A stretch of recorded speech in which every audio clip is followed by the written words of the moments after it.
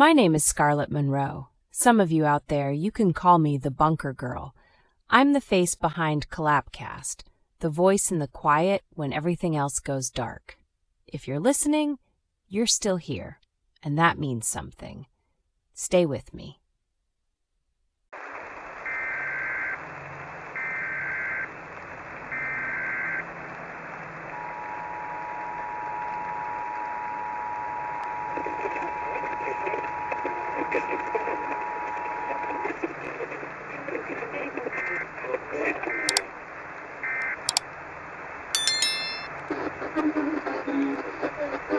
My name is Richard Sheridan. If that name stirs a memory, it's because once upon a time I sat behind a polished desk in Atlanta, Washington, and New York. I was the man in the navy blue suit, reading the headlines for CNN.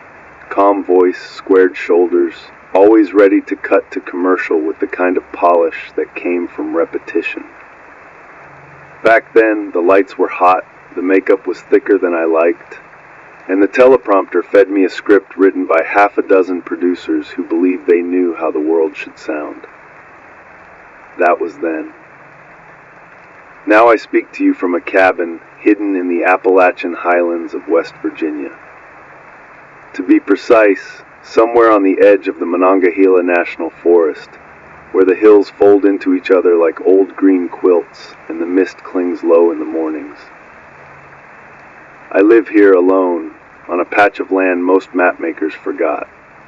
I've got a cabin I fortified myself, a greenhouse patched together from scavenged sheets of plexiglass and salvaged lumber, and a creek that runs cold and steady just 20 yards from the back door. This is where I broadcast now.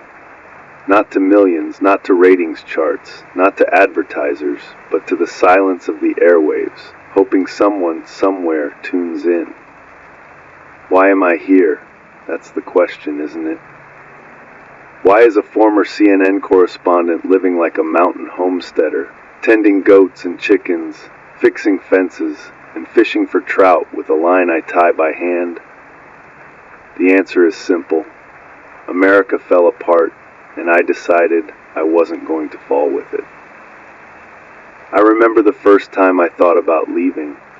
It was long before the grid finally sputtered, before the banks collapsed, before families were lining up outside shuttered Kroger supermarkets hoping for one last pallet of bottled water. It was back in the mid-2020s when I was sent on assignment to cover a story in Charleston, West Virginia. The segment was supposed to be about coal jobs and clean energy subsidies, but what I remember wasn't the press conference. It was the ride back from the airport, past abandoned strip malls where Dollar General stores sat boarded up and weeds cracked through parking lots. I saw kids in hand-me-down Carhartt jackets skateboarding in the shell of a Kmart. Something about it stuck with me. I told myself, Richard, this country is hollowing out. You can either report on it until the end, or you can learn how to survive when the lights go out. So I started quietly preparing. I bought a piece of land out here, cheap because no one wanted it. I learned skills in fits and starts, how to swing an axe without losing your shins, how to pressure can beans in ball mason jars without poisoning yourself, how to patch a tin roof so it doesn't whistle all night in the wind. A man who used to be my cameraman showed me how to dress out a deer. I learned to milk goats from a woman at a county fair who thought I was just another city slicker playing farmer. And I was at first, but little by little it stuck. By the time the 2030s rolled in with their rolling blackouts, their bank closures, and their riots over utility bills, I had this place ready. Not perfect, not impregnable, but livable. So now here I am, Richard Sheridan, once a face you trusted or didn't on CNN, now a voice in the static. I call this series Collapse of America. It's not a book, not an op-ed, not an analysis segment cut to 2 minutes for prime time. It's a record, a promise. I will document the downfall of the country I once covered as breaking news. I'll tell you what it looks like from the hills, what it feels like in the marrow, and what it means when you measure decline not in Dow Jones points, but in jars of potatoes, gallons of diesel, and nights survived. If you stay with me, I'll take you through the story piece by piece. Hunger, shelter, money, violence, faith, failure. I'll mix the headlines I once reported with the daily grind of a man living alone in the woods. I'll remind you of how we got here, and maybe, just maybe, what we might have done differently. For tonight, though, this is just the introduction. The cabin is quiet now, except for the low hum of the inverter pulling charge from the solar battery bank. I've got 4 panels on the roof, nothing fancy, just 400 watts in total. Enough to keep a small fridge running, power a couple of LED lanterns, and charge the rig I'm speaking through. The AM/FM transmitter is old, scavenged from a station that went dark in Elkins, not far from here. The ham set I use to monitor the bands is a Yaesu, secondhand from a guy in Ohio who thought prepping was a fad. Funny how the fad outlived the fashion. Out the window, I can hear the goats shifting in their pen. 2 of them, Dolly and Ruth. They give milk when they feel like it, and sometimes they don't, which is about as honest as you can get in these times. The chickens are roosting in their coop, 5 of them, all Rhode Island Reds, still laying enough eggs to keep me honest with protein. And down by the creek, if I'm quiet in the mornings, I can pull in a rainbow trout with a bit of old power bait, or a fly I tied myself from thread and feathers. It's not glamorous, but it's a life. People ask, when I meet them, rarely, how a man who spent his career in glass towers learned to do all this. The truth is, you can learn anything if you're scared enough of what's coming. I was scared. Scared of seeing my name scroll across the chyron while the world burned and realizing I hadn't lifted a finger to prepare for what came next. So I read, I studied, I practiced, I burned dinners, I ruined gardens, I wasted weeks trying to start a fire with damp wood. But I learned, and maybe that's the first lesson of collapse. The skills you laughed at yesterday might save your life tomorrow. I'm not here to play prophet. I'm not here to rant. I've seen enough of that. Studio guests pounding the table, talking heads shouting over each other, hashtags trending for 24 hours and then vanishing. No. What I'm here to do is record. To tell you, as straight as I can, what it looks like when a country you loved, a country you worked in, a country you raised kids in, runs out of gas. So here's my promise. Every broadcast I make from this cabin will be a piece of that story. Sometimes it will be about the nation, sometimes about the holler I live in, sometimes just about the raccoon that figured out how to open my feed bin. But it will all be part of the same record. This frequency remembers.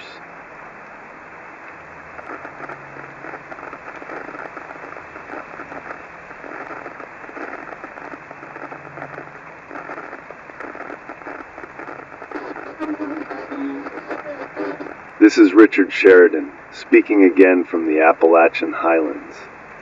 I left off telling you how I ended up here, in this cabin by a mountain stream, trying to record the truth of what happened to America. Tonight I want to linger on the small details, because collapse isn't only measured in headlines. It's measured in mornings and evenings, in coffee cups and chores, in the sound of silence where once there was noise. I keep my survival simple. The cabin is small, just 2 rooms and a loft. The kitchen corner holds a wood stove, blackened from years of use. That stove is the heart of this place. It cooks my meals, heats my water, dries my socks, and keeps the cold from chewing into my bones at night. Every log I split and stack outside is more than fuel. It is survival in its simplest form. When I wake, I brew coffee in a dented percolator. Folgers, The red plastic tub I hauled here years ago from a Walmart in Charleston. I used to buy it without thinking, toss it into a cart along with toothpaste, batteries, and shampoo. Now every scoop is measured like treasure. I ration it carefully because once it's gone, there will be no more. That bitter, familiar taste ties me to the world that was. Newsroom mornings, gas station cups on assignment, quick drive-through breakfasts. It's strange to think of Folgers as memory, but that's what it is now. Breakfast is usually potatoes. I grow them in raised beds behind the cabin, rotating plots each season to keep the soil from wearing out. I fry them in cast iron, sometimes with an egg from the hens if they're still laying. I used to grab Egg McMuffins from McDonald's drive-thrus in Morgantown, the line of cars wrapping around the building, commuters with travel mugs in hand. Now I sit by a wood stove, listening to owls fading at dawn, eating off a tin plate. Different rituals, same hunger. The greenhouse is patched together from plexiglass panels I scavenged from an abandoned hardware store in Buchanan. Inside I keep kale, spinach, and sometimes tomatoes if I can coax them through the cold. Old moving blankets cover the walls at night, insulation against mountain frost. Each leaf is a small victory. Back in the cities I used to watch farmers market stories. Vendors laying out piles of greens, apples in baskets, customers sipping lattes while strolling past stands. Those markets felt quaint then. Now they feel like lost cathedrals. I raise goats, 2 of them, Dolly and Ruth, stubborn, noisy, but steady producers of milk when they feel generous. I barter their milk occasionally, though barter is rare. Trust is thin these days. The chickens are more reliable. Rhode Island Reds, 5 of them. They give me eggs, feathers, and noise at dawn. I built their coop from scrap wood and rusted tin sheets scavenged from an old shed. When foxes circle at night, I sit with the 12-gauge shotgun across my knees and listen. Usually the foxes slink off. Sometimes they test me. I haven't had to shoot one yet this winter, but the possibility is always there. I didn't grow up with these skills. I learned them late in fragments. A cameraman showed me how to dress out a deer on assignment in Kentucky. A farmer at a county fair showed me how to milk goats. Books, YouTube videos, old PDFs I printed years ago taught me seed sading and soil care. When I burned beans the first time I tried to can them in ball jars, I nearly gave up. When I failed to start a fire with damp wood one rainy week, I thought myself doomed. But persistence is its own education. Slowly I built a life out of trial and error. Out here, the wildlife are constant reminders of how survival really works. Deer wander into the clearing, ears twitching, noses down, nibbling at bean plants. I try to guard with pie plates strung on twine. Raccoons pry at feed bins, their clever hands working like burglars. Coyotes call from ridge to ridge at night, voices weaving into the cold air. Owls perch on rafters, their eyes reflecting lantern light, solemn and unafraid. A black bear once snuffled through my compost heap, flipping over buckets with his paws until I scared him off with a banging pan. They adapt, they survive. They don't need acronyms or policies.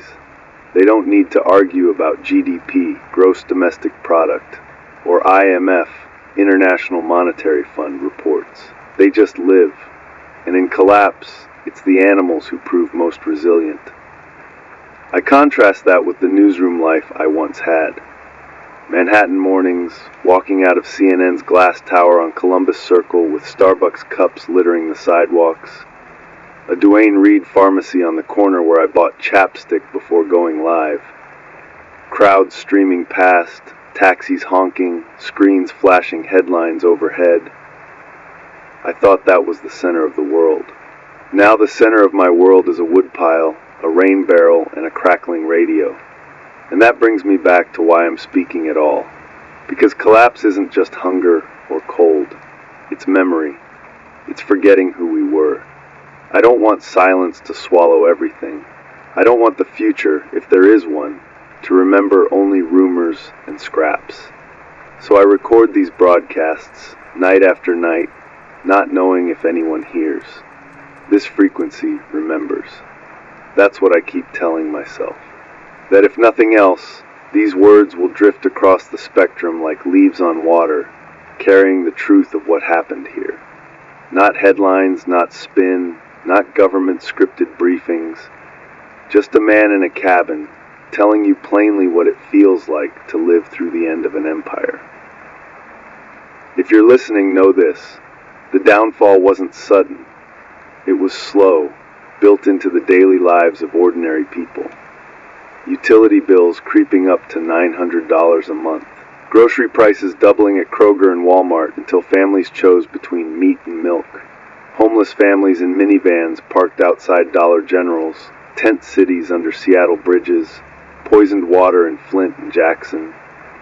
It was all there warning us. But we denied it, one small comfort at a time. And now here I am, tending goats, mending tarps, counting jars of beans, speaking into static. My name is Richard Sheridan. I was once the calm face of CNN. Now I am a solitary voice in the holler, promising you I will document the downfall as long as breath and batteries last. This is not glamour, this is not theater, this is record, and this frequency remembers.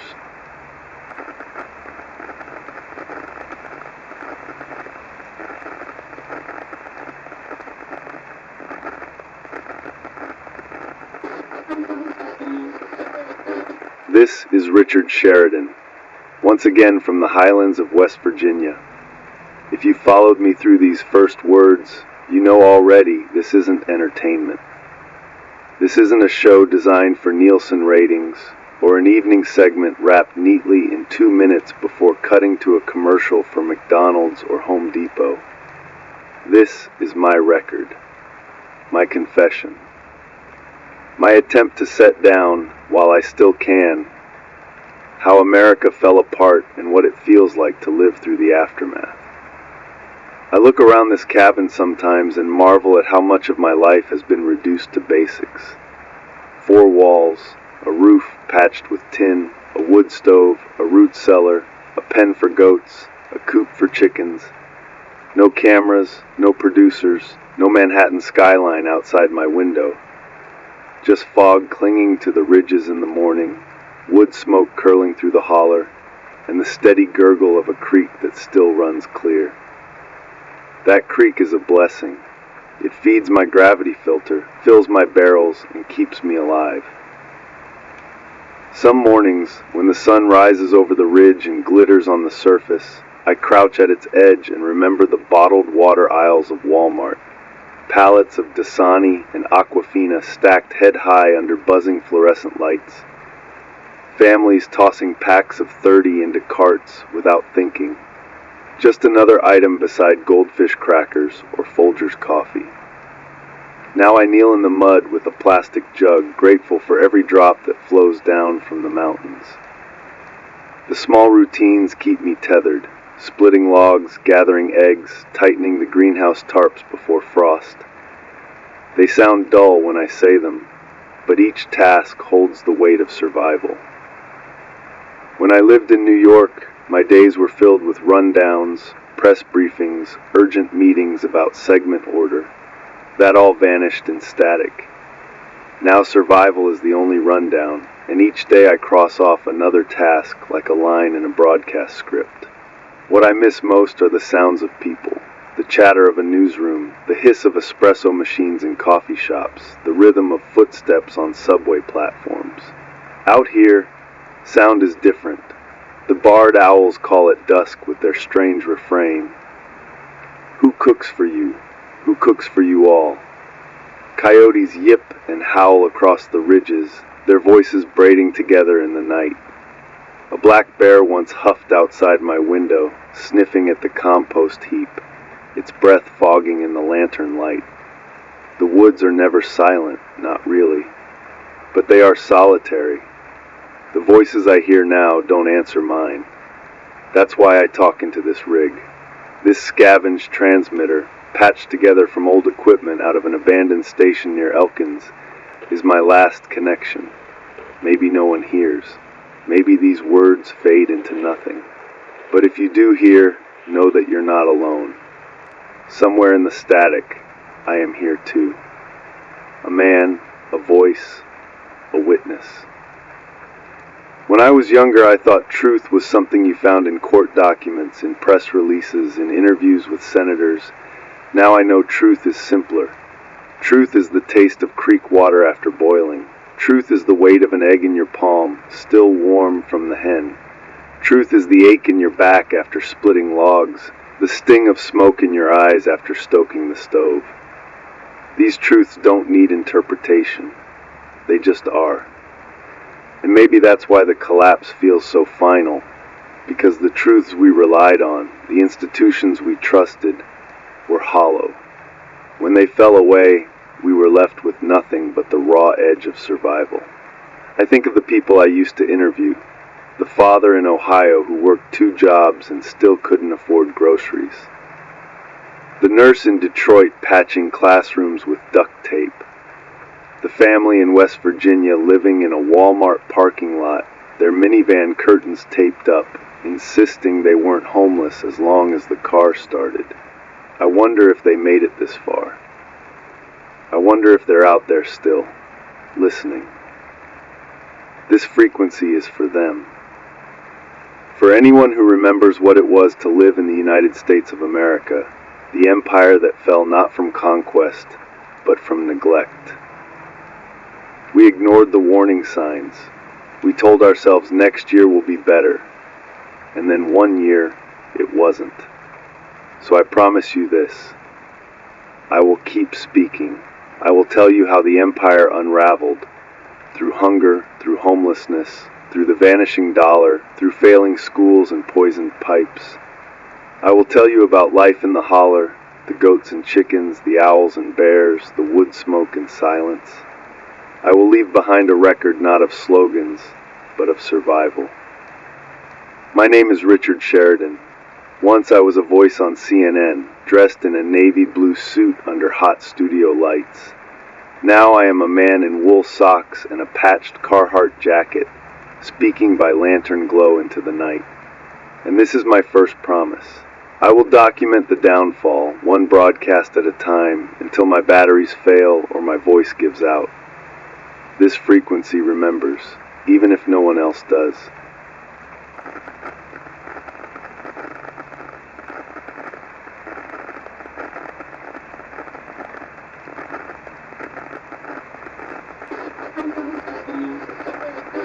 This is Richard Sheridan, speaking again from my cabin in the Appalachian Highlands of West Virginia. I said at the start of this series that I wanted to leave a record. If that record is going to mean anything, it has to be honest, even when that honesty cuts against me. Tonight, I want to talk about the phrase that haunted my career in those last years before the collapse: fake news.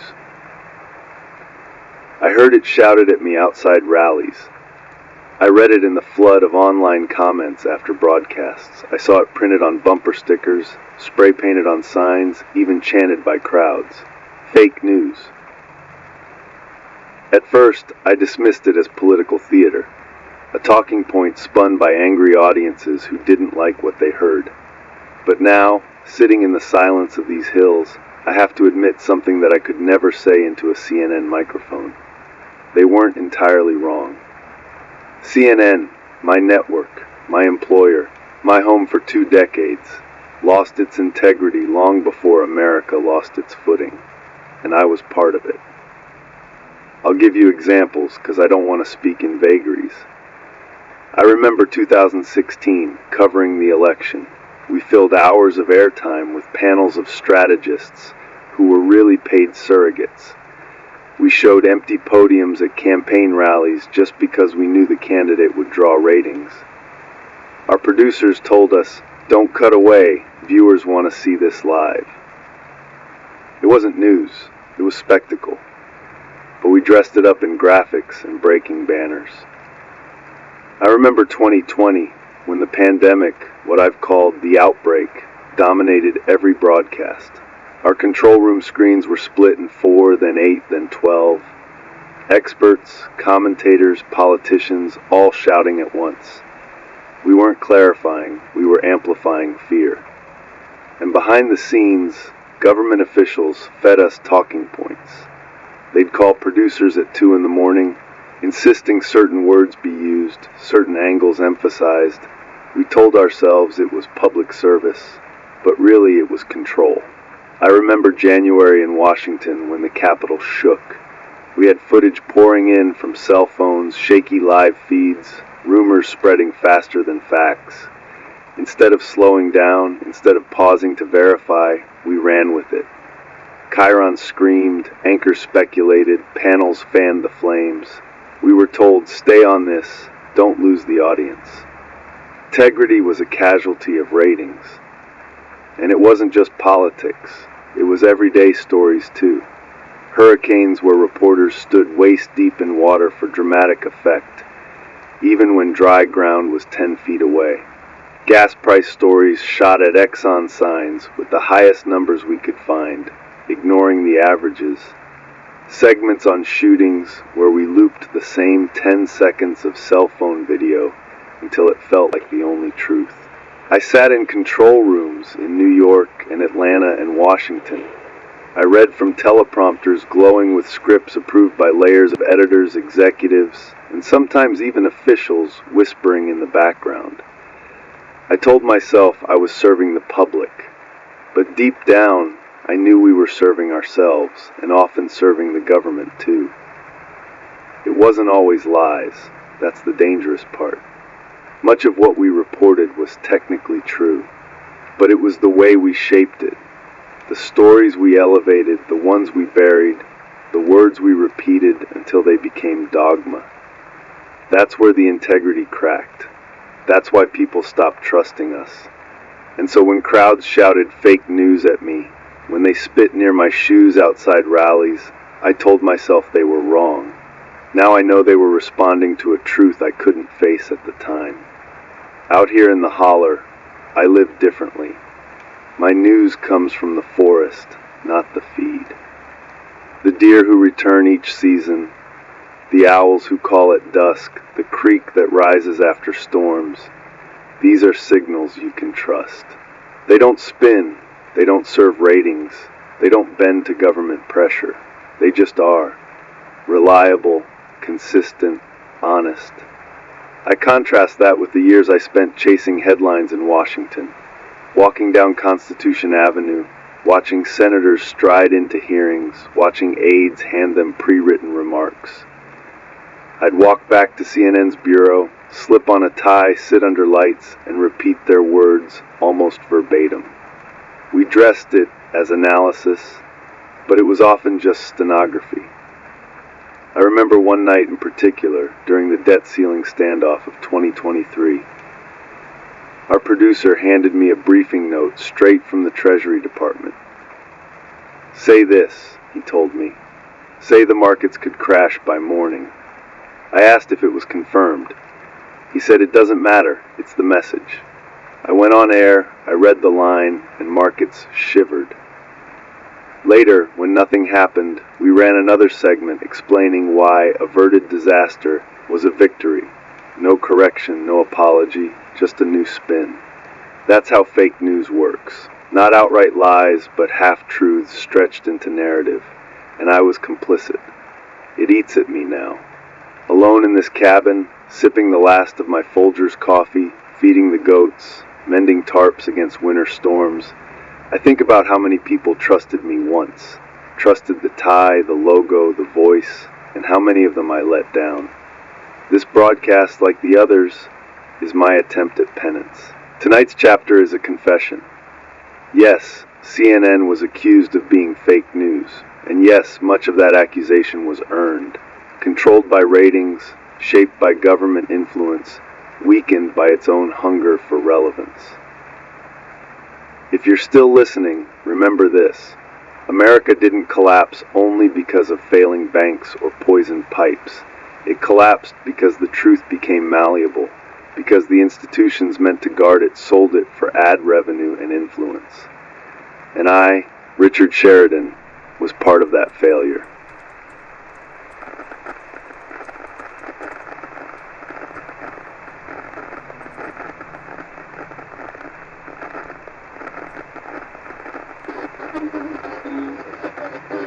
This is Richard Sheridan, continuing from the Appalachian Highlands. Tonight, I've admitted that the accusations weren't entirely wrong, that CNN, my network, became what many called it, fake news. Not fake in the sense of outright fabrication, but fake in how it distorted, exaggerated, and served power instead of questioning it. Let me give you more of what I saw. The control room was the nerve center. Dozens of screens stacked on the wall, each showing a different feed. Satellite shots, live cameras, other networks, social media scrolls. Producers with headsets called the shots. Which clip to roll, which line to emphasize, which guest to push. It looked like precision, but often it was chaos dressed as order. And in that chaos, truth slipped through. I remember 2018, a hurricane bearing down on the Carolinas. I was sent to Wilmington, North Carolina. We set up outside a boarded-up Walmart, the sky heavy, wind whipping at our jackets. The storm hadn't fully arrived yet, but the producer wanted urgency. They asked me to stand ankle-deep in a flooded ditch so the camera angle made the water look higher than it was. Just out of frame, you could see dry pavement. The segment went viral. Reporter braves rising floodwaters. And yes, the storm was real, the damage was coming, but we exaggerated because drama held viewers. Another example, shootings. Every newsroom dreaded them, and every newsroom leaned on them. A shooting meant hours of live coverage, looping the same 10 seconds of cell phone video, replaying the sound of gunfire, speculating about motives long before facts were confirmed. I remember a tragedy in Chicago. The police had barely secured the scene when our producers were shouting, "Get the graphic up, mass shooting in America, keep it rolling." We didn't have details. We had fear, and fear was enough. Politics was worse. The phrase "both sides" became our shield. We'd put a senator on one side of the screen, a lobbyist on the other, and let them shout. Viewers tuned in for the conflict, not the truth. Behind the scenes, we knew some arguments were nonsense, but we let them play out because confrontation meant ratings. I once asked a senior producer why we gave airtime to a guest we all knew was lying. His answer, because he's good TV. And yes, government influence ran deep. Agencies had their pipelines into the newsroom. During foreign policy stories, Pentagon officials fed us background briefings on deep background, which meant we couldn't quote them directly, but we could echo their framing. During economic panics, Treasury aides called to suggest how we phrase market warnings. During outbreaks, health officials told us which words calmed panic and which inflamed it. They didn't order us, not directly, but they shaped us, and we allowed it. When the fake news label stuck, we fought it with slogans. Facts First, the campaign was called. You might remember the ads, a picture of an apple with the line, "This is an apple." The idea was to show we stood for truth, simple and solid. But behind the curtain, those same weeks, we were chasing stories we knew were flimsy just because they spiked engagement online. We said facts first, but we lived ratings first. I think back to the audiences.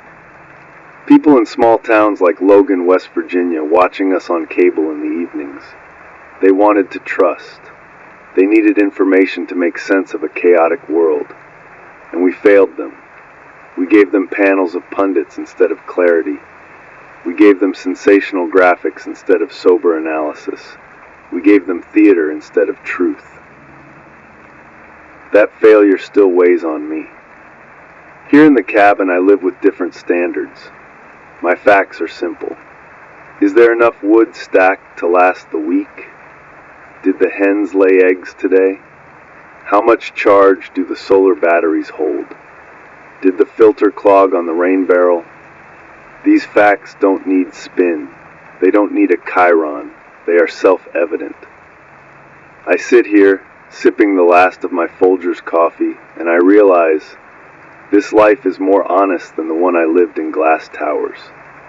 The deer that nibbles at my beans is more honest than any panelist I moderated. The owl that calls at dusk tells more truth than half the press releases I ever read.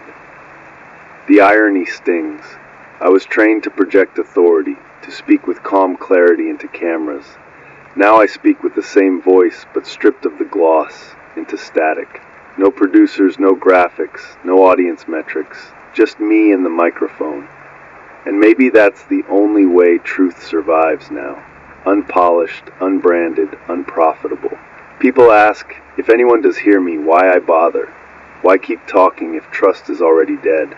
My answer is simple. Because silence is worse. If no one speaks, the lies are all that remain. So I speak, even if no one listens, to leave behind a record of what was real. And the reality is this: CNN wasn't alone. Every network bent truth in its own way. Fox, MSNBC, ABC, they all served their tribes. They all courted their audiences, fed them what they wanted to hear. But CNN was my home, my responsibility, and my confession. I have to own my part. I let the words roll off the teleprompter. I let the ratings logic override my conscience. I let the slogans carry me when truth should have anchored me. And now, when people remember CNN as fake news, I can't argue. They were right. That's what I needed to say tonight. To admit my complicity, to confirm the accusations weren't baseless, and to add this chapter to the record of America's downfall. Because if you want to understand collapse, you can't just look at banks or borders. You have to look at the stories we told ourselves and how those stories betrayed us.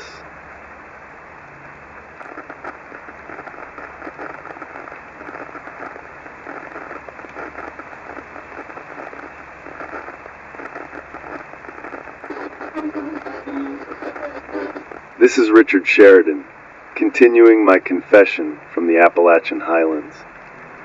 I've told you about the tricks, the framing, the ratings games, the government whispers in producers' ears. I've told you how facts first was a slogan more than a practice. Tonight, I want to explain why it matters. Why the media's failures weren't just embarrassments, but warnings that went unheeded, cracks in the foundation that led to collapse. Because when an empire loses its truth tellers, it loses its grip on reality. And when it loses reality, collapse is only a matter of time. In those last years before the grid went dark, trust was already gone. Poll after poll showed fewer and fewer Americans believed what they saw on the evening news. But I didn't need polls. I saw it in people's eyes. I saw it outside rallies and diners on back roads. They didn't believe us. They didn't believe Washington. They didn't believe Wall Street. And eventually, they didn't believe each other. The government understood that vacuum, and they filled it. Officials called producers at CNN, NBC, even local stations, telling them which words to use, which stories to lead with, which ones to bury. Sometimes they dangled access, let us inside the White House briefing room if we played nice. Sometimes they threatened, run it this way or you'll lose your credentials. It was control through carrots and sticks, and too often we took the bait. I remember a night in 2022. Inflation numbers had just come out, sky high, groceries doubling, gas near $6 a gallon in some places. I wanted to cover the pain I saw in Ohio, families at Kroger buying fewer bags, people putting back milk and meat because they couldn't afford both. But our segment was rewritten in Atlanta. We were told to emphasize resilience, to frame it as short-term pain on the road to recovery. The words came straight from a Treasury aide. I read them anyway. Viewers saw spin instead of truth, and they turned the channel, or turned on us. That's how we earned the label fake news. Not because every sentence was false, but because the whole picture was false. We shaded reality, trimmed the edges, and served it as truth. Now I live with the consequences. Alone in a cabin, I see what truth really looks like. It's the frost creeping across the window panes in January. It's the last scoop of Folgers coffee rattling in the can. It's the goats bleating when they're hungry, the chickens squawking when a fox circles the coop. These truths don't need graphics or slogans. They're as real as breath in the cold. I think about the small things ordinary Americans once trusted the media to explain. What ER stood for, emergency room. What ICU meant, intensive care unit. What SNAP was, Supplemental Nutrition Assistance Program. We translated acronyms, broke down policy, explained the world. That was the job. But slowly, we stopped explaining and started persuading. And persuasion is just another word for propaganda. It's strange to sit here now, broadcasting into static, and feel more honest than I ever did behind a CNN desk. Back then, I had makeup under hot lights, a teleprompter feeding me polished lines. Now I have wood smoke in my clothes, a lantern flickering on the table, and a voice carried by a scavenged transmitter. No editors, no producers, no government background briefings. Just me, the truth as I see it, and the night. And if you're still listening, you should know this. The media's collapse was part of America's collapse. When people stop trusting us, they stop trusting everything. Without trust, there can be no contracts, no currency, no government, no shared future. All that's left is silence, suspicion, and survival. That's what I live with here. Suspicion, when I see smoke rising from another ridge and wonder if strangers are out there. Survival, when I patch a tarp with duct tape to keep the snow off the greenhouse. Silence, when the owls stop calling and the holler feels like a tomb. Sometimes I walk the ridge at dusk, shotgun slung on my shoulder, and I think about the newsroom in New York. The elevators, the revolving doors, the hum of printers spitting out rundowns. The Starbucks across the street where I grabbed a latte before live hits. The Duane Reade Pharmacy on the corner where I picked up chapstick before anchoring. Those places are gone now, or hollowed out. Strip malls overrun by weeds. Coffee shops silent, their chalkboard menus fading in the rain. Pharmacies picked clean of their last bandages and bottles of Tylenol. That was Main Street. That was America. And we didn't tell the truth about its decline until it was too late. Maybe that's why I keep talking into this microphone, to do what I failed to do before. To tell it plain, without spin, without polish, to leave behind a record someone might believe. The truth is, CNN betrayed its audience. I betrayed my audience, and America paid the price. Because when truth becomes negotiable, survival becomes impossible. This series is my attempt to document that lesson. Each broadcast a chapter, each confession a warning, and tonight's chapter is this. When the media became fake, America became fragile. And fragile things don't last. I don't know if this signal reaches anyone. Maybe it dies in the static, bouncing off the ridges of this holler, fading into the sky. But if you do hear me, take this to heart. Learn from it. Because empires don't fall just because of armies or economics. They fall when they can't tell themselves the truth anymore. My name is Richard Sheridan. I was once a face on CNN. Now I'm a voice in the dark, a man in a cabin, a witness to the end. And this was my confession.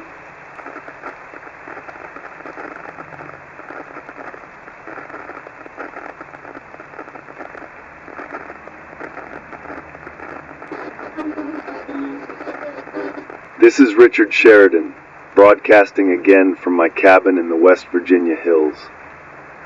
Last time I introduced myself, told you who I was and why I'm here. Tonight I want to talk about hunger, not as an abstraction, not as a statistic in some federal report, but as the gnawing daily truth of collapse. Hunger is the most basic measurement of a society's health, and it was already failing us long before the lights dimmed and the shelves went bare. I remember it as clearly as I remember the smell of a newsroom after a long shift.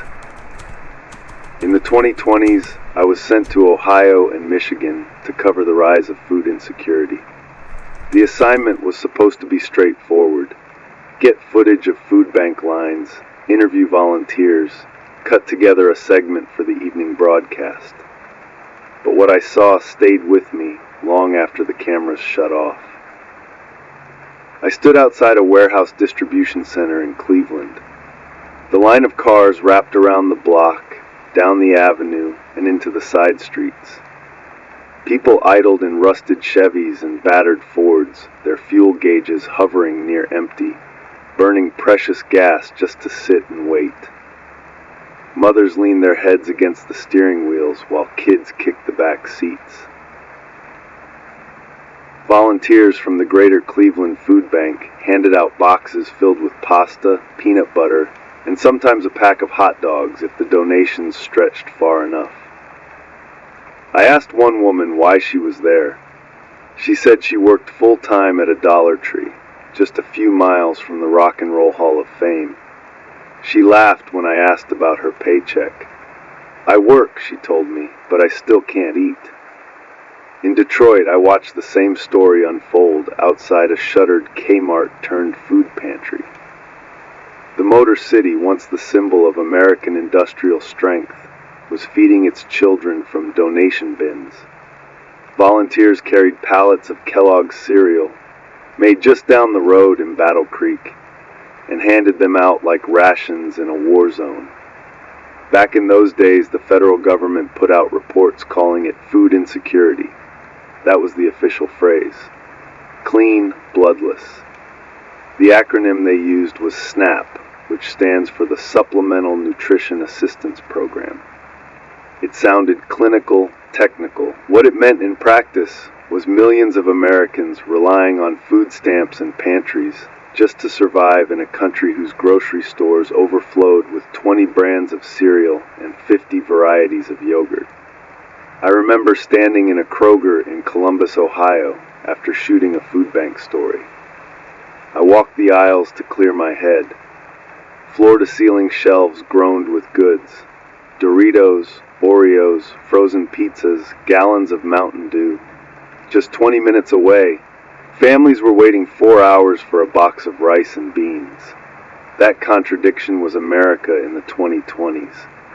Abundance and hunger standing side by side, separated by a parking lot. Fast forward to now, the 2030s. The contradiction is gone because the abundance is gone. Those Kroger aisles are hollowed out. Walmart supercenters look like skeletons, their shelves stripped down to bare metal.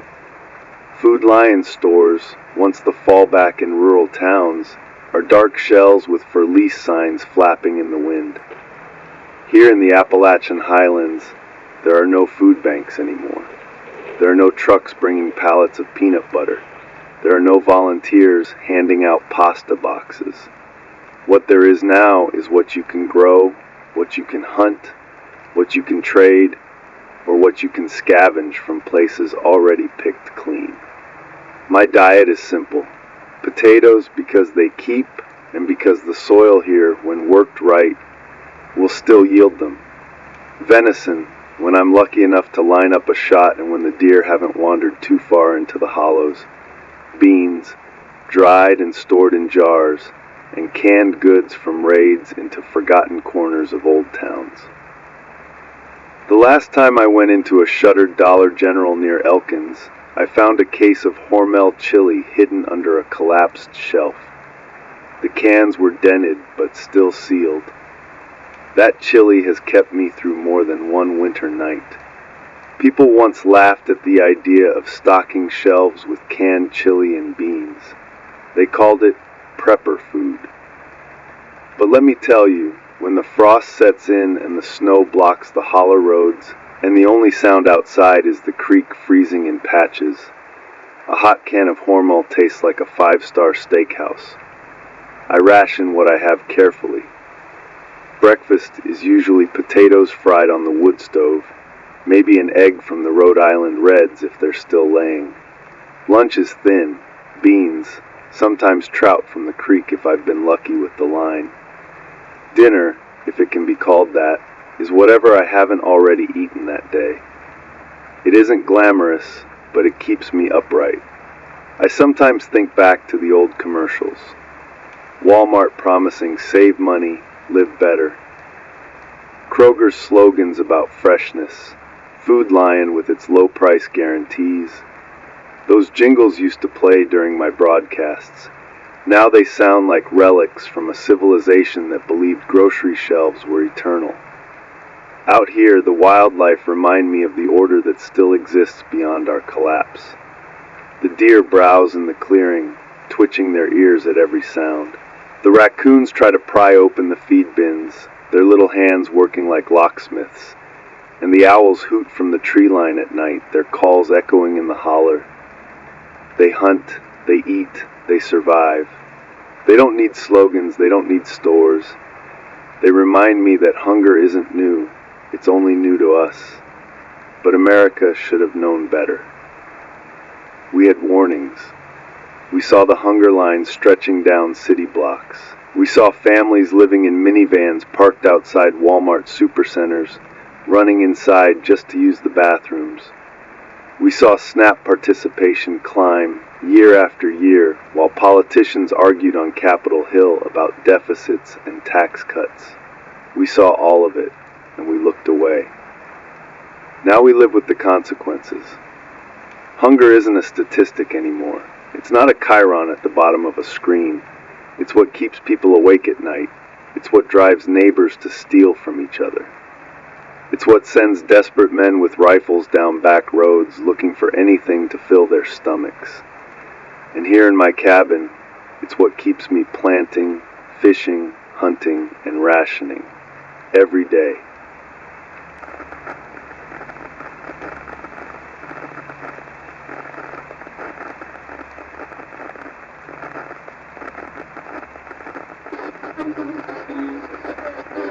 This is Richard Sheridan, speaking again from the Appalachian Highlands.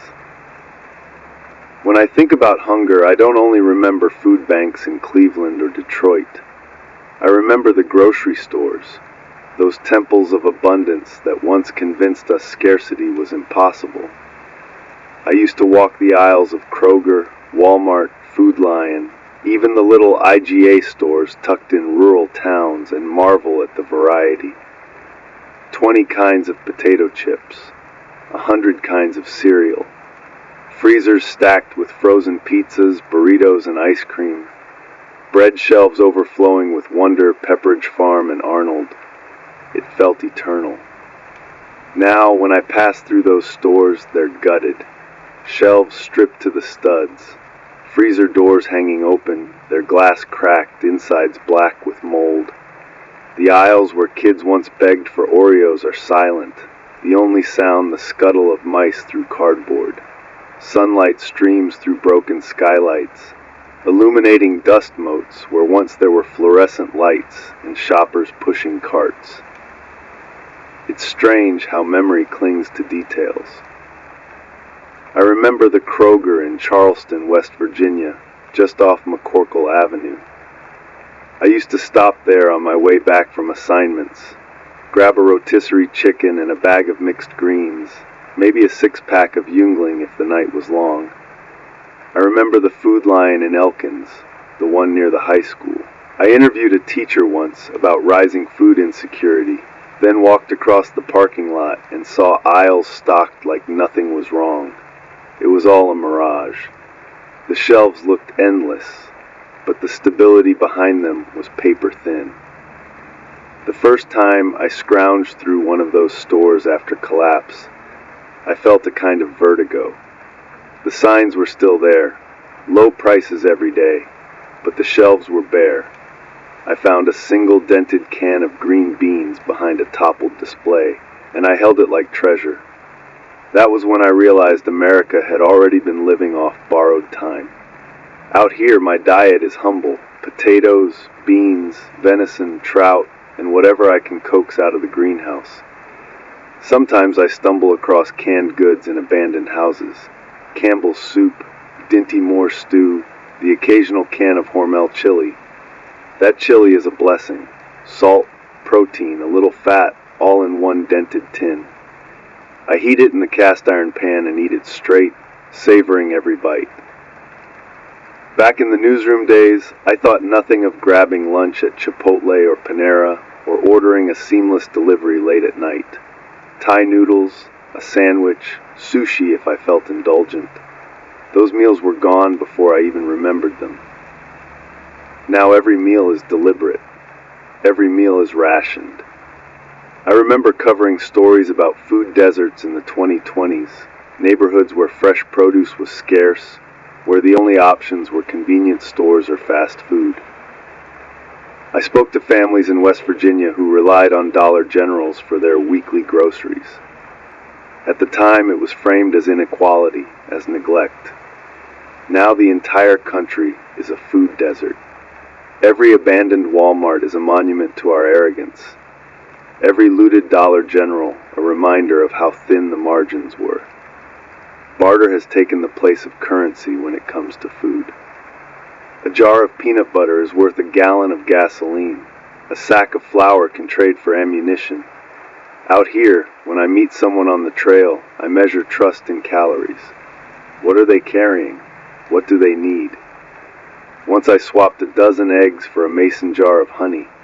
Once I traded a bag of beans for a box of Winchester 22 cartridges. Those trades felt more real than any dollar transaction I ever made. The wildlife are my competition. Deer strip the bean plants if I don't guard them. Raccoons pry open the feed bins if I don't latch them tight. Squirrels dig through the garden rows for potatoes. Hunger isn't mine alone. It's shared by every living thing in this holler. Sometimes I sit at the window, watching a doe nibble at the edge of my patch, and I think, maybe she deserves it as much as I do. But then my stomach growls, and the thought hardens. Out here, sentiment doesn't fill bellies. The irony is that America once wasted more food than some nations consumed. I reported on it once: tons of unsold produce plowed under in fields, supermarkets tossing out day-old bread, restaurants scraping entire plates into the trash. And yet, families lined up at food banks in minivans, kids hungry, parents ashamed. That contradiction haunted me then. It haunts me more now. I've grown used to monotony. Beans again, potatoes again, maybe venison if I'm lucky, maybe trout if the line holds. But monotony is survival. Monotony means the cellar isn't empty yet. Monotony means I'll see another morning. I used to hear people complain about leftovers, about eating the same meal twice in a row. Now I'd give anything for leftovers. For the luxury of opening a fridge and seeing half a pizza or cold fried chicken or a Tupperware of pasta waiting. Those small conveniences were abundance disguised as normal. We never saw it until it was gone. So I sit by the wood stove, stirring beans, listening to coyotes echo down the ridge. The beans aren't glamorous, but they're enough. And maybe that's what survival really means. Enough. This frequency remembers. It remembers hunger lines in Cleveland, Walmart aisles stacked high, Food Lion carts filled with groceries. It remembers SNAP cards swiped at Dollar General, families embarrassed at checkout. It remembers how abundance masked scarcity, how collapse was already underway long before the shelves went bare. And I remember it too, Richard Sheridan, once a man who reported from newsrooms, now a man who lives on beans and potatoes. Hunger has a way of stripping away illusions, and America, in the end, was one long illusion about abundance.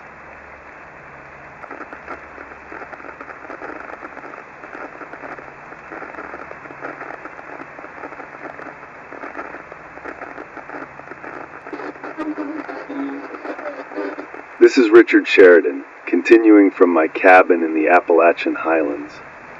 I've told you about the food bank lines in Ohio and Michigan, the hollowed-out Walmarts and Food Lions, the scavenged cans of Hormel chili that keep me through long nights.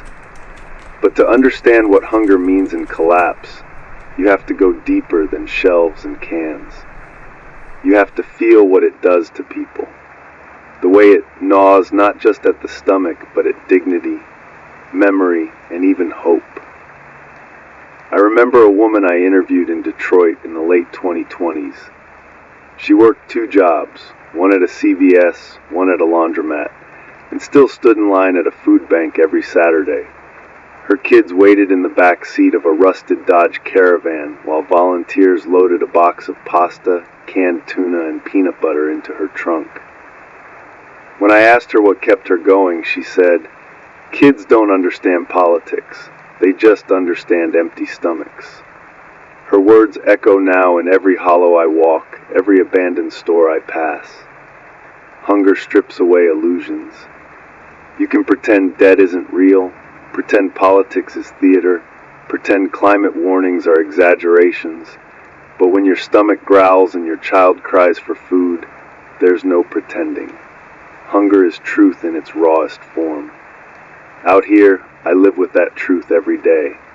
My cellar holds rows of ball mason jars filled with beans, potatoes, and whatever greens I manage to preserve. Each jar is a lifeline. Each jar is a measure of time. How many weeks left? How many meals?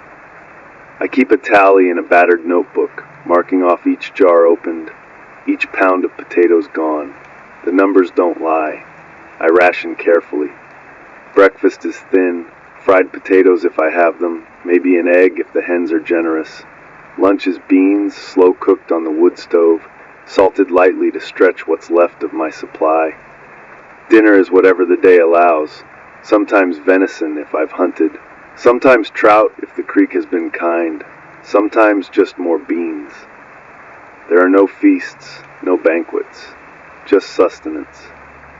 The smell of beans cooking has become the smell of survival. It fills the cabin, seeps into my clothes, lingers in the wood grain. Some nights, when I sit alone at the table, I think about the meals I once took for granted. Steak frites at a midtown bistro after a long broadcast. Sushi rolls delivered to the newsroom in plastic trays, eaten with chopsticks while we cut a segment. Even a McDonald's quarter pounder with cheese, grease soaking through the wrapper, eaten in the back of a news van on assignment. Ordinary meals that felt forgettable then, priceless now. The wildlife share in hunger, though they carry it with less complaint. Deer strip the bean rows, raccoons pry at the feed bins, squirrels dig for potatoes. They don't waste energy on despair. They just keep searching. I envy that sometimes. The simplicity of hunger as pure instinct, not wrapped in memory or regret. But for people, hunger corrodes the mind. It turns neighbors suspicious, families desperate, communities brittle. I've seen it in these hills. Families who once shared casseroles at church potlucks now guard their jars of beans with rifles. Men who once helped each other mend fences now steal from each other's gardens at night. Hunger dissolves trust as fast as it empties shelves. I carry my rifle when I check snares. Not just for coyotes, not just for bears, but for people too. I don't like thinking that way, but hunger makes everyone dangerous. A jar of peanut butter is worth more than a $20 bill. A sack of potatoes is worth more than a gold ring. That's the arithmetic of collapse. And every time I shoulder the rifle, I feel the weight of that arithmetic pressing on me. In the newsroom years, I thought stories about hunger were background noise. Something we covered between election cycles. Something to fill the B block on a slow day. Now I know hunger was the story all along. It was the thread pulling America apart, one meal at a time. And when the shelves went bare, the unraveling became visible to everyone. The irony is that the empire of abundance, America, with its overflowing Kroger aisles and its all-you-can-eat buffets, died not of famine but of waste, inequality, and denial. We had enough food, but it was badly distributed. We had the means, but not the will. We let families go hungry in the shadow of excess, and in the end, the excess collapsed too. Now I live by the simplest lessons. Don't waste. Don't expect variety. Plant more than you think you'll need. Hunt carefully. Fish patiently. Preserve everything. These aren't lessons from government reports or newsroom scripts. They're lessons from the soil, the creek, the empty shelves. Lessons written in hunger. Tonight's broadcast is part of the record. Hunger was not just an inconvenience of collapse. It was one of its engines. Food banks in Cleveland, pantries in Detroit, SNAP cards swiped at Dollar General, families eating in cars outside Walmart. These were the signs, the warnings, the truth we ignored. And now, in the 2030s, hunger is daily reality. Potatoes and beans, trout from the creek, venison if luck is kind, and a memory of abundance that haunts every bite. If you're listening, remember this. America didn't collapse when the banks failed or the lights went out. It collapsed when people could no longer eat without shame, without debt, without desperation. Hunger hollowed us out long before the shelves were bare. My name is Richard Sheridan. I was once a voice on CNN.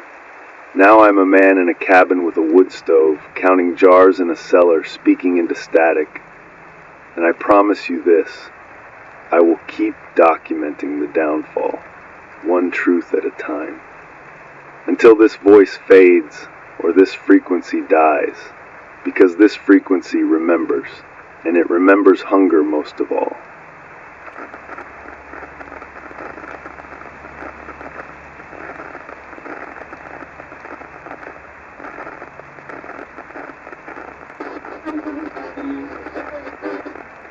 This is Richard Sheridan, speaking again from the Appalachian highlands of West Virginia. Tonight I want to talk about homelessness. Not as an abstract policy debate, not as a footnote buried in a federal housing report, but as the living, breathing marker of a society in decline. Homelessness was the warning we ignored. It was the canary in the coal mine. And now, in the 2030s, it has spread everywhere, from the boulevards of Los Angeles to the forgotten hollers of West Virginia. I used to cover it as a story. I remember standing in Los Angeles years before the collapse, reporting from Skid Row. Tents lined the sidewalks like a patchwork quilt of despair, blue tarps and faded Coleman domes crammed together so tightly that you had to walk sideways to squeeze between them. The smell of urine mixed with the faint sweetness of cheap liquor. Shopping carts, some from Ralph's and some from Vaughn's, rattled as people pushed their possessions from block to block. In Seattle, it was the underpasses. Highway I-5 cutting through the city. The concrete shadows filled with makeshift shelters. People slept under bridges while commuters in Teslas and Subarus zipped overhead on their way to Amazon's headquarters. The richest man in the world lived just a few miles away, but under those bridges, men huddled in Goodwill blankets while the rain seeped through cracks in the pavement. I once did a piece about families living in cars. Walmart parking lots were unofficial campgrounds across America. Minivans parked under sodium lights, curtains duct taped over the windows. Mothers would usher their kids inside the Walmart supercenter to use the bathrooms, then tuck them in at night on the folded-down seats of a Dodge Caravan. I remember filming in one such lot outside Columbus, Ohio. A father stood beside his Chevy Malibu, sipping a 99-cent coffee from the McDonald's inside the Walmart. He told me, "We still got wheels. As long as this thing starts, we're not homeless." That was the line he drew. A car as a house. Back then, homelessness was still seen as an urban issue, something that happened in big cities, far from the suburbs and small towns where middle America thought it was safe. But now, In the 2030s, there are no borders left for homelessness. It has spread like ivy into every crack of the country. Even here in these West Virginia hills, I see it. The hollers that once held family cabins now shelter makeshift camps, tattered tarps strung between trees, rusted RVs that haven't run in years, their tires melted into the mud. Families burning wet wood in rusted oil drums, smoke hanging low in the valley. Sometimes, when I hike to check my snares, I catch sight of one of these camps tucked away in the rhododendrons. Children playing barefoot in the mud, their laughter carrying up the slope while their parents try to stretch the last of a sack of flour. It is homelessness without borders, not confined to Skid Row or an underpass, but woven into the landscape itself. The irony isn't lost on me. A man who once broadcast live from the glass towers of Manhattan now cooks dinner on a wood stove in a fortified cabin. I used to step out of the CNN studios near Columbus Circle, the neon lights of Times Square buzzing, the steam rising from manhole covers. I'd grab a Starbucks on the corner, sometimes duck into a Duane Reade pharmacy for chapstick before the evening broadcast. Now my nightly routine is splitting kindling, feeding the goats, gathering eggs, and stirring beans in a cast iron pot. I used to report about people losing their homes. Now, I've built mine into a fortress against the same fate. My cabin isn't much.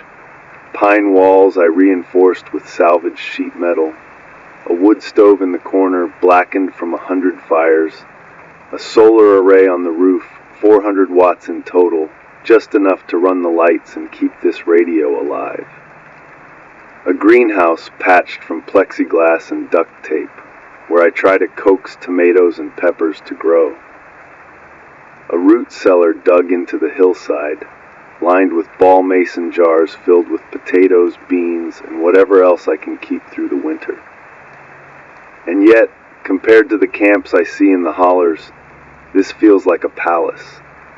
I have a roof that doesn't leak, a bed that isn't the backseat of a car, a stove that doesn't require begging for scrap wood. That's what collapse does. It changes the scale of luxury. What once was taken for granted becomes survival. When I think of homelessness, I think of the stories we used to air. Politicians would wring their hands, pledge $1 billion here or there for housing programs, and then go back to their fundraisers. The acronym HUD, Housing and Urban Development, got thrown around a lot. But HUD didn't stop families from sleeping in parking lots. It didn't stop veterans from freezing under overpasses. It didn't stop teachers from living in cars while grading papers on their laptops, tethered to Walmart Wi-Fi. Now HUD is a ghost acronym, as useless as the promises behind it. The federal programs collapsed along with the economy. The safety nets tore, and the people who fell through now sleep under tarps in the hollers. I don't see Starbucks cups anymore or Walmart bags filled with groceries. I see dented cans scavenged from gas stations. I see fire pits dug into mud. I see desperation etched into faces. Sometimes I wonder if any of the people I interviewed back then survived this far. Did the woman in Los Angeles, the one with the 2 shopping carts of blankets, make it out of Skid Row? Did the family in the Malibu, parked outside Walmart, still have their wheels when the gas pumps went dry? Did any of them find shelter, or did they join the silent majority of America's homeless, forgotten in the final tally of a falling empire? Here in the cabin, I think about those people as I stir beans on the stove. I have shelter, food, heat. They don't. And the line between us feels thinner every day.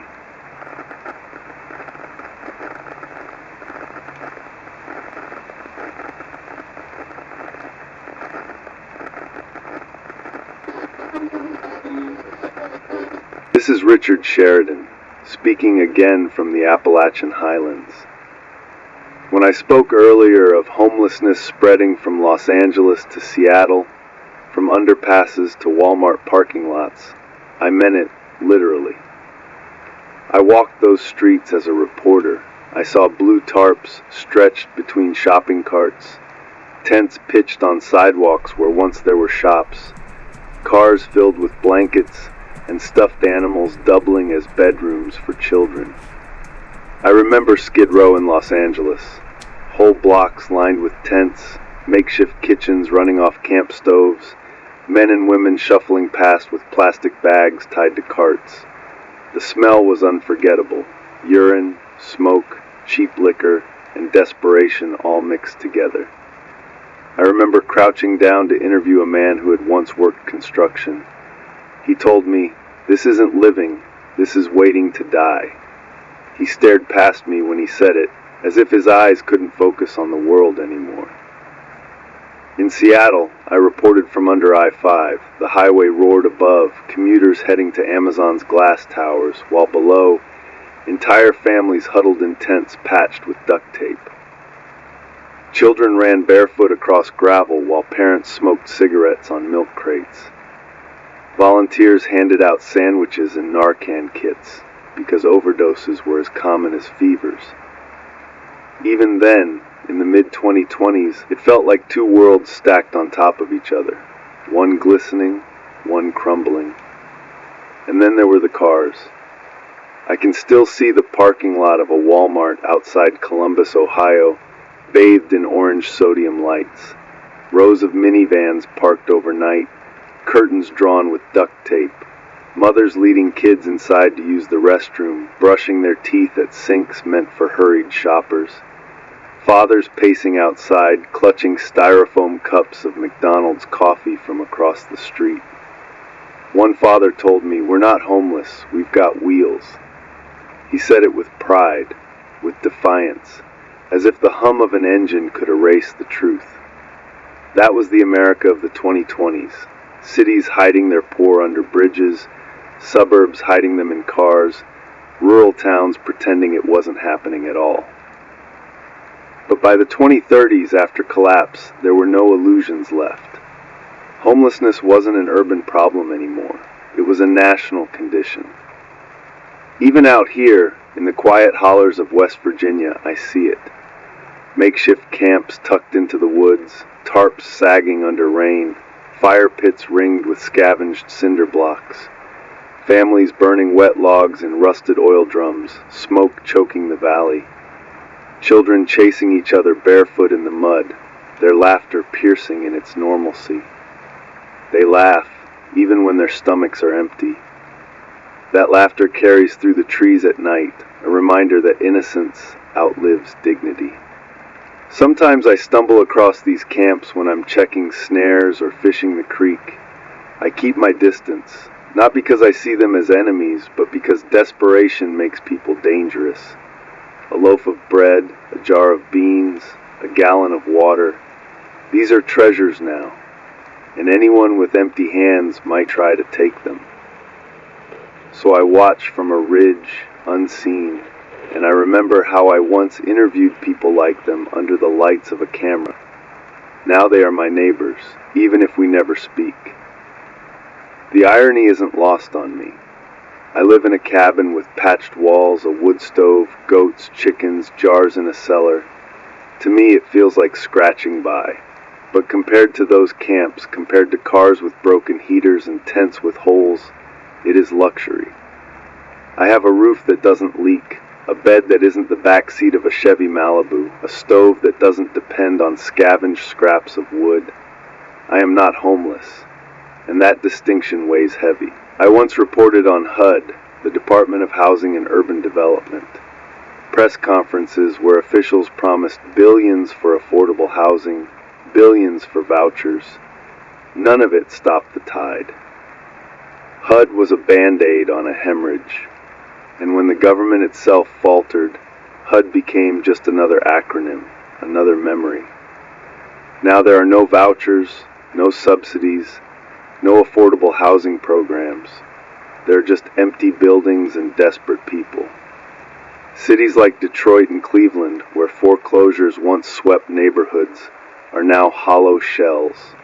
Suburbs outside Chicago and St. Louis are dotted with abandoned homes, their lawns waist-high, their windows broken.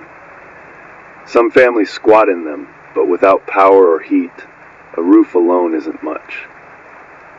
I think often of the people I interviewed, the construction worker on Skid Row, the father in the Walmart parking lot, the mother in Seattle's underpasses. Did they live long enough to see this? Did they adapt? Did they vanish into the silence like so many others? Their faces haunt me, not because they were unusual, but because they were ordinary. Ordinary Americans, left behind until leaving behind became the national condition. Here in the cabin, I keep my woodpile stacked, my cellar stocked, my water barrels full, and every night when I stir beans on the stove, I think about those without roofs, without stoves, without cellars. I think about how thin the line really is. One fire, one injury, one raid from desperate neighbors, and I could be in the mud beside them. Homelessness without borders, that's the reality now. It doesn't matter if you were from Beverly Hills or Buchanan, from Wall Street or Walmart. Once your roof caves in, once your job evaporates, once the shelves are bare, you're the same as anyone else. No borders, no illusions, just survival. This frequency remembers. It remembers Los Angeles tents, Seattle underpasses, Walmart parking lots glowing at midnight. It remembers HUD press conferences, vouchers promised, families still sleeping in cars. It remembers that homelessness wasn't a crisis of collapse. It was the warning we ignored. And now, as I sit in this cabin, I speak into static to leave behind this truth. In the end, homelessness wasn't a symptom, it was the condition.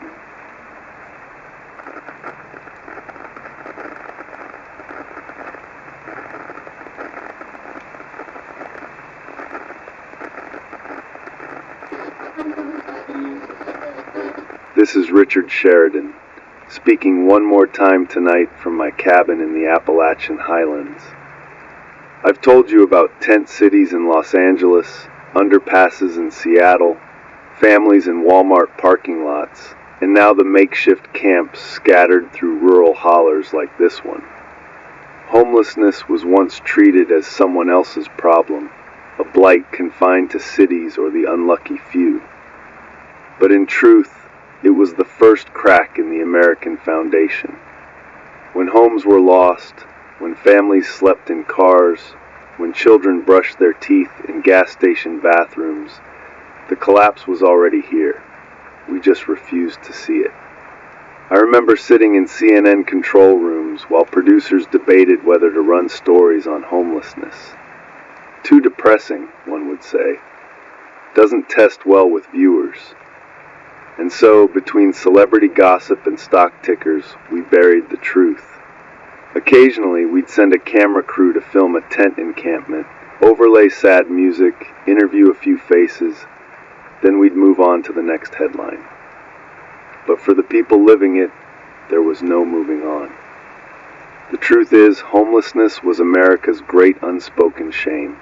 A country that prided itself on home ownership, on white picket fences and two-car garages, on Home Depot commercials showing families grilling in backyards, had millions with no place to call their own. And instead of fixing it, we normalized it. We stepped over bodies on sidewalks. We joked about van life on Instagram while ignoring families who weren't traveling for adventure, but because their mortgage was gone.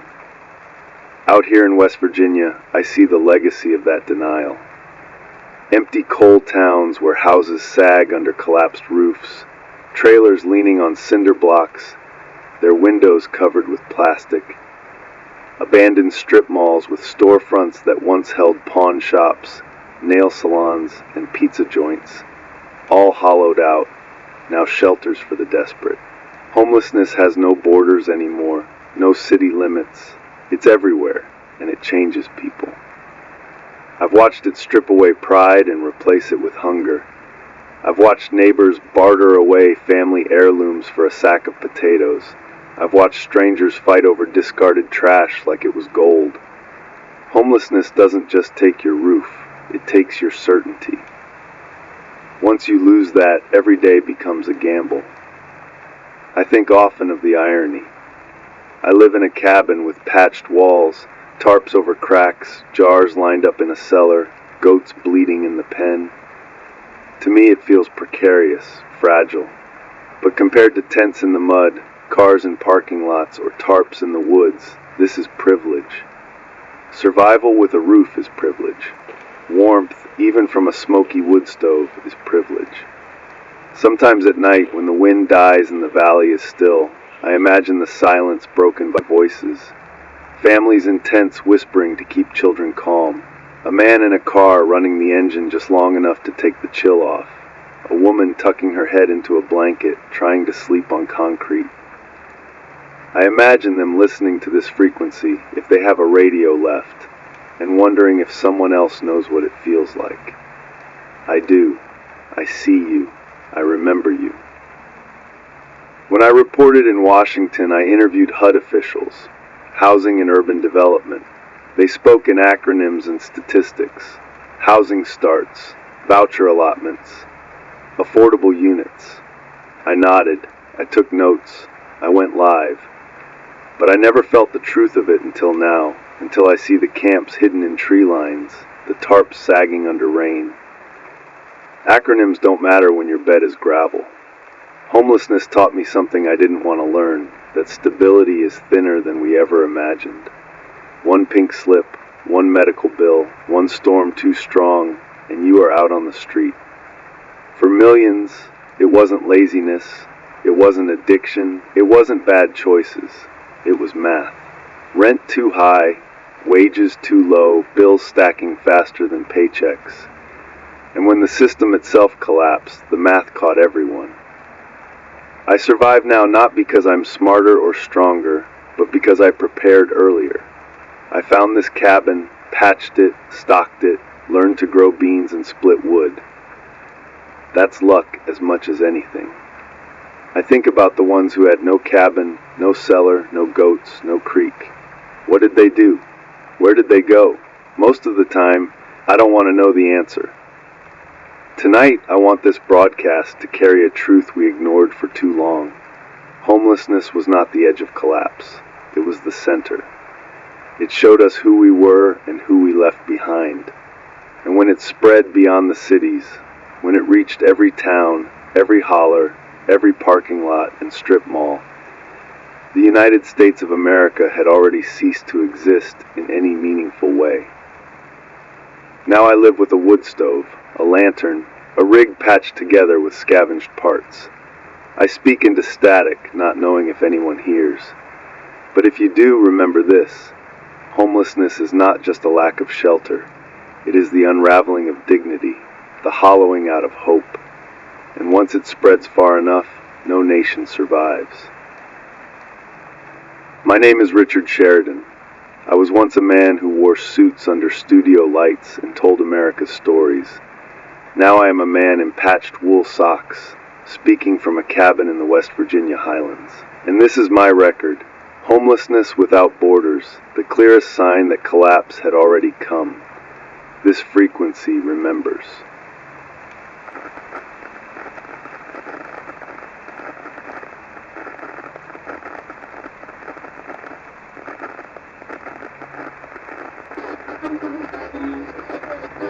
This is Richard Sheridan, speaking again from my cabin in the West Virginia highlands. Tonight, I want to talk about the lights, how they flickered, how they dimmed, and how, piece by piece, the great American grid sputtered to a halt. Electricity was the heartbeat of the nation, invisible, taken for granted, humming through the lines like blood in veins. Flip a switch and the world obeyed. The coffee pot brewed, the refrigerator hummed, the TV lit up with 1,000 talking heads. It was so normal we never thought twice about it, until the day it stopped being normal. I remember when the blackouts began in earnest. They called them rolling at first, like the utilities had control. One neighborhood dark, another bright, rotating like a carousel of inconvenience. In New York, I remember seeing whole blocks of Manhattan go dark while Times Square blazed with neon and giant LED billboards. Imagine standing outside a darkened apartment tower, watching a 20-foot Coca-Cola ad glow in the night sky, reminding you to open happiness while your fridge spoiled in the dark. People tolerated the first outages. They lit candles, dusted off flashlights, joked about playing board games like it was a snow day. But then the outages grew longer. Hours became days, whole weeks in some parts of the country. The excuses varied. Heat waves stressing the grid, cold snaps freezing the gas lines, windstorms toppling transmission towers. Some of those excuses were true, some were just cover stories. The truth was the grid was already failing.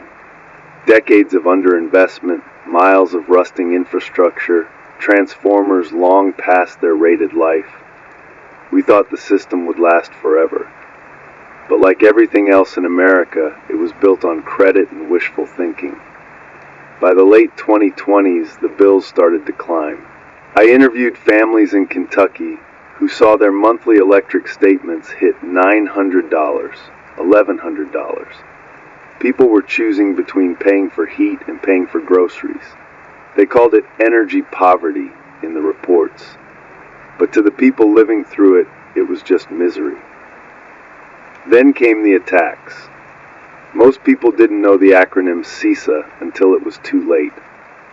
CISA stands for the Cybersecurity and Infrastructure Security Agency, a mouthful of bureaucracy that was supposed to keep hackers out of our critical systems.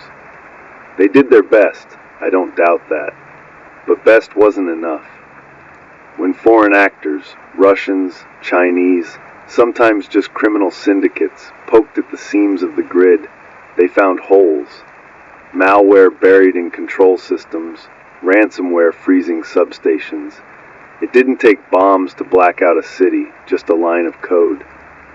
And then there was the fear of an EMP. That acronym stands for electromagnetic pulse.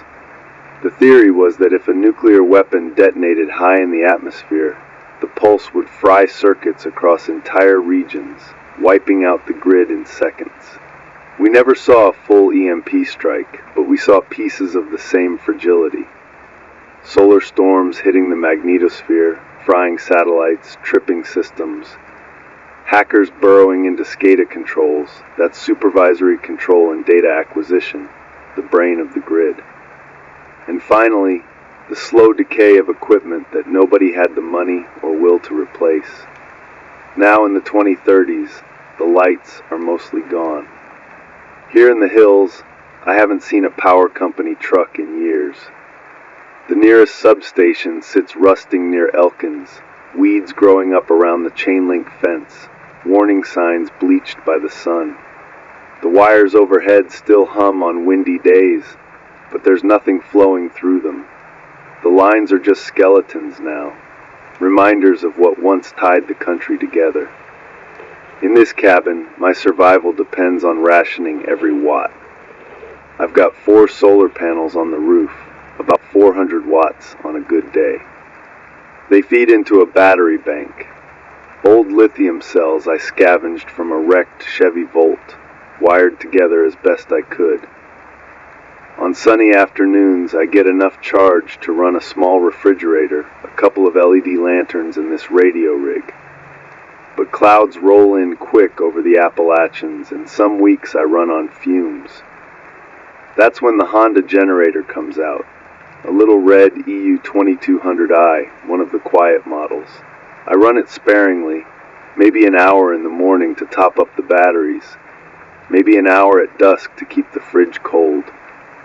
I sip gasoline like it's fine bourbon, because I know once the cans in the shed are gone, there's no refueling.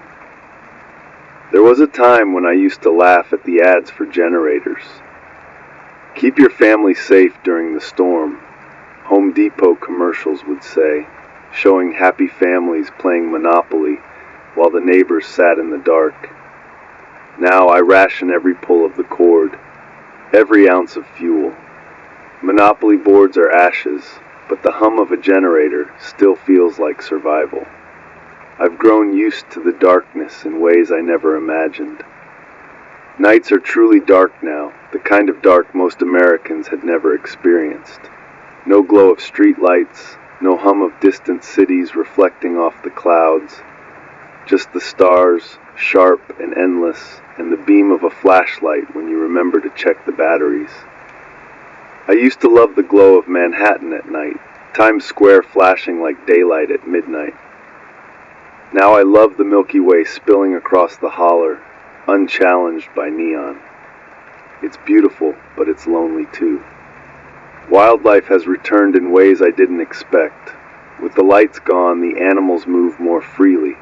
Deer wander closer to the cabin, nibbling at the garden fence.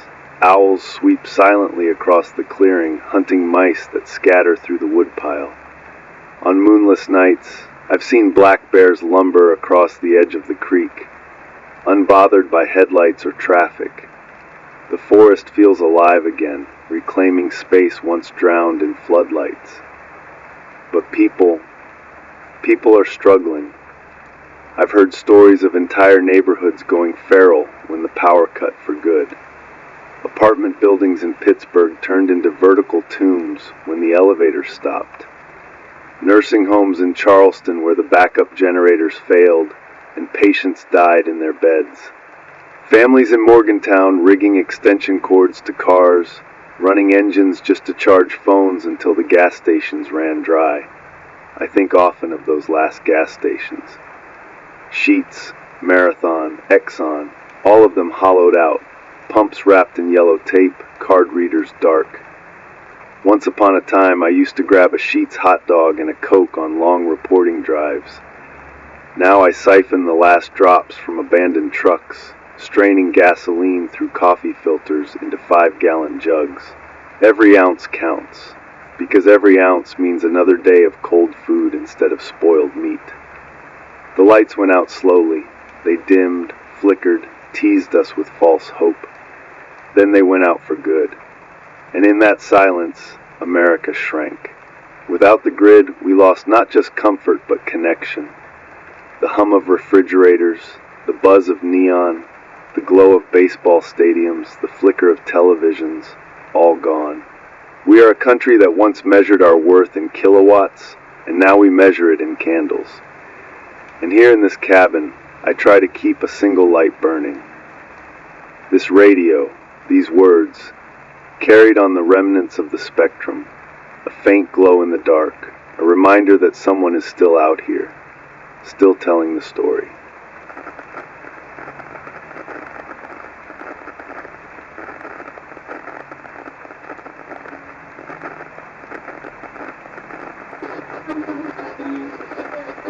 This is Richard Sheridan, speaking again from the Appalachian Highlands. When I spoke earlier of the grid failing, I meant more than a technical breakdown. I meant the end of a rhythm every American took for granted. Flip a switch, and light appears. Plug in a cord, and the machine hums.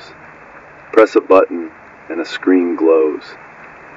That rhythm carried us through every day of our lives, until it didn't. I remember the first rolling blackouts of the 2020s. California led the way, rationing power on hot summer afternoons. I covered those stories, standing outside darkened neighborhoods in Los Angeles, residents sweating in the heat while their air conditioners sat silent. We filed pieces about climate resilience and grid modernization, but the truth was simpler. The system was strained to its breaking point, and the cracks were already showing. By the late 2020s, those blackouts weren't just California's problem. Ohio, Texas, New York, states across the map saw their grids buckle. Ice storms snapped lines, wildfires burned transformers, heat waves overloaded demand, utility bills soared. I interviewed a family in Kentucky whose bill hit 930s in January, more than their mortgage. They showed me the printout. The kilowatts tallied like a ransom note. They were choosing between heat and groceries, between comfort and hunger. Those choices multiplied until the system itself gave way. And then there were the attacks. Few wanted to admit it at the time, but foreign actors had their fingers in our networks. The acronym CISA, Cybersecurity and Infrastructure Security Agency, was supposed to be our shield. I remember sitting in on one of their briefings, officials explaining zero-day exploits and state-sponsored intrusion campaigns. The words sounded technical, abstract, but the meaning was plain. Our grid was riddled with holes, and adversaries were already inside. When substations went dark in North Carolina and Washington State, they blamed vandals. But we knew better. The grid was a battlefield, and America was losing. When the lights finally went out for good, it wasn't a bang, it was a whimper. One region blacked out, then another, until the cascade swallowed the map. A failure here triggered a failure there. One domino after another, and then silence. Out here in the holler, I had prepared for it, but preparation doesn't make it easier. My cabin runs on a mix of solar panels and a Honda generator I hauled here years ago. The panels are mounted on a frame I built from scrap lumber, tilted south to catch the sun. They charge a battery bank scavenged from an RV dealer, a mess of wires and inverters cobbled together. On bright days, I can run the lanterns, the shortwave, and even the little fan I salvaged from an old Walmart. On cloudy days, I ration every watt. The generator is my backup, a red Honda EU 2200i, small enough to carry, quiet enough to run without drawing too much attention. I guard it like treasure, because a gallon of gasoline is worth more than cash now. I run it sparingly, only when the batteries sag low or when I need to charge the radio fully. I remember filling gas cans at sheet stations on I-79, swiping my card, watching the numbers spin on the pump. I remember complaining about $4.19 a gallon. Now I'd trade almost anything for a fresh can of fuel. The hardest adjustment wasn't technical, it was emotional. Living without light after dark strips away more than convenience. It strips away safety. I used to walk Manhattan at night, the city glowing in neon and LED, screens on every corner, headlights streaming endlessly. Out here, when the lantern sputters and the fire dies, the dark is complete. Step outside, and the stars blaze sharp, but between them and the trees lies a blackness that feels alive. Every coyote yip, every owl call, every crack of a branch carries weight. In the dark, imagination becomes its own enemy. I've learned to manage it. I use kerosene lamps, wick-trimmed, glass chimneys blackened with soot. I use candles scavenged from a Dollar General before it shuttered, wax melted and re-poured into jars to stretch them out. I hoard matches in mason jars, strike each one carefully, as if each spark holds history. And still, every time I light a flame, I feel the echo of a switch I can no longer flip. People used to talk about energy independence. Politicians boasted of drilling, of pipelines, of wind farms, of solar booms. They spoke in acronyms. OPEC, the Organization of the Petroleum Exporting Countries, LNG, liquefied natural gas, DOE, Department of Energy. They argued over barrels and megawatts. But none of those acronyms can light a lantern now. None of those debates matter when the wires are dead and the towers stand like skeletons against the sky. I remember filing reports outside a Con Edison substation in New York after a minor outage. Engineers in hard hats reassured us it was contained. Behind me, a deli flickered back to life, neon open 24 hours sign buzzing faintly. Customers cheered, clapped, as if light itself was a miracle. That cheer echoes in my head now because we always treated light as a given. Now I treat it as grace. The wildlife never depended on it. The deer feed at dawn and dusk. No bulbs required. The owls see in the dark. No LEDs needed. Coyotes hunt by moonlight. Bears follow scent, not streetlights. They never needed the grid. We built our world on it, and when it crumbled, we were the ones left blind. I sit here tonight by lantern light, speaking into static, and I realize the grid wasn't just wires and transformers. It was trust. It was the invisible contract that said, pay your bill and the lights will come on. Break that contract and you break a nation.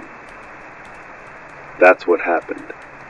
Not sabotage alone, not weather alone, not greed alone, but all of it together. Neglect, corruption, denial, death by 1,000 shorts and sparks. And when the lights went out, so did the last illusion of stability. This frequency remembers. It remembers the rolling blackouts in California, the $900 bills in Kentucky, the cyber briefings at CISA, the gas pumps at Sheetz, the flicker of neon in Manhattan dealies. It remembers how we lost the light, step by step, until dark became normal. And I remember it too, Richard Sheridan, once a man who stood under studio lights, now a man who squints by lantern glow. The dark is deeper than I imagined, but at least here in this broadcast, I can keep a flame alive a little longer.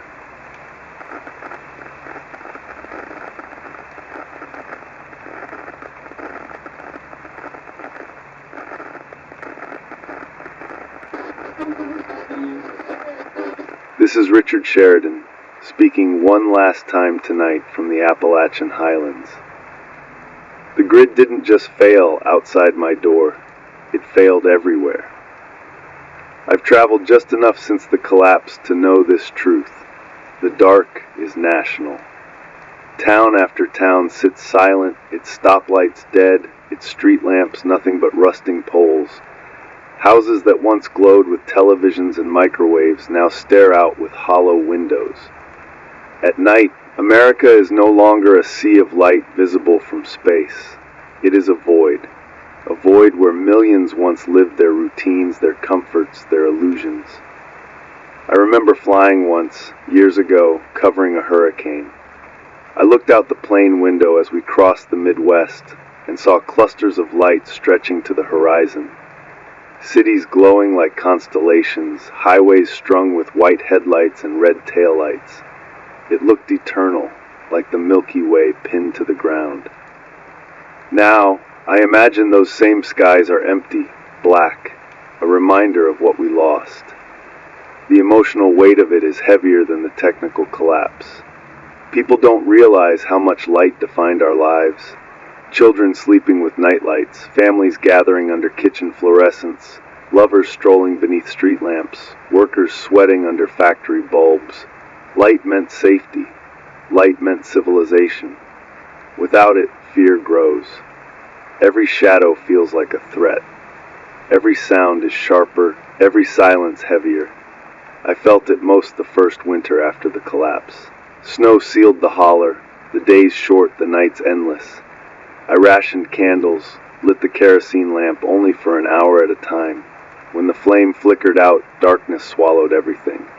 I lay in bed listening to the stove creak. The wind hissed through the trees, the coyotes howl far off. I realized then that fear isn't always noise. Fear is silence too. I learned to cope by ritual. I strike a match at dusk, always the same way, with care, with reverence. The sound of sulfur flaring has become my anthem. The flame-catching wick, glass chimney glowing is my sunrise. Each light is temporary, but temporary is enough.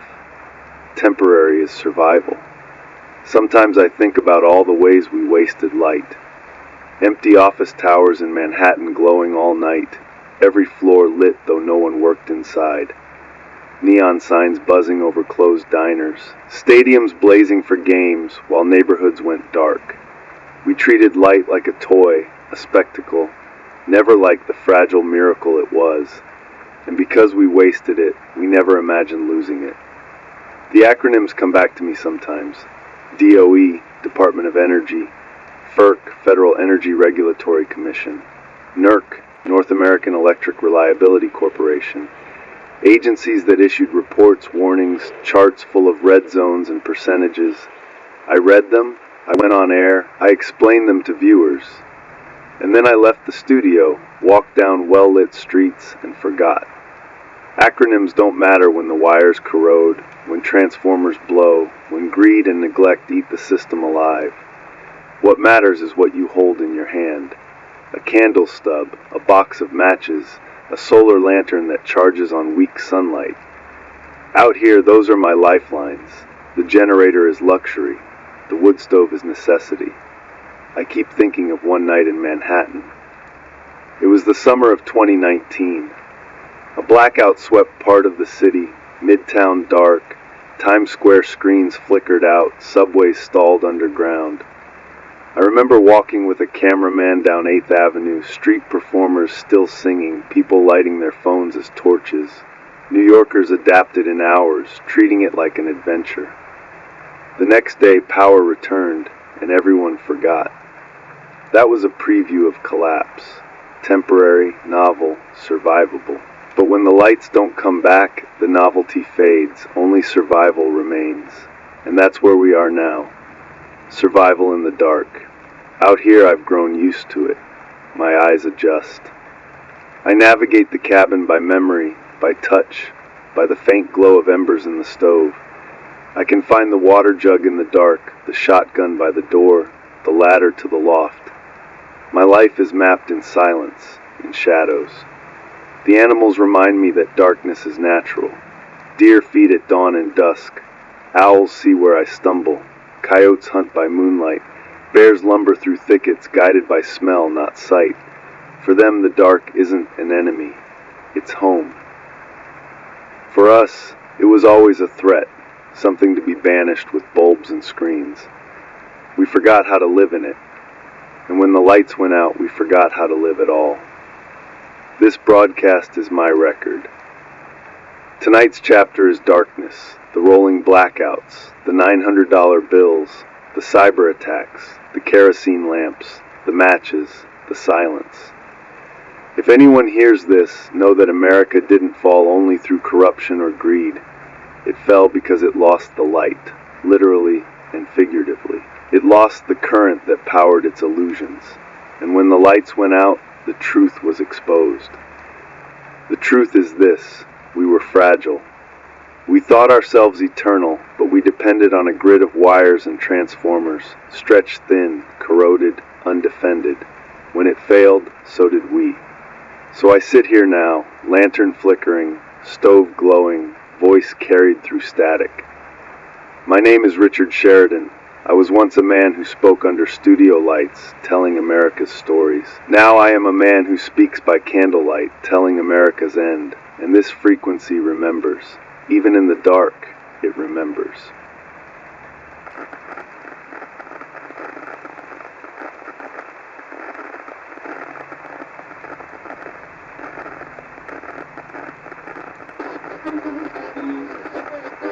This is Richard Sheridan, broadcasting again from the Appalachian Highlands. Tonight's subject is water.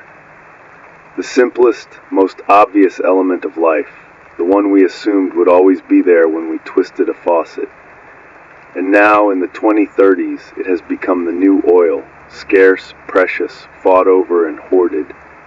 America's warning signs were there long before the collapse.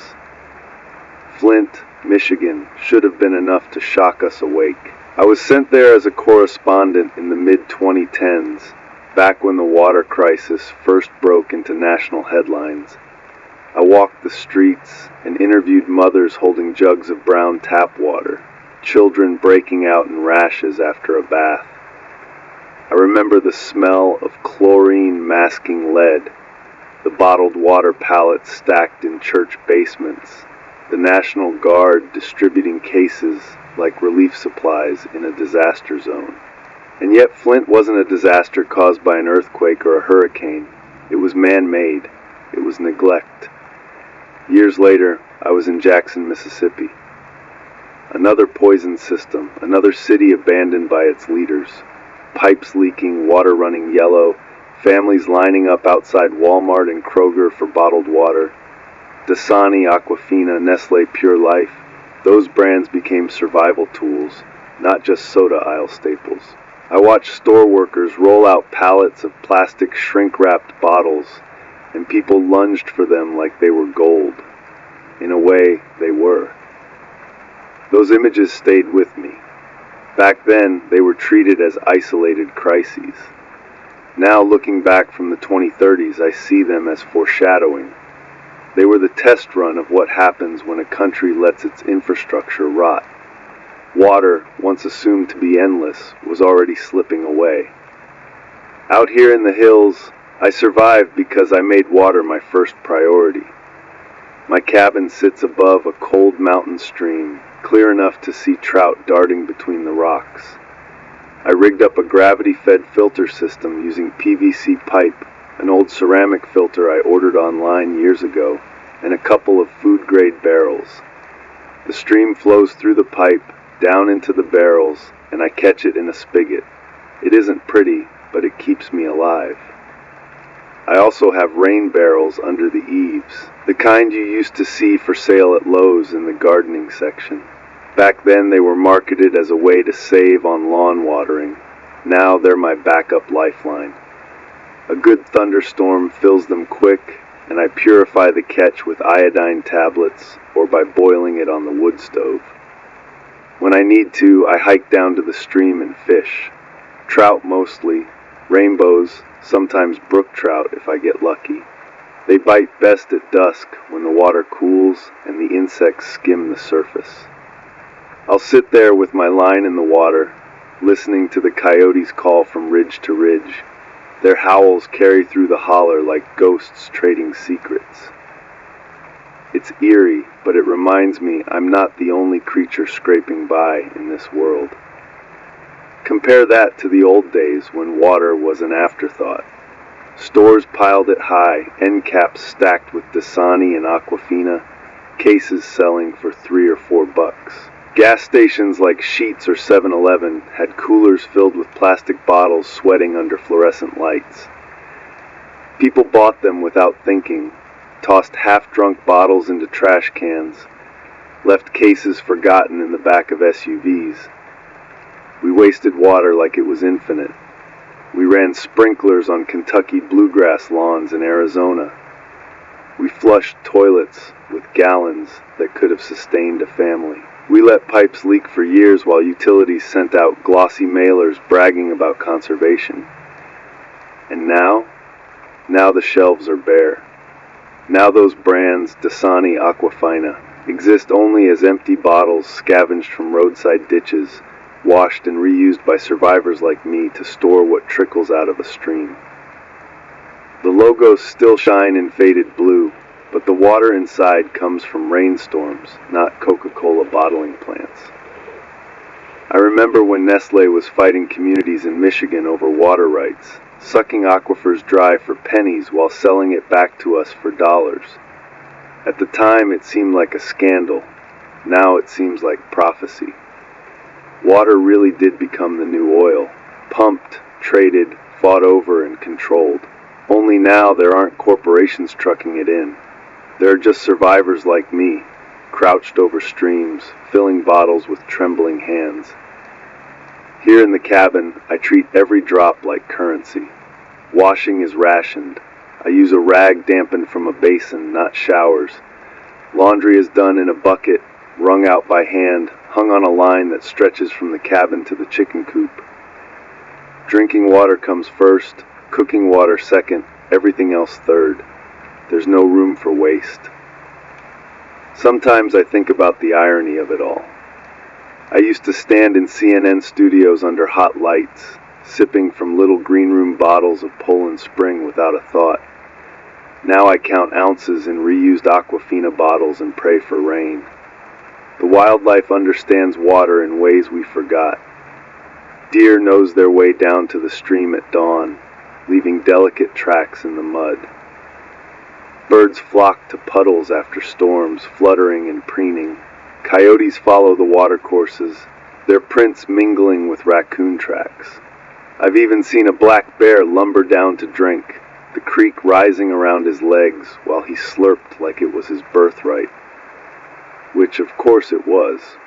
Water was always supposed to be our birthright too. But we poisoned it, squandered it, sold it back to ourselves, and finally lost it. Flint and Jackson should have been enough to make us repair every pipe in the country, replace every lead joint, invest in every aquifer. Instead, we shrugged, bought another bottle of Dasani, and moved on. Now in the 2030s, those warnings echo in every empty faucet. In Charleston, West Virginia, I've walked past apartments where people turned taps that dribbled rust, then gave up and left. In Morgantown, the Monongahela River still runs broad and brown, but the treatment plants don't run anymore, so no one dares drink it. In small towns across the Ohio Valley, water towers stand like hollow sentinels, their tanks dry, their paint peeling, their names fading, Mill Creek, Elkins, Buchanan. Communities once anchored by those towers now scatter, following streams like refugees of an ancient drought. Here in my holler, I keep watch over my barrels and my creek. Every thunderstorm is a blessing. Every drop that trickles through the filter is life itself. I call water the new oil because it shapes everything now. How long you can stay in one place, how many mouths you can feed, how far you're willing to travel. Gasoline once dictated power, now it's water. And so like every broadcast, I tell you this, remember the signs. Remember the poison taps of Flint, the yellow water of Jackson, the endless aisles of bottled brands we thought would last forever. Remember them because they were the markers of our downfall. This series is my attempt to document those markers one by one, so that if anyone listens in the years ahead, they will know how America fell. And tonight the lesson is clear. We lost because we forgot the value of water.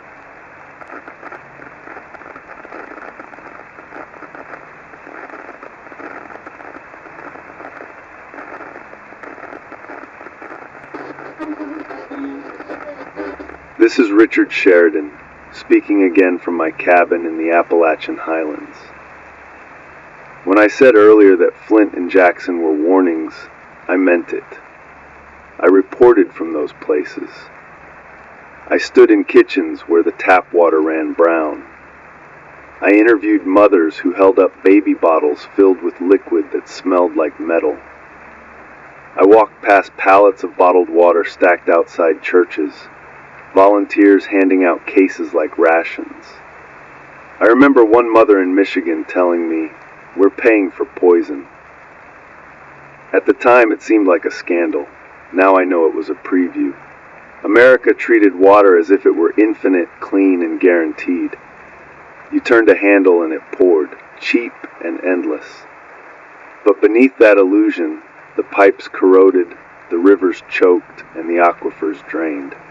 I remember reading EPA, Environmental Protection Agency, reports about lead levels, about nitrates from farm runoff, about chemicals seeping into wells. I read them on air, translated them into sound bites, and then went home, filled a glass at the sink, and forgot. That's what denial looks like. Statistics 1 minute, convenience the next. And then there was bottled water, Dasani, Aquafina, Poland Spring, Nestle Pure Life, whole aisles of plastic jugs stacked at Walmart, pallets rolled out at Kroger. I remember covering hurricane prep in Florida, watching shoppers scramble, carts piled high with cases of 24, 32, even 40 bottles. People laughed at the panic buying, but the shelves were stripped in hours. Water became currency before anyone called it that. Now, in the 2030s, bottled water is a memory. The shelves are empty. The plastic cracked and brittle, the logos faded. Out here, water comes not from shrink-wrapped pallets, but from the creek, the sky, and the sweat of keeping it clean. I built a gravity-fed system with PVC pipes scavenged from an abandoned Lowe's. The creek runs downhill, and I tapped a section above the cabin. The water flows into a barrel lined with gravel, sand, and charcoal, then trickles through into 5-gallon jugs. It's not perfect. I still boil it before drinking, but it's steady. On good days, I can fill 2 jugs without lifting a finger. On bad days, when storms wash debris down, I haul buckets by hand and filter them indoors. Rainwater is my backup. I rigged gutters along the cabin roof, channeling into barrels. I cover them with mesh to keep out leaves and bugs, then run the water through a ceramic filter. Rain tastes different, softer, cleaner somehow, but it's unreliable. A dry spell can empty the barrels, leaving me dependent on the creek alone. The act of carrying water humbles me. Each gallon weighs over 8 pounds. Haul enough of them and your arms ache, your back strains, your breath shortens. I think about how casually I once filled a tub in New York, how easily I let showers run long in Atlanta hotels. Now, every drop is labor, every sip is gratitude. I keep a few jugs of commercial water in the cellar, old gallon bottles of Walmart's Great Value brand. The labels are peeling, the plastic yellowed, but the water is still good. I ration them like treasure. I don't touch them unless I have no choice, because I know once they're gone forever. Out here, I've learned to listen for water. The creek has a voice, high and quick after storms, low and steady in summer heat. At night, when coyotes howl across the ridge, the creek whispers beneath them, a constant presence. Sometimes I kneel by its edge, dip a hand, and feel its cold bite. That's when I realize water is life in its purest form. Not oil, not gas, not gold, just water. I think about the people in cities now, those who stayed behind when the grid failed. The taps long dry, the pumps silent. They must wander to rivers and lakes, scooping what they can, competing with thousands. I imagine them filling cracked buckets from fountains once ornamental in city parks. I imagine fights breaking out at the edge of reservoirs, guns drawn over plastic jugs. Hunger weakens you slowly, thirst kills you quick. And I think about those old commercials, Dasani with blue ripples on the screen, bottles sweating with condensation, Aquafina promising pure water, perfect taste, Poland Spring with pine forests in the background. They sold us nature in plastic, and we paid gladly. Now nature is all that's left, creeks, rain, rivers, and it demands labor, not swipe of a debit card. Out here I try to balance caution with gratitude. I boil water in a pressure cooker, steam rising into the cold air.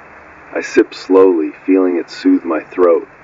I store barrels in the cellar, always counting, always checking, and I whisper thanks, even if no one hears, because gratitude is the only prayer that matters in collapse.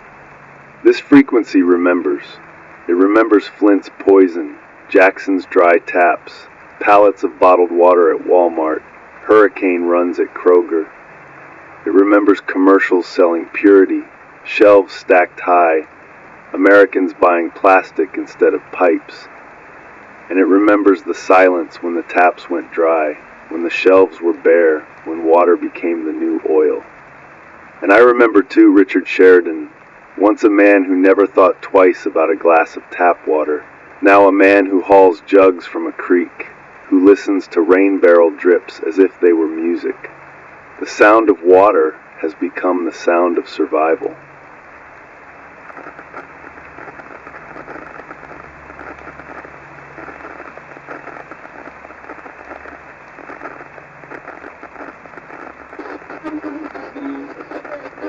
This is Richard Sheridan, speaking once more from the Appalachian Highlands of West Virginia.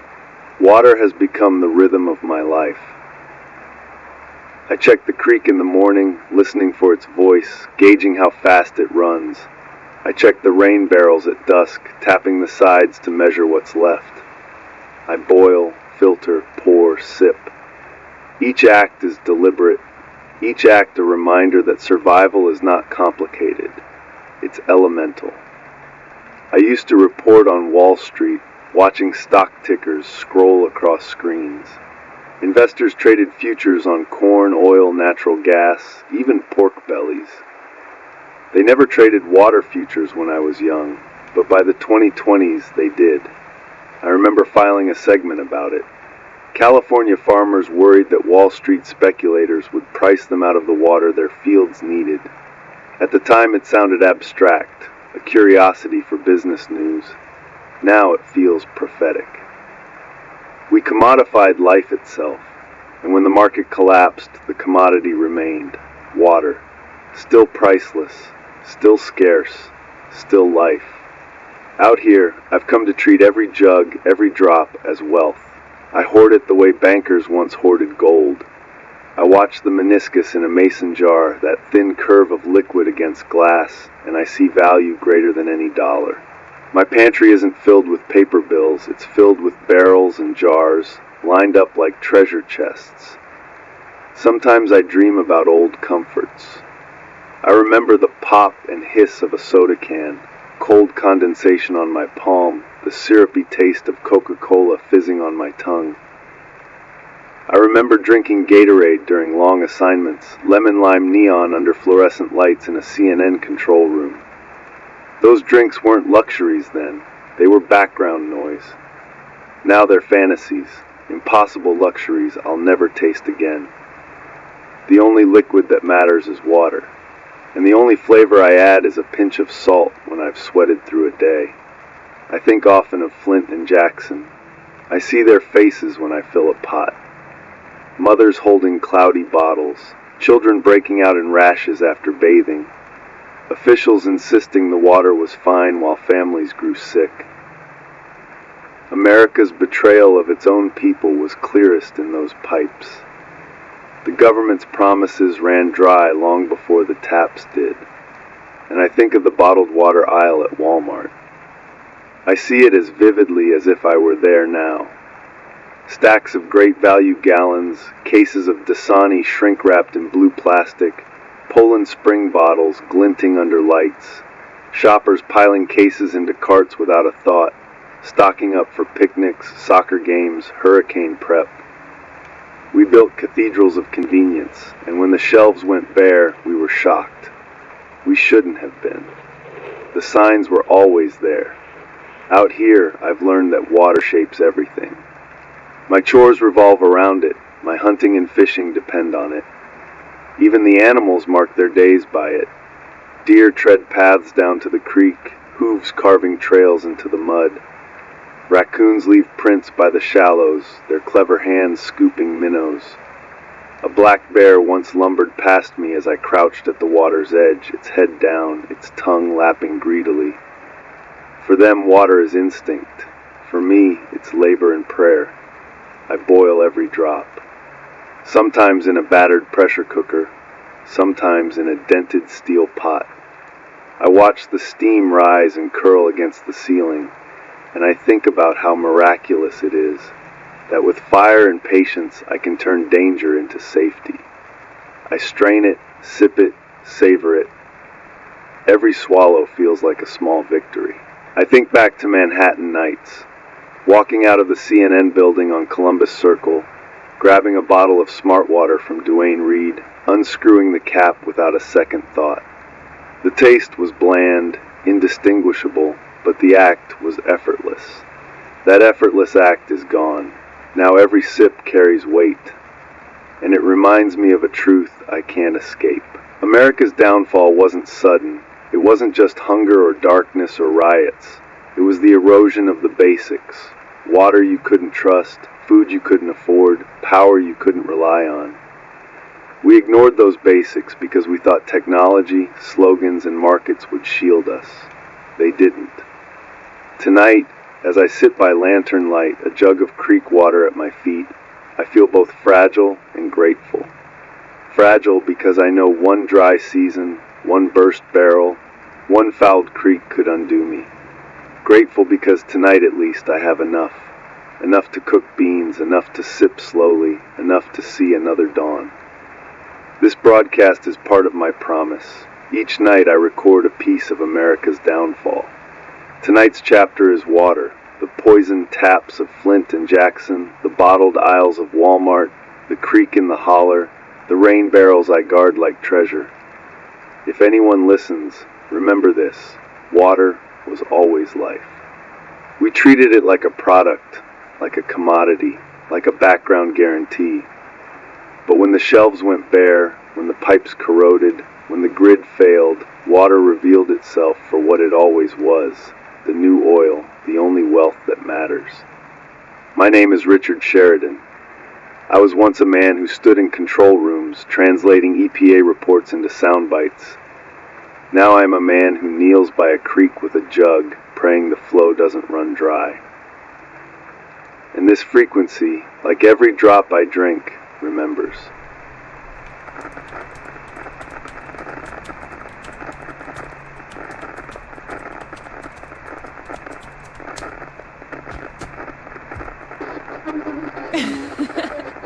This is Richard Sheridan, speaking again from the Appalachian Highlands of West Virginia.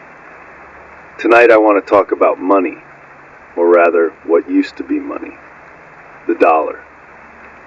Green paper that once bound the whole world together, printed in Washington, trusted in Shanghai, hoarded in Sao Paulo, traded in Nairobi. Now it is fading, vanishing, its authority dissolved by time, corruption, and neglect. I spent years reporting from Wall Street. I can still smell the burnt coffee from the Starbucks on Broad Street, hear the buzz of traders' phones as they ducked out for a smoke, see the glowing ticker boards scrolling across CNBC. Money was theater, and the dollar was the star of the show. I remember covering the panics. The one in 2008, when Lehman Brothers collapsed and the global financial system nearly followed. The one in 2020, when pandemic virus froze the economy and the Federal Reserve pumped trillions into the bloodstream to keep the patient alive. The one in 2025, when whispers of de-dollarization began to shake markets. Each panic had the same rhythm. Screens flashing red, anchors raising their voices, ordinary Americans clutching their 401k statements in disbelief. Back then, the dollar still held. It was still the world's reserve currency, still the backbone of the International Monetary Fund. The IMF, for those listening, the global lender of last resort. It was still the settlement currency for oil, for gold, for almost everything. The BRICS nations, Brazil, Russia, India, China, and South Africa, made noise about alternatives. But the greenback was still king. Now, in the 2030s, the king has no clothes. The dollar has vanished, not physically. You can still find bills blowing in parking lots, or crumpled under car seats. But spiritually, economically, it has no weight. A box of Winchester .22 shells is worth more than a stack of 20s. A gallon of diesel is worth more than a treasury bond. A jar of Jif peanut butter holds more value than the bills once used to buy it. When did it happen? Not in a single moment, but in slow erosion. Inflation chipped away first. I remember interviewing families in West Virginia who watched groceries double in price in a year. A gallon of milk at Kroger jumped from $3 to $6 to $9. Ground beef, once the working man's protein, cost more than steak. People swiped cards at Walmart and Target, pretending the money still had meaning, even as their savings shrank. Then came the BRICS challenge. I reported from the floor of the United Nations when diplomats announced their new currency scheme, backed by gold and commodities. They promised trade would shift away from the dollar, that oil could be bought in yuan, that reserves would be diversified. At the time, most American anchors dismissed it as political theater. But history has a way of turning yesterday's sideshow into tomorrow's obituary. Gold, once mocked as a relic, surged back. Central banks stocked it. People hoarded it. I remember a man in Ohio who traded his last gold wedding band for antibiotics at a CVS pharmacy before it shuttered. The symbolism struck me then. Gold for life, paper for nothing. Now barter rules. Out here, no one cares about the design of a dollar bill or the signature of the Treasury Secretary. What matters is what you hold in your hand. Ammunition, food, fuel. Winchester .22 long rifle cartridges, compact, useful for hunting rabbits or squirrels, and tradable like coins. A gallon of diesel in a red plastic can, liquid wealth that powers tractors, trucks, and generators. A jar of Jif peanut butter, creamy or crunchy, it doesn't matter, packed with protein and sugar, shelf-stable, beloved by kids and adults alike. These are the currencies of collapse. I think about how ordinary people lived before. They paid bills online, tapped cards at Sheetz or McDonald's, swiped Apple Pay at Food Lion or Aldi. A debit card and a 4-digit PIN were the keys to life. Now the keys are the weight of a can of beans, the metallic clink of a bullet, the smell of diesel sloshing in a jug. Here in my cabin I keep a small barter stash. A dozen jars of peanut butter bought in bulk from Sam's Club years ago.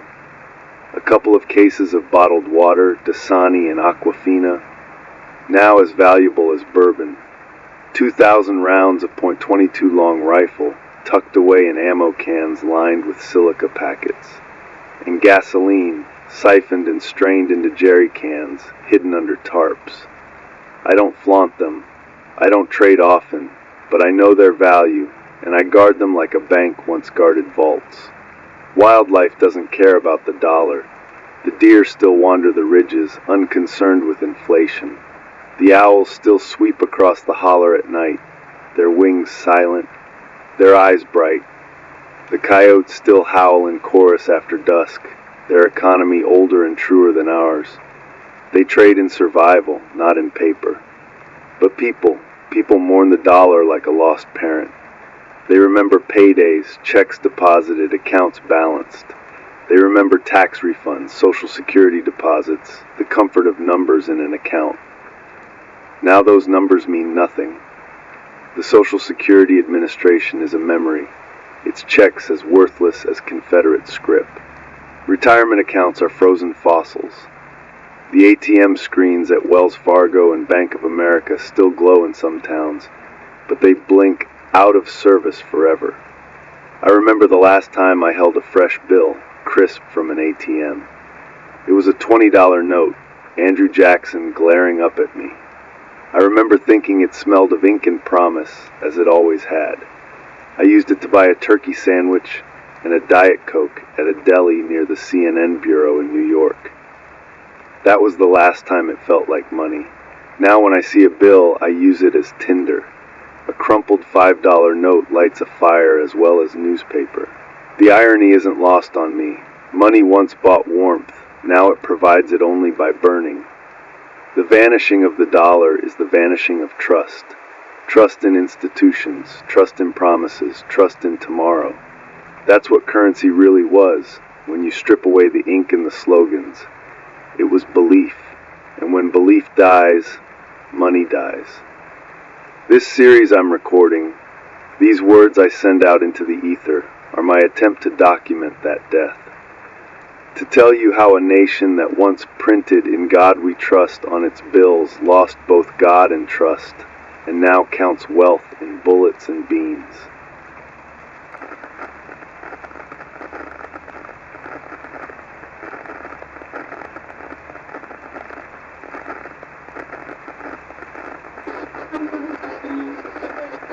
This is Richard Sheridan, speaking again from the Appalachian Highlands. When I left off, I told you how the dollar lost its weight. Tonight I want to go further to show you what replaced it, and what it feels like to live in a world where paper bills are no more valuable than kindling. The first signs came from overseas. BRICS, Brazil, Russia, India, China, South Africa, announced new trade agreements that cut the dollar out entirely. At CNN, I remember watching the wires light up. De-dollarization accelerates. Economists filled our panels, some scoffing, some warning.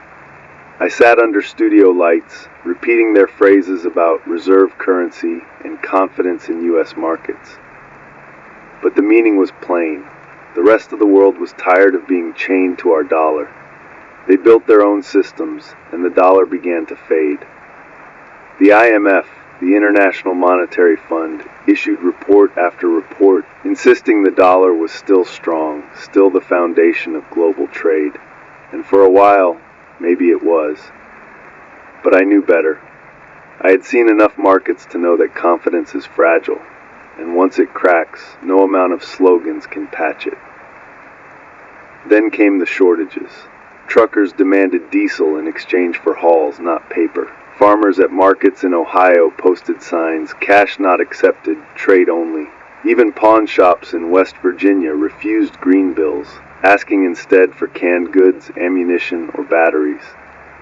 I once saw a man in Elkins hand over a box of Winchester .22 shells for a sack of flour. Both walked away satisfied. That's when I knew barter wasn't temporary. It was the new economy. Out here in the holler, I survive with the same logic. A dozen eggs from my hens can trade for a jar of honey, goat's milk for a bag of salt. Once, when I was running low on lamp oil, I traded 2 quarts of beans for a half-gallon mason jar of kerosene. The beans took me a season to grow. The kerosene had sat in someone's shed for years. Both of us felt we got the better deal. That's barter, subjective, flexible, immediate. No banks, no interest, no treasury notes. Just need and supply, hunger and trust. The wildlife trade differently. The deer take my beans whether I offer them or not. The raccoons pry at my bins, clever fingers working latches I thought were secure.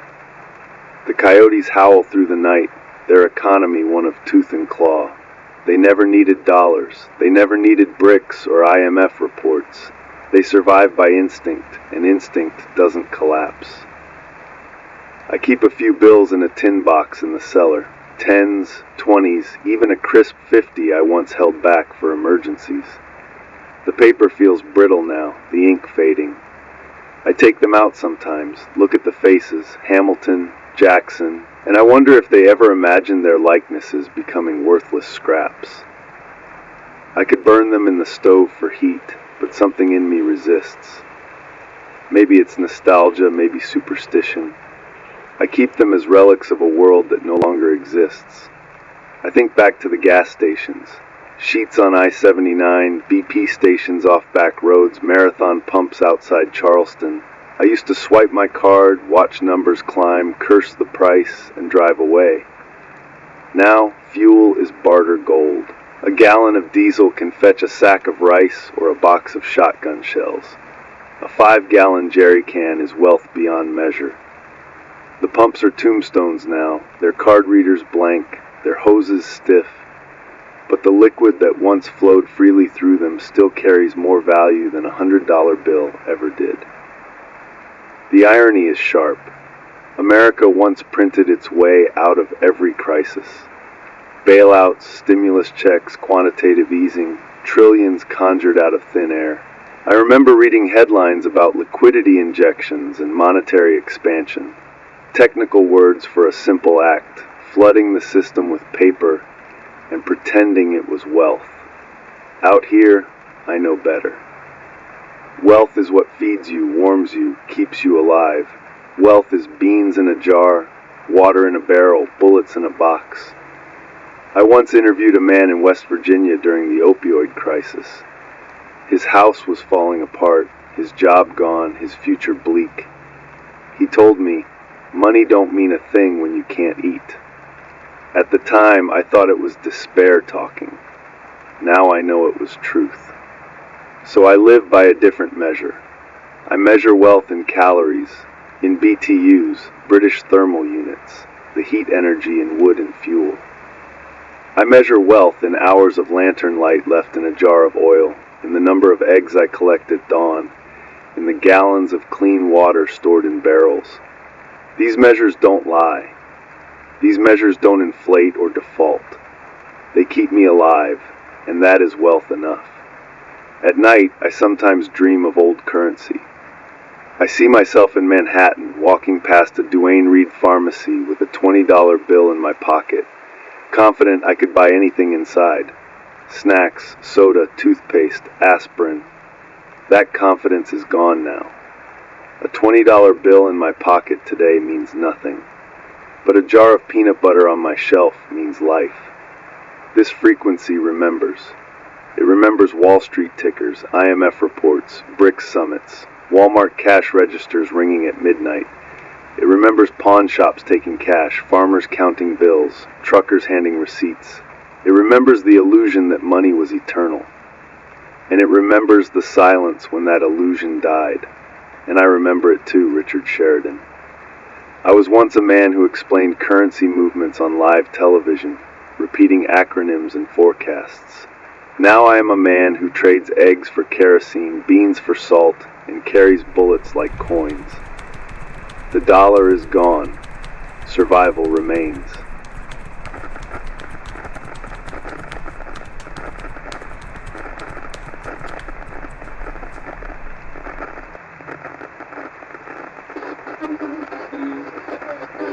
This is Richard Sheridan, once more from the Appalachian Highlands.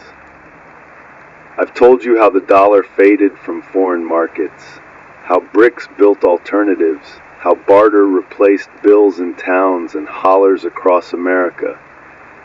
Tonight I want to bring it all together, how the collapse of currency wasn't just numbers on screens but the unraveling of everyday life. I think back to the newsroom in Atlanta, 2022. A producer handed me a wire report from Bloomberg. Dollar share of global reserves falls below 60%. I read the words live, framed them with calm analysis, and tossed to a panel of economists. They debated percentages, inflation targets, treasury yields. Then we cut to commercial, a Geico ad with a talking lizard, followed by a spot for McDonald's new combo meal. That was America. The fall of its currency sandwiched between insurance jingles and fast food promos. But the fall wasn't abstract. It reached into every pocket, every wallet, every kitchen table. I remember the panic at Kroger when eggs hit $8 a dozen, the fury at Walmart when ground beef prices doubled, the lines at gas stations stretching for blocks. People cursed inflation, but inflation was only the symptom. The disease was confidence slipping away. Once the dollar lost its weight, trust unraveled with it. Landlords stopped accepting rent in cash. Mechanics demanded payment in batteries, food, or fuel. Pharmacies locked their doors unless you brought something tangible, medicine for medicine, goods for goods. The paper lost its magic, and without magic, it was just ink and cotton. I keep a box of coins in the cellar. Quarters, nickels, dimes, pennies. I thought once they might hold value, if only for the metal, but even they became useless. Too light to matter, too common to trade. I tried once, offered a handful of quarters to a man on a back road in exchange for a sack of salt. He laughed, shook his head, and walked away. Coins were relics, not currency. Barter works differently. It's raw, it's immediate, it's human. When I trade a dozen eggs for a jar of honey, I look the man in the eyes. We both measure the deal in our guts. No receipts, no banks, no IOUs, just trust or the threat of force if trust fails. That's the economy now, trust and force. I've made mistakes. Once I traded too much. A bag of beans for a gallon of kerosene seemed fair at the time. Weeks later, when my food cellar ran low, I realized I'd given away too much for too little. Out here, errors aren't theoretical. They're survival cut short. I've also learned caution. I don't barter with strangers unless I must. Desperation makes people dangerous, and wealth is visible in what you carry. A full backpack, a crate of jars, even the bulge of a rifle sling, all invitations for theft. Sometimes barter is better done through silence, leaving goods in a drop spot and picking up what's left behind. Crude, but safer. The wildlife barter nothing. They take. The deer nibble my beans, the raccoons claw into bins, the coyotes stalk my hens. Their economy is tooth and claw, no different from ours in the end. Out here I realize survival itself is the oldest market, and hunger is the only currency. It's strange to remember how the dollar once felt unshakable. Green bills folded in wallets, debit cards swiped, ATMs spitting 20s like candy. I used to stop at Duane Reade in New York, grab bottled water and trail mix, swipe my card, and never think twice. Now I measure wealth in jars of beans, in the gallons of water in my rain barrels, in the stack of split logs outside the cabin. These are currencies that don't vanish. I think often of Rome, of Britain, of every empire that thought its coin eternal. Denarius, pound sterling, dollar, each minted with faces of power, each promising permanence, and each in time devalued, debased, forgotten. I remember reading Gibbon's Decline and Fall in college half distracted, thinking it was ancient history. Now I see it was prophecy. The empire's end wasn't marked by invasion, though that came too in its own way. It was marked by empty shelves, by barter in back alleys, by paper bills blowing in gutters like autumn leaves. It was marked by the vanishing of trust. Once money failed, so did contracts, so did laws, so did governments. Nothing held. So what holds now? Out here it's simple. Food, water, shelter, tools, skills. Those are currencies no collapse can erase. When I plant beans in spring, I mint wealth. When I split wood in October, I mint warmth.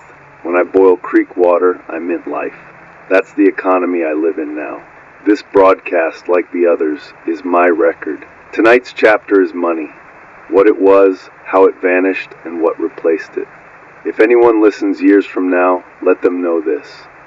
America's collapse wasn't only about power grids or poisoned pipes. It was about trust destroyed, value erased, paper stripped of meaning. It was about the vanishing dollar. I was once Richard Sheridan of CNN, the man who explained exchange rates and market jitters under studio lights. Now I am Richard Sheridan of the Holler, the man who trades eggs for honey, beans for kerosene, bullets for bread. The dollar is gone, the barter remains, and this frequency remembers.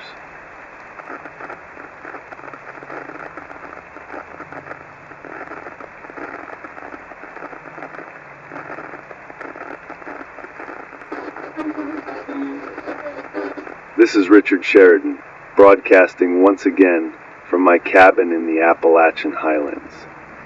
Tonight's subject is America's guns, how they moved from politics to survival, how neighbors weigh on my mind more than bears or coyotes, and how the weapons I keep nearby are both a comfort and a burden. If you grew up in America, guns were always part of the background hum.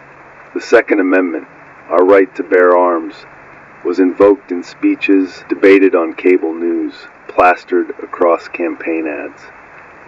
I remember moderating panels at CNN, sitting under studio lights while politicians and pundits shouted past each other about common sense restrictions and constitutional rights.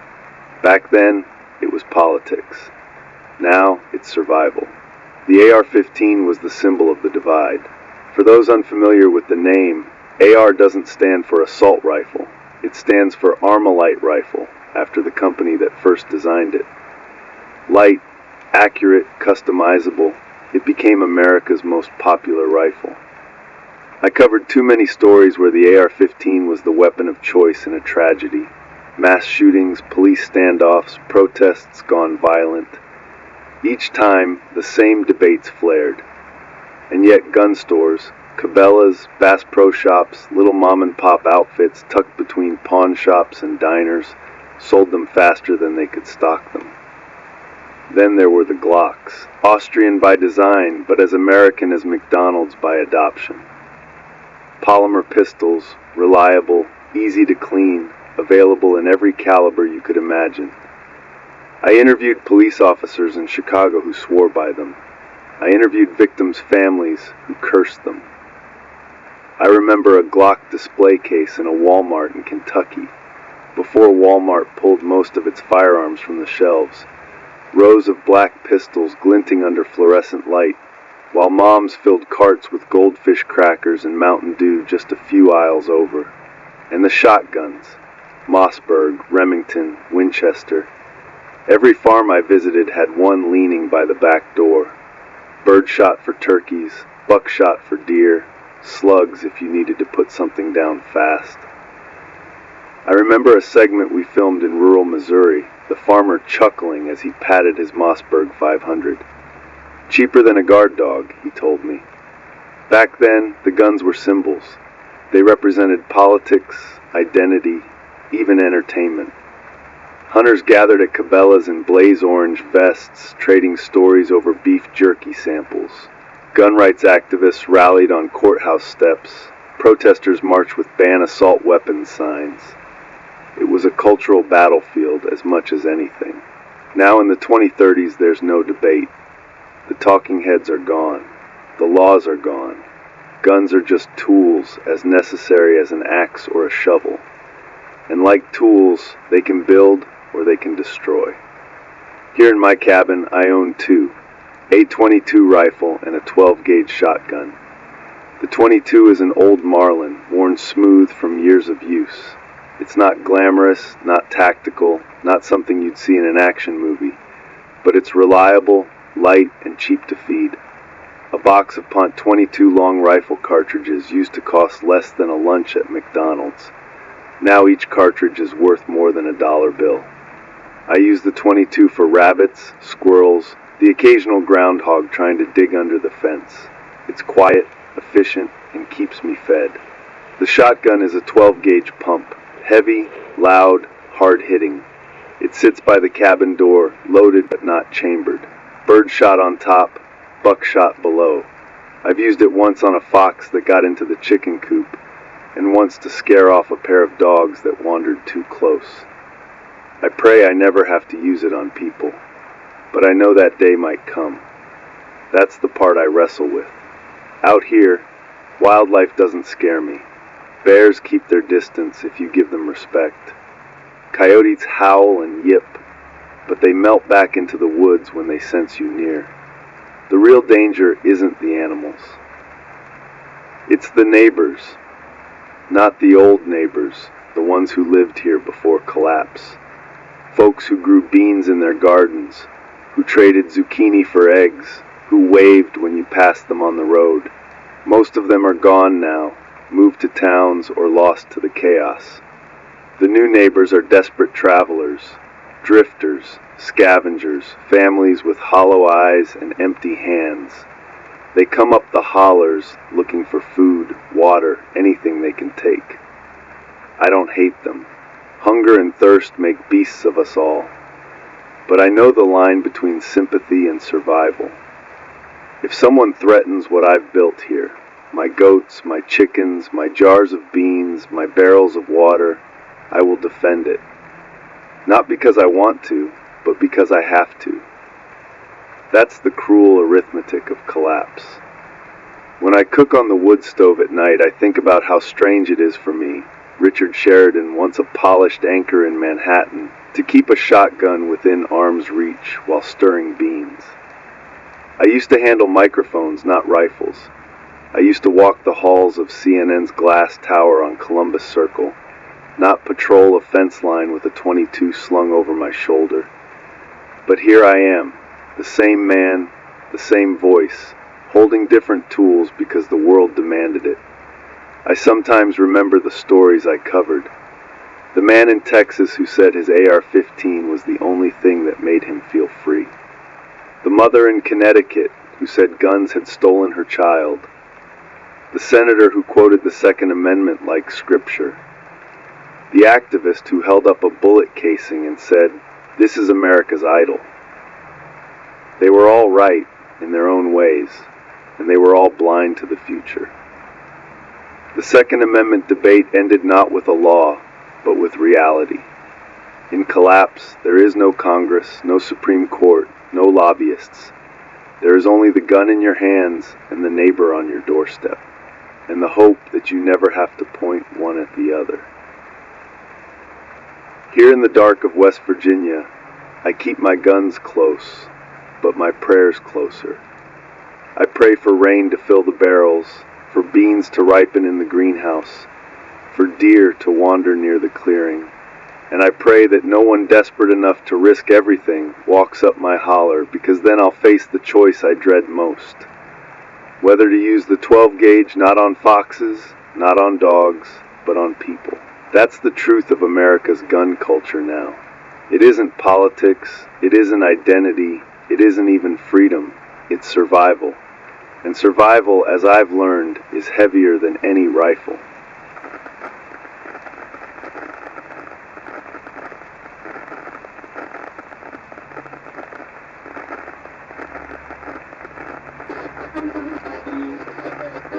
This is Richard Sheridan, speaking again from the Appalachian Highlands. Earlier I said that the Second Amendment went from politics to survival. I meant that literally. I remember when it was just another headline to cover.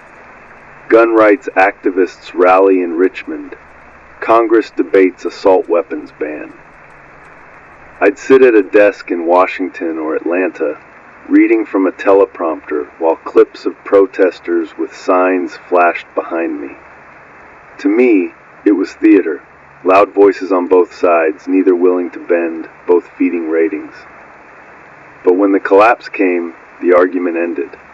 Out here in the holler, there's no debate. A rifle is food, a shotgun is security, and a pistol, if you carry one, is the line between caution and final resort. I keep 3 firearms, nothing extravagant, nothing out of a catalog spread. A-22 rifle, a 12-gauge pump shotgun, and an old .38 revolver that belonged to my father. The .22 is for rabbits, squirrels, and sometimes a raccoon if it's grown bold. Cheap to shoot, quiet, accurate.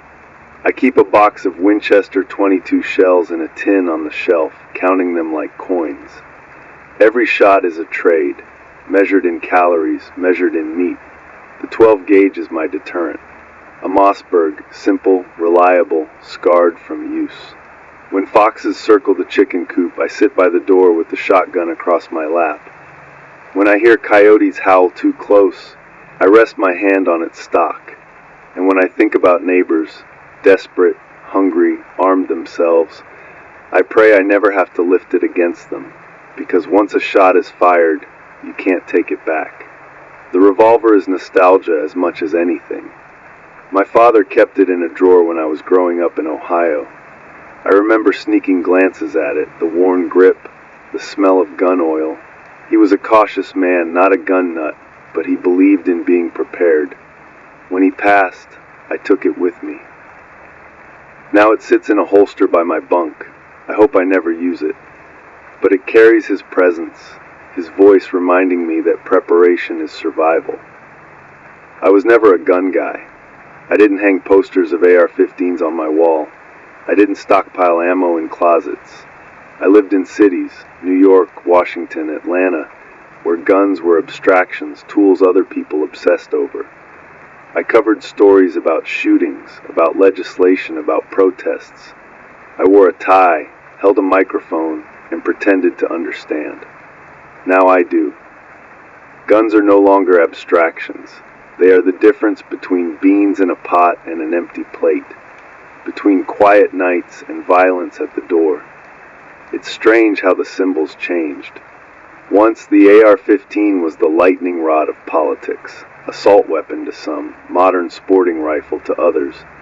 I covered hearings where senators held them aloft, theatrics for C-SPAN.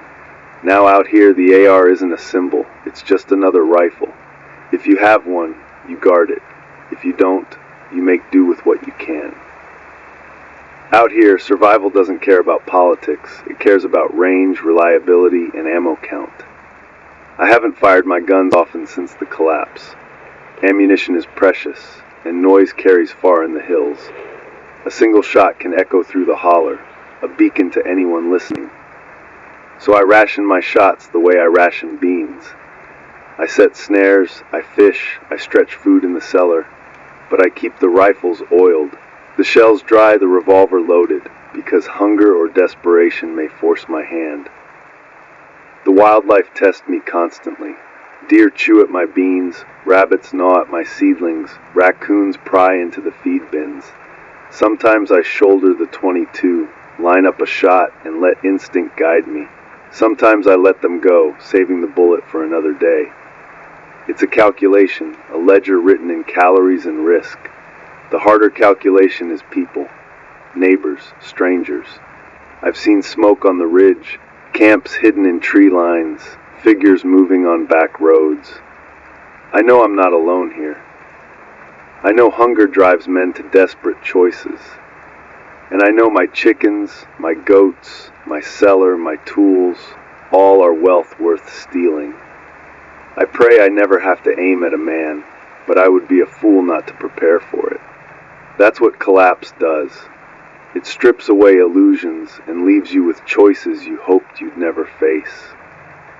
I remember interviewing a man in West Virginia in the early 2020s. He ran a small gun shop outside Huntington. He told me, people don't buy guns because they want to use them. They buy guns because they're scared of being the only one without one. I nodded politely at the time, filed the piece, and moved on. But now, living here, I understand exactly what he meant. Fear is contagious. Hunger is contagious. Desperation is contagious. And the tools we built to feel secure can spread that contagion in a heartbeat. That's why I clean my rifles with steady hands. That's why I count my shells carefully. And that's why I sit by the door some nights, shotgun on my lap, whispering prayers I never thought I'd say. Let tomorrow come without violence. This frequency remembers. It remembers debates in Congress, protests on courthouse steps, pundits shouting over AR-15s and background checks. It remembers panelists spinning fear into ratings. And it remembers how those debates ended. Not in legislation, not in consensus, but in collapse. Guns were no longer arguments. They were survival. And I remember too Richard Sheridan. I was once a man who treated firearms as political theater. Now I am a man who oils a Mossberg by lantern light, who carries his father's revolver, who counts 22 shells like coins. Arms and neighbors, that's the reality now, and the line between them is thinner than ever.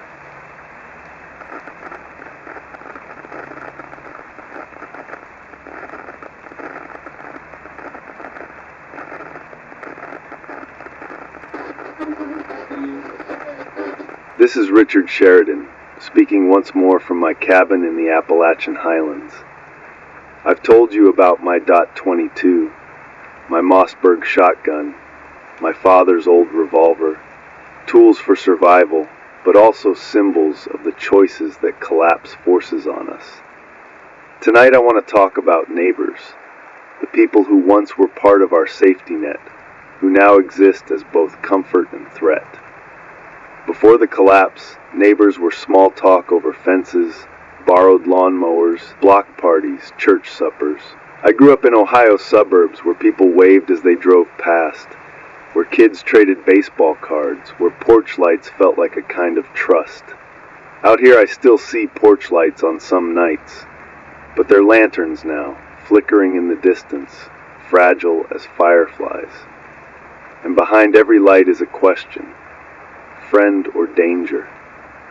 I don't have many direct encounters anymore, but I've had enough to know the line between fellowship and fear is razor thin. One winter night, early in the collapse, a man came down the trail to my cabin. Thin, tired, wrapped in a coat that looked too small. He knocked softly, not like a threat, but like someone who hadn't knocked on a door in months. I opened with the shotgun resting against the frame, not raised, not aimed, just visible. He asked for food. His eyes darted past me, searching for signs of wealth. Jars on shelves, wood stacked, tools leaning. I gave him half a loaf of cornbread and a jar of water. He took it, nodded once, and left without a word. I never saw him again. That night I didn't sleep. I kept the shotgun by my side, ears straining for footsteps. Nothing came, but the unease remained. That's what neighbors are now. Not familiar faces with casseroles, but strangers who might return with hungrier friends. I've also felt the other side of it. Once on the ridge, I stumbled into a clearing where smoke curled from a campfire. A family was huddled there, parents, 2 children, a lean dog. They froze when they saw me, eyes wide, hands twitching toward tools that could double as weapons. I froze too, hand on my revolver. For a long moment, no one moved. Then the father raised a hand, palm open, and said nothing. I nodded, turned, and walked back into the trees. That was it. No trade, no violence, just recognition that we were both fragile, both armed, both afraid. That's how neighbors exist now, in silence, in suspicion, in the space between fear and fellowship. I think back to the communities I reported on. Appalachia always had a culture of guns, of hunting rifles passed from fathers to sons, of shotguns by back doors. I covered town meetings where people argued fiercely about gun rights, about responsibility, about safety. Now those arguments are moot. Everyone who remains carries something, and everyone knows everyone else carries something. That knowledge creates balance, but balance built on fear is fragile. Out here I live with constant calculation. How much noise does a shot carry? How many rounds can I afford to spend? How much trust can I risk when someone knocks at my door? I keep my Mossberg oiled, my shells dry, but I keep my conscience close too. Because a gun isn't just steel. It's a decision waiting to be made, one that changes everything the moment it's used. I pray each night I never have to use mine against a neighbor, against a man with children, against someone as desperate as I am. That prayer doesn't always feel strong enough, but it's all I have. Sometimes I think about the phrase, good fences make good neighbors. Out here, fences don't mean much. Hunger cuts through barbed wire. Desperation digs under walls. The only fences left are invisible. The lines we draw in our heads. The choices we make at the sight of a stranger. Do I share a loaf of bread, or do I guard it with steel? Do I welcome, or do I warn? Each decision rewrites what neighbor means. In cities, I heard gunshots echo through streets, sirens chasing after them. Out here, one gunshot can ripple for miles, carry down the holler, raising questions in every cabin it passes. Who fired? At what? And what will they come for next? Guns speak louder now than any words. That's why I ration my shots, why I rely on snares and fishing lines. Because noise is currency, and too much spent draws attention. This broadcast is my attempt to be honest about it. Arms and neighbors, that's the chapter. America once debated endlessly about guns. Now it lives with them, every family, every hollow, every cabin. The Second Amendment isn't a clause in the Constitution anymore. It's a fact of life. And so I sit here, shotgun by the door, revolver by the bed, 22 shells counted like coins. I sit here, lantern glowing, wood stove crackling, speaking into static, and I wonder who my neighbors are. Are they huddled families around campfires, eyes wary but kind? Are they desperate men with empty hands and hungry bellies? Are they armed wanderers listening to this very broadcast, weighing whether to knock on my door? I don't know. I may never know. But I know this. Neighbors are no longer defined by proximity or familiarity. They are defined by choices, by whether hunger outweighs trust, by whether a shotgun stays lowered or rises. That is the world we live in now. This frequency remembers. It remembers debates in Congress, protests at courthouses, anchors like me reading words from teleprompters. It remembers the years when neighbors were just people across the street, not figures in the dark. And it remembers how collapse turned politics into survival, survival into suspicion. And I remember too Richard Sheridan. I was once a man who moderated debates, who quoted statistics, who treated guns as politics. Now I am a man who oils steel by lantern light, who prays never to use it, who wonders if the next knock on the door will be hunger or harm. Arms and neighbors, that is the truth of collapse, and this frequency remembers.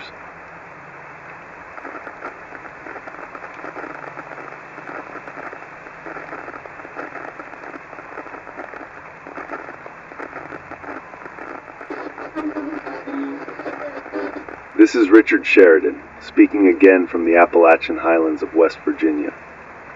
Tonight's subject is the media, the business I gave half my life to, the business that lost the public's trust long before the collapse, the business whose ruins I still carry in my voice.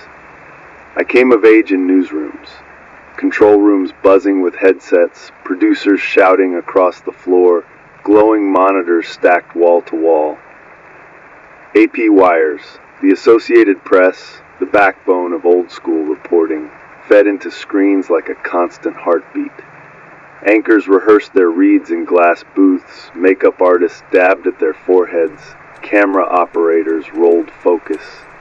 It was chaos dressed as authority, and I loved it once. At CNN, my life was measured in rundowns and breaking banners.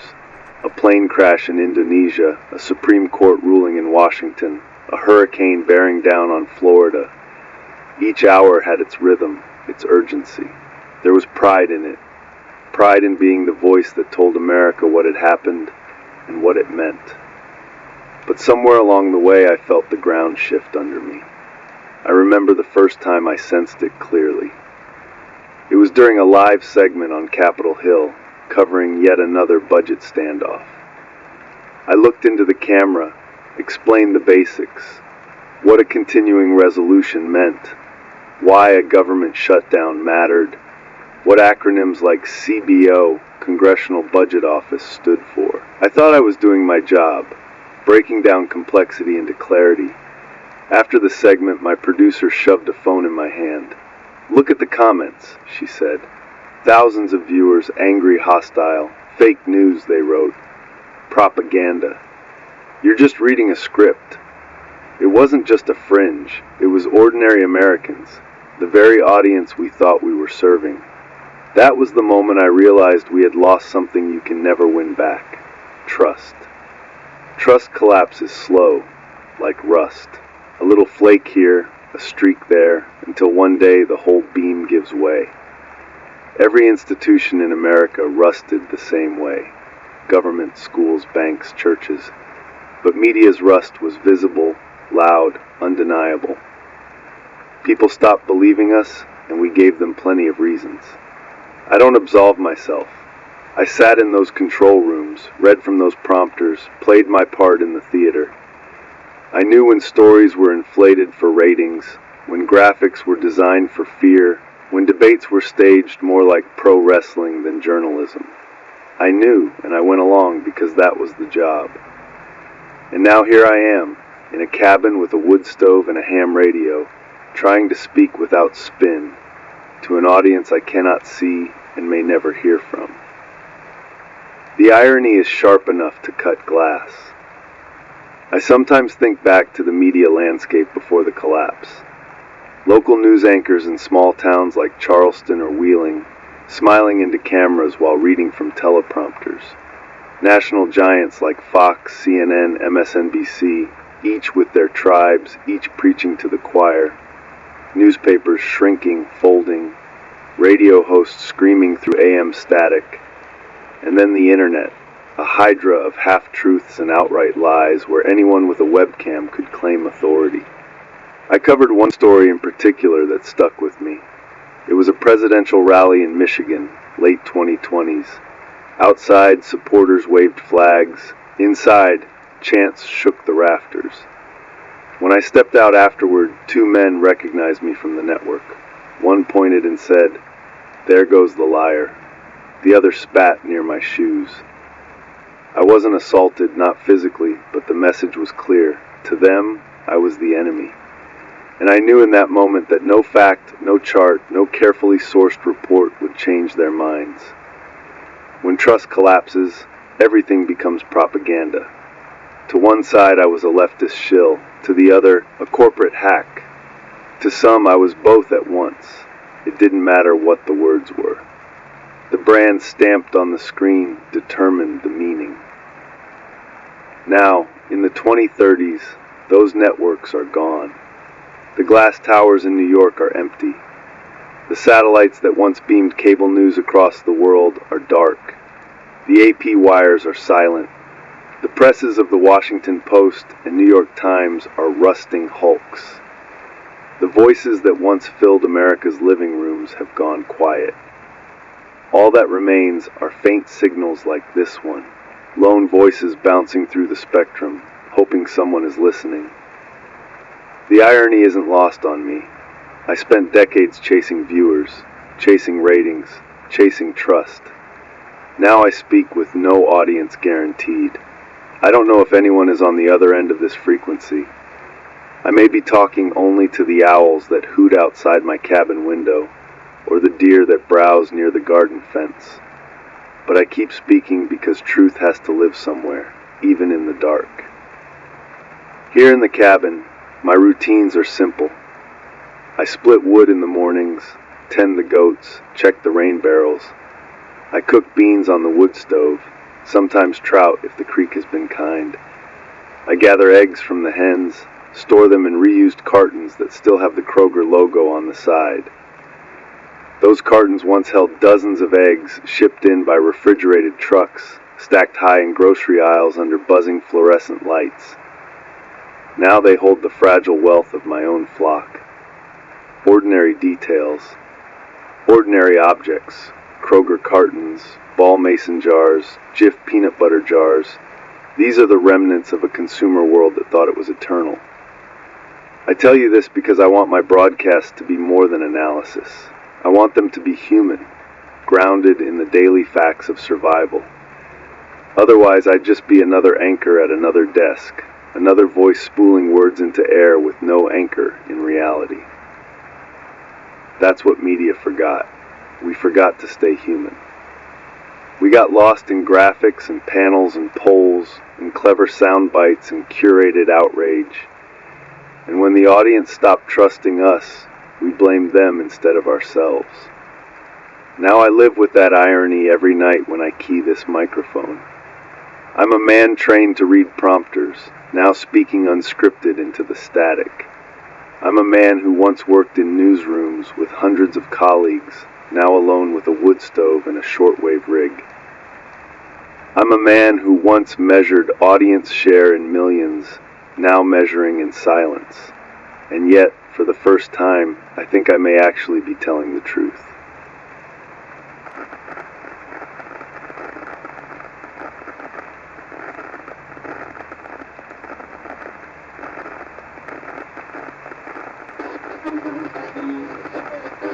This is Richard Sheridan, speaking again from the Appalachian Highlands.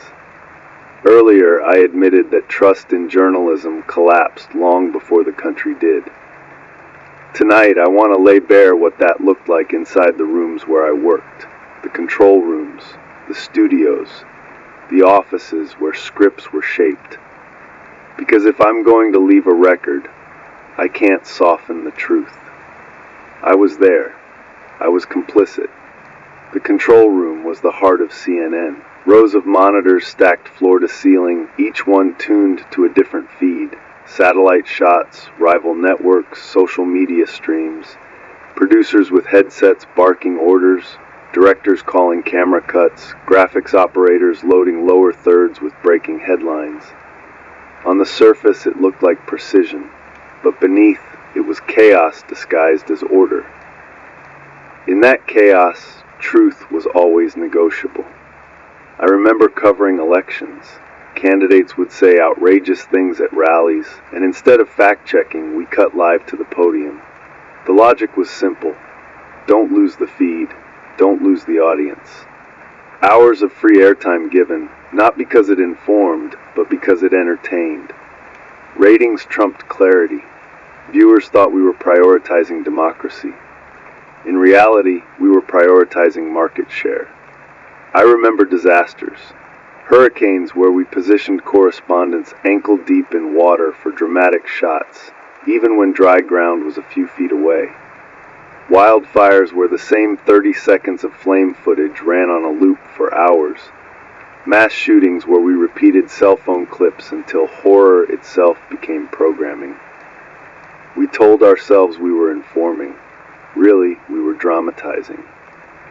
I remember the outbreak years, the word I can't say here, the pandemic that locked down cities, our screens filled with chyrons flashing breaking news every 5 minutes. Panels of experts, some real, some opportunists, shouting over each other in Brady Bunch grids. Fear kept people glued to their TVs. Advertisers stayed, executives cheered, and government officials, whispering through back channels, made sure certain words were repeated and others never crossed our lips. We thought we were performing a public service. We were performing theater. I remember January in Washington, when the Capitol shook. The newsroom went into overdrive. Clips streamed in. Rumors flew faster than facts. Voices screamed through earpieces. Get it on air now. No pause, no verification, just velocity. I remember reading scripts written by panicked producers who were themselves reading unconfirmed tweets. Later, when the dust settled, we called it coverage. Really, it was chaos poured into living rooms. And through it all, trust slipped. Viewers stopped believing us. They saw the seams, they noticed the spin. They shouted at rallies, fake news. At first, we dismissed it as partisan rhetoric. But deep down, we knew they were responding to a truth we couldn't admit. We had lost our integrity. I tried to fight it sometimes. I pushed back against producers. I asked questions about framing. I wrote my own lines when the teleprompter felt dishonest. But one voice can't hold back a tide, and I didn't try hard enough. I enjoyed the paycheck, the prestige, the recognition. I sat in makeup chairs, wore the ties, delivered the lines, and every time I ignored my conscience, I chipped away at trust. Now I sit in this cabin with no makeup, no ties, no producers whispering in my ear. Just a wood stove, a lantern, a microphone patched to a rig. No graphics, no chyrons, no audience metrics. Just words, raw and unpolished. In a strange way, this is the most honest I've ever been on air. The contrast is sharp. Back then, my mornings started with newsroom rundowns, press releases, emails from government flacks. Now my mornings start with splitting wood, checking the hens, boiling water from the creek. Back then, my nights ended with late broadcasts, panels arguing, city lights glaring outside the glass. Now my nights end with beans simmering on the stove, coyotes howling across the ridge, and this microphone. The irony isn't lost on me. I spent decades in glass towers convincing millions to listen. Now I speak into static, not knowing if anyone hears. Yet for the first time, I'm speaking without spin. Maybe truth was always meant to sound lonely. I think of the acronyms we leaned on. AP for Associated Press, AFP for Agence France Presse, wires feeding us constant content. Every newsroom worshipped the wires. If AP said it, it was fact. If Reuters said it, we repeated it. Rarely did we dig deeper. Rarely did we question. Acronyms became gospel, and gospel became fragile. Now my acronyms are different. BTUs, British thermal units, the heat I get from a log.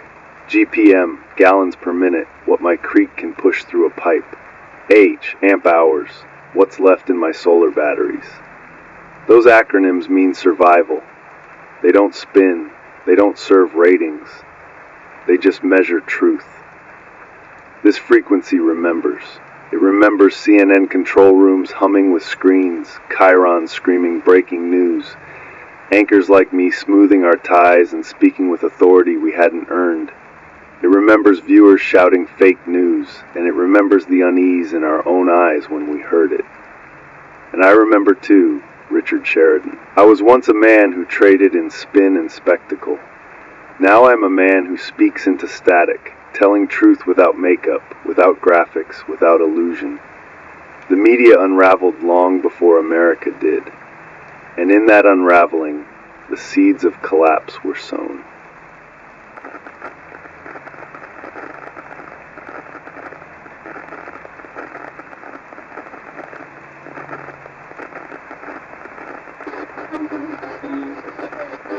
This is Richard Sheridan speaking once more from the Appalachian Highlands. I've told you about control rooms and chaos, about producers chasing ratings, about government voices whispering in our ears. But if this record is to mean anything, I need to say clearly what still gnaws at me. I was part of the deception. I didn't lie outright, but I allowed lies to pass unchallenged. I didn't create the spin, but I delivered it with a calm, confident voice that made it sound like gospel. The great unraveling of media was not only about what we got wrong, it was about what we left out. I remember sitting on panels when stories about homelessness or hunger were raised. Producers would say, "Let's move that to the online edition. Doesn't fit the A block." What did fit? Stock market jitters, celebrity scandals, tweets from politicians, shiny things that distracted from the rot underneath. I reported them with a straight face, while mothers in Flint boiled bottled water for infants and families in Los Angeles slept in tents under freeways. We told the stories that kept people watching, not the ones they needed. And over time, audiences noticed. They stopped trusting us. They saw the bias, the omissions, the priorities. They saw how we framed some protests as riots and others as noble, depending on who marched. They saw how we used words like terrorist in one story and activist in another, even when both burned buildings. They saw how we clung to narratives instead of facts. And when they called us fake news, we laughed. We shouldn't have, because trust is fragile, and once it breaks, nothing holds. I remember the first time a crowd shouted at me. It was outside a rally in Ohio. "Fake news! Fake news!" they screamed, waving handmade signs, some with my network's logo crossed out in black. I stood stiff, smiled into the camera, delivered my lines. But inside I felt the crack. I knew they were angry for a reason. I just wasn't ready to admit they were partly right. Now I admit it. I say it plainly. CNN lost integrity. The media at large lost integrity. And I, Richard Sheridan, lent my voice to that loss. I think about the irony often. Out here, alone in a cabin with goats and chickens, I may be more of a journalist than I ever was in a glass tower. Here, I have no sponsors, no advertisers, no government aides feeding me lines, just a wood stove, a lantern, and a signal. Out here, truth is simple. Do I have enough beans to last the week? Do the batteries hold charge? Did the rain barrels fill last night? These truths don't need framing. They don't need graphics.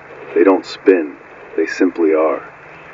But truth at the national level, truth about power, money, corruption, requires courage. Courage we didn't have. And without courage, journalism becomes spectacle. This collapse didn't begin with food shortages or blackouts. It began with mistrust. When the audience stopped believing the words they heard from people like me, the whole system of contracts, markets, and governance was already unraveling. Without trust, you can't have currency. Without trust, you can't have elections.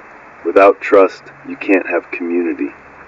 And without trust, America ceased to exist. Sometimes I wonder what might have been different if we had told the truth straight. If we had reported hunger without spin, poverty without condescension, corruption without calculation. Would it have slowed the collapse? Maybe not, but it would have left people better prepared. Instead, we fed illusions, and illusions make collapse worse. I sit here tonight with the weight of that failure. I can't undo it, I can only confess it. My name is Richard Sheridan. I was a CNN anchor. I stood in studios with lights blazing and told people stories crafted for ratings, for power, for politics. I was part of the machine that unraveled trust. And now, in the silence of this holler, I am trying to do what I should have done then. Speak truth plainly. This frequency remembers. It remembers AP wires and Reuters feeds, chyrons flashing breaking news, pundits yelling, anchors like me smoothing our ties. It remembers the slogans, facts first, most trusted name in news, that became punchlines. It remembers the moment the audience turned away. And I remember too. I remember the shame of knowing we had failed. I carry it into every broadcast I make here. Each night I speak into static, not knowing if anyone hears, but determined at least to leave behind an honest record. Not polished, not packaged, not spun, just lived truth, broadcast from a cabin in the mountains. The media's great unraveling was America's great unraveling, because once you lose truth, you lose everything. And this frequency remembers.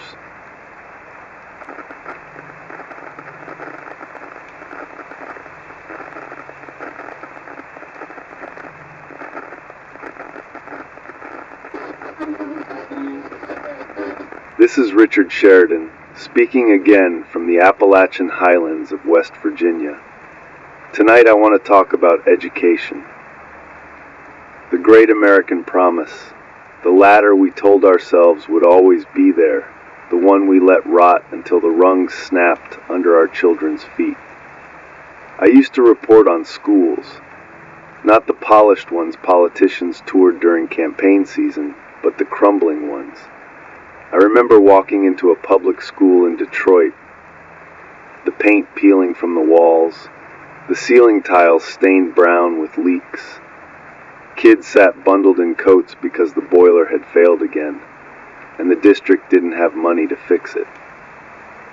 I remember the sound of dripping water echoing down the hall, as if the building itself were crying. In Chicago, I covered teacher strikes. I walked picket lines outside shuttered schools, listening as teachers carried signs that read, "On strike for our students." They weren't just fighting for wages, they were fighting for textbooks, for nurses, for class sizes small enough that one teacher could know every child's name. I remember one teacher telling me, "We're holding this system together with duct tape, and duct tape doesn't last forever." That was the 2020s. Even then, we saw the deficit growing. Kids were learning more from TikTok than from their classrooms.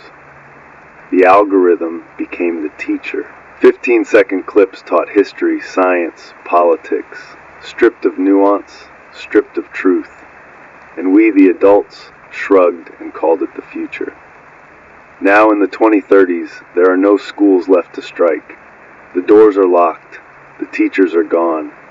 The hallways are overgrown, windows shattered, basketball hoops rusted and playgrounds choked with weeds. In towns across America, the old brick buildings stand like mausoleums, monuments to a promise we broke. Out here in the hills, I sometimes hike past an abandoned schoolhouse. It sits on a ridge above a hollow road, the roof caved in on one side, a faded sign still clinging to the bricks. Randolph County Elementary. The swing set is bent, the chains rusted, but you can still see where children drag their feet in the dirt, carving shallow grooves. Sometimes deer wander the playground now, nibbling at grass where kids once played tag. That's what collapse looks like, nature reclaiming recess. I think often about the irony. I was trained in universities, polished in studios, surrounded by experts and producers. Now I teach myself survival out of old books and faded printouts. I learned seed saving from a dog-eared manual I ordered years ago from a homesteading website. I learned solar repair from PDFs I printed before the internet went dark, guides that once circulated in prepper forums and engineering blogs. I have a shelf in the cabin stacked with binders, each filled with knowledge I scavenged from a dying digital world. It is my library, my curriculum, my survival syllabus. Every evening, after I split wood and check the goats, I light the lantern and read. Pages on crop rotation, soil amendments, how to graft apple trees, how to rewire an inverter. Things I never imagined I'd need when I was sitting in a CNN control room in New York. Back then, my learning came from briefing notes, AP wires, press releases. Now it comes from soil under my nails and ink smudged on my fingers. It makes me think about what kids lost. Once, America prided itself on education. We built libraries, funded universities, boasted about test scores. But by the time collapse came, our children were already behind.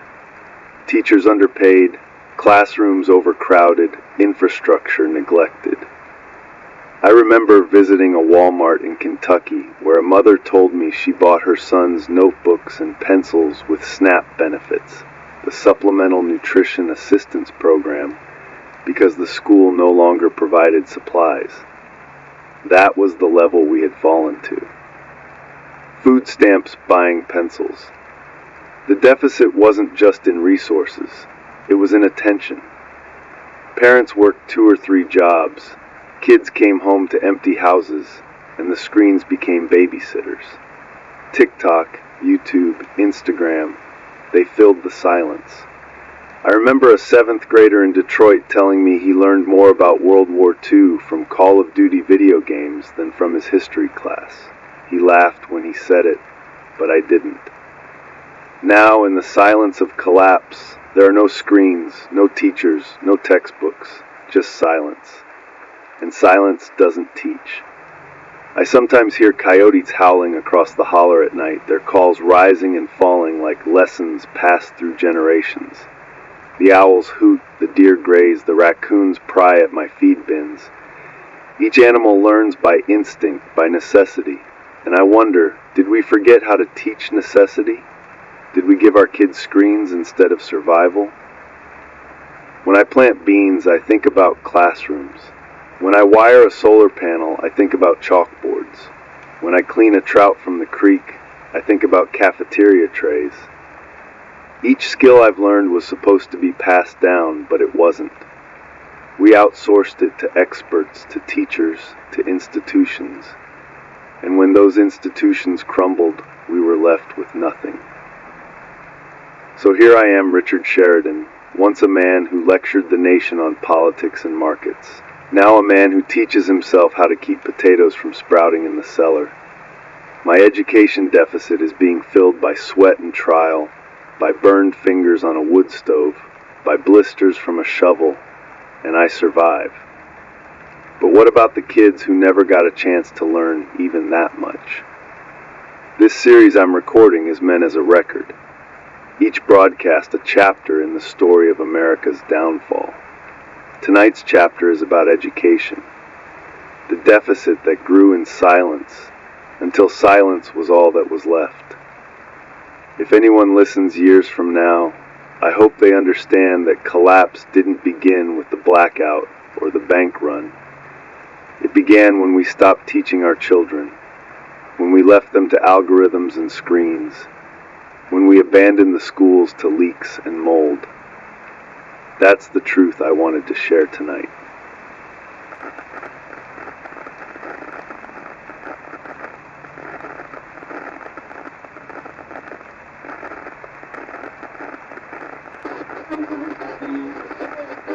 This is Richard Sheridan, speaking again from the Appalachian Highlands. When I think about America's collapse, I don't only see empty shelves or dead grids.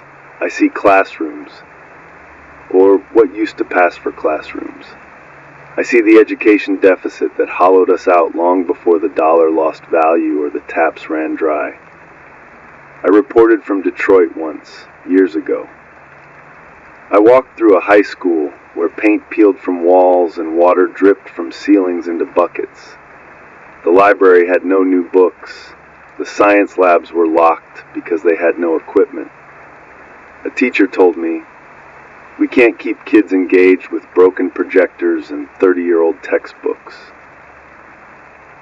I filmed kids in winter coats inside classrooms because the heat was off. That was America before the collapse. Children expected to learn in buildings that looked abandoned, while billions flowed elsewhere. I covered strikes in Chicago, too. Teachers with hand-lettered signs marched through downtown, chanting for smaller class sizes, higher pay, more resources. Some parents joined them, some cursed them, and when the cameras left, nothing changed. Contracts were signed, promises made, but the deficit remained.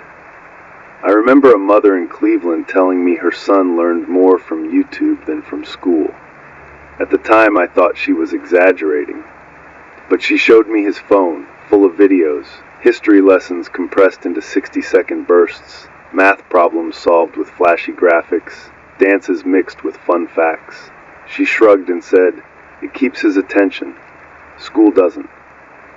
That boy grew up with TikTok as his teacher, and I wonder where he is now. Did he survive this far? Did short clips help him fish a creek or grow beans?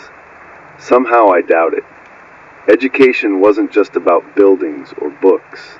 It was about values. We once told ourselves that schools were ladders out of poverty, engines of democracy, factories of citizenship. But when the ladders broke, when the engines seized, when the factories produced disillusion instead of knowledge, the nation weakened. Kids grew up unprepared, not because they lacked intelligence, but because the system denied them the tools. And when collapse came, those unprepared generations were the ones asked to carry the weight. Out here, my education is different. My textbooks are old paperbacks scavenged from yard sales and libraries, volumes on seed saving, solar repair, canning, wild edibles. I printed PDFs years ago when the grid still flickered. Guides on battery maintenance, homesteading, even first aid. Pages smudged, ink faded but still legible. I treat them like treasure. They are my curriculum. My classrooms are the woods and fields. I learn from mistakes. When I botched my first attempt at canning beans, the jars spoiled and I lost a week's worth of food. Lesson learned: sterilize longer, keep water boiling. When I split damp logs one rainy week and failed to start a fire, I shivered until morning. Lesson learned: keep dry tinder stored in the loft. Out here, the exams are constant and failure carries consequences. I think about kids now, those still alive. What education do they have? Not algebra or literature. Not civics or chemistry. Their lessons are survival. How to light a fire, how to find clean water, how to hide when danger passes. Those are lessons schools never taught, lessons families assumed they'd never need. Now they are the only curriculum that matters. The irony cuts deep. We spent decades teaching kids to pass standardized tests, to bubble answers on Scantron sheets, to memorize for exams. We told them this was the path to college, to jobs, to stability. And then the jobs vanished, the colleges emptied, the stability crumbled. The Scantron bubbles meant nothing when the shelves went bare. Sometimes when I sit by lantern light reading my old survival books, I imagine a classroom full of children, desks lined with jars of seeds instead of pencils. I imagine teachers explaining water filtration instead of the War of 1812. I imagine homework that asks kids to plant beans, mend socks, build a fire. Maybe that's foolish nostalgia, or maybe it's vision. Either way, it feels closer to truth than the classrooms I once filmed in Detroit and Chicago. My education deficit is personal too. I was raised for cameras, not cabins. My early years were about suits and scripts, not goats and gardens. I had to unlearn the habits of convenience, unlearn the belief that someone else would always keep the lights on, keep the shelves stocked, keep the water flowing. The holler is my teacher now. Its lessons are blunt but honest. This frequency remembers. It remembers Detroit schools with buckets catching rain, Chicago teachers marching in the cold, Cleveland kids scrolling TikTok instead of textbooks. It remembers politicians promising reforms, networks like mine packaging stories into 2-minute segments, and audiences turning the channel when it got too uncomfortable. It remembers how we let the deficit grow until it swallowed us whole. And I remember too Richard Sheridan. I was once a man who filed stories about failing schools, who shook his head at crumbling classrooms, who turned away when the cameras were off. Now I am a man who studies seed catalogs by lantern light, who prints PDFs like they were holy texts, who learns lessons one mistake at a time. America's collapse wasn't just about money or power. It was about knowledge lost, knowledge denied, knowledge replaced by distraction. That was the education deficit. And when the tests came, real tests, survival tests, we failed.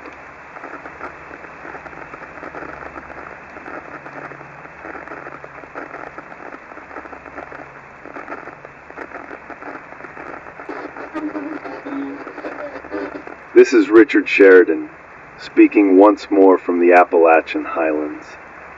When I think back to the classrooms I covered, I feel guilt most of all. I was there. I saw the buckets catching rain in Detroit hallways.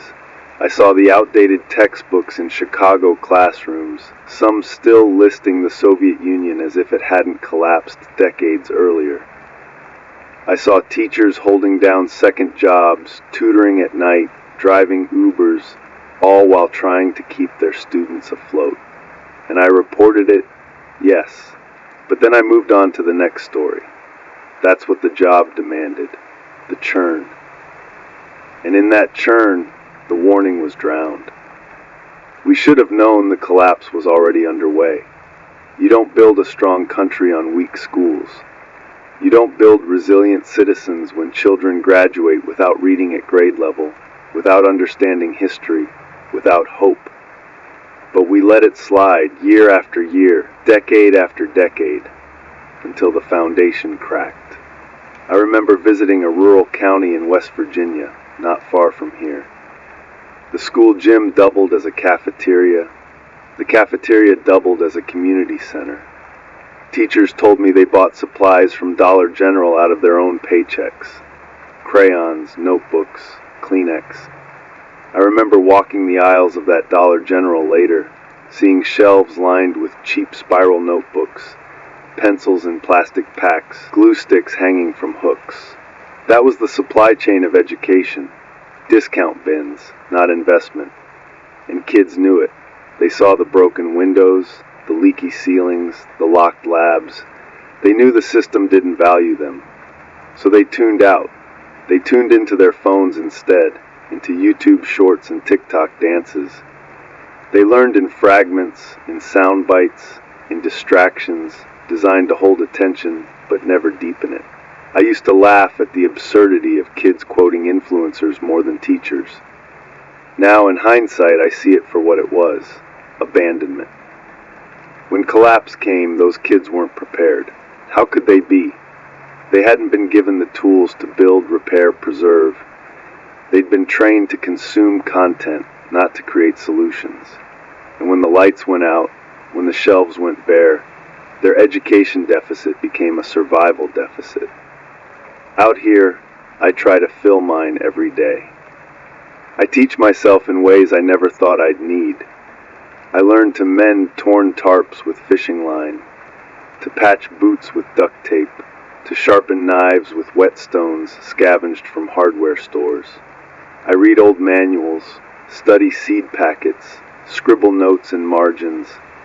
Each skill I gain feels like a lesson belatedly learned, a classroom experience I should have had years earlier.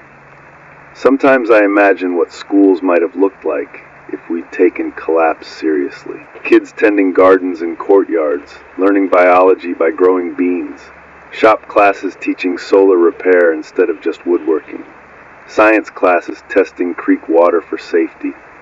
History classes not just memorizing wars, but asking how empires fell, how Rome rotted from within.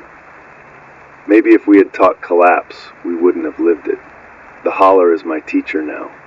The creek teaches patience, its flow constant, its clarity earned through filtering. The goats teach stubbornness, how to keep going even when feed runs thin. The chickens teach routine, eggs laid with the sunrise no matter the storm. The woods teach humility, how small a man really is against the silence of trees. These lessons arrive without grades, without diplomas, but they're truer than any Scantron test I ever filled. I think about acronyms again. SAT, Scholastic Assessment Test. ACT, American College Testing. GRE, Graduate Record Examination. Exams that were supposed to measure readiness for higher education, readiness for life. None of them measure how to split wood, how to filter water, how to keep beans from spoiling, in a jar. None of them measure survival. And so in collapse, their letters mean nothing. I carry guilt for being a messenger who never shouted loud enough. But I also carry a duty now to leave behind a record, to name the deficits plainly. America didn't fall only because the dollar weakened or the grid failed. It fell because its children weren't taught how to stand, how to think, how to endure. An education deficit is not measured in test scores. It's measured in the fragility of a nation. So I speak into static, into silence, into the night. If you're listening, remember this. Knowledge is survival. Without it, no empire lasts. With it, even the smallest cabin can endure. My name is Richard Sheridan. I was once a man who filed education stories between politics and sports highlights. Now I am a man who studies seed manuals by lantern light, who treats every mistake as a lesson, who lives with the knowledge that education wasn't just a deficit. It was the wound that made the collapse inevitable. This frequency remembers. It remembers classrooms with buckets catching rain, teachers on strike in Chicago, Dollar General shelves doubling as school supply rooms. It remembers kids scrolling TikTok in place of textbooks. It remembers the silence when the schools closed for good, and I remember too. Education was supposed to be the ladder.